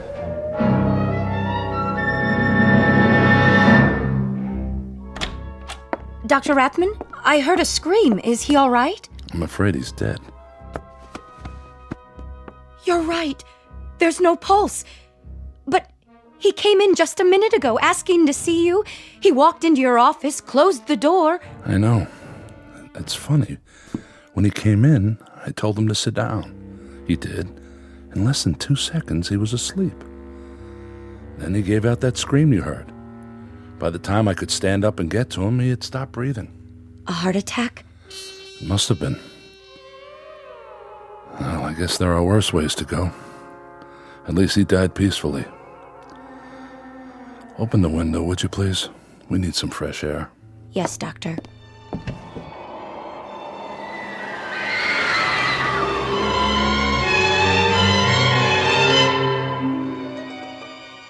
They say a dream takes no more than a second or so, and yet in that second a man can live a lifetime, suffer and die. And who is to say which is the greater reality, the one we know or the one in dreams, somewhere between heaven and earth, in the Twilight Zone? More from the Twilight Zone after this. Hello, I'm Stacy Keach. I hope you're enjoying this edition of the Twilight Zone radio dramas. To learn more about this series, be sure to log on to our official website at twilightzoneradio.com. You'll find special discounts on our Twilight Zone audio collections, listings of our radio stations, links to other websites, and a photo gallery of our recording studio and some of our stars in action, plus ways to contact us with questions or comments about the show. And for a limited time, when you log on to twilightzoneradio.com, you can send in for a free CD of the show. So be sure to visit us at twilightzoneradio.com.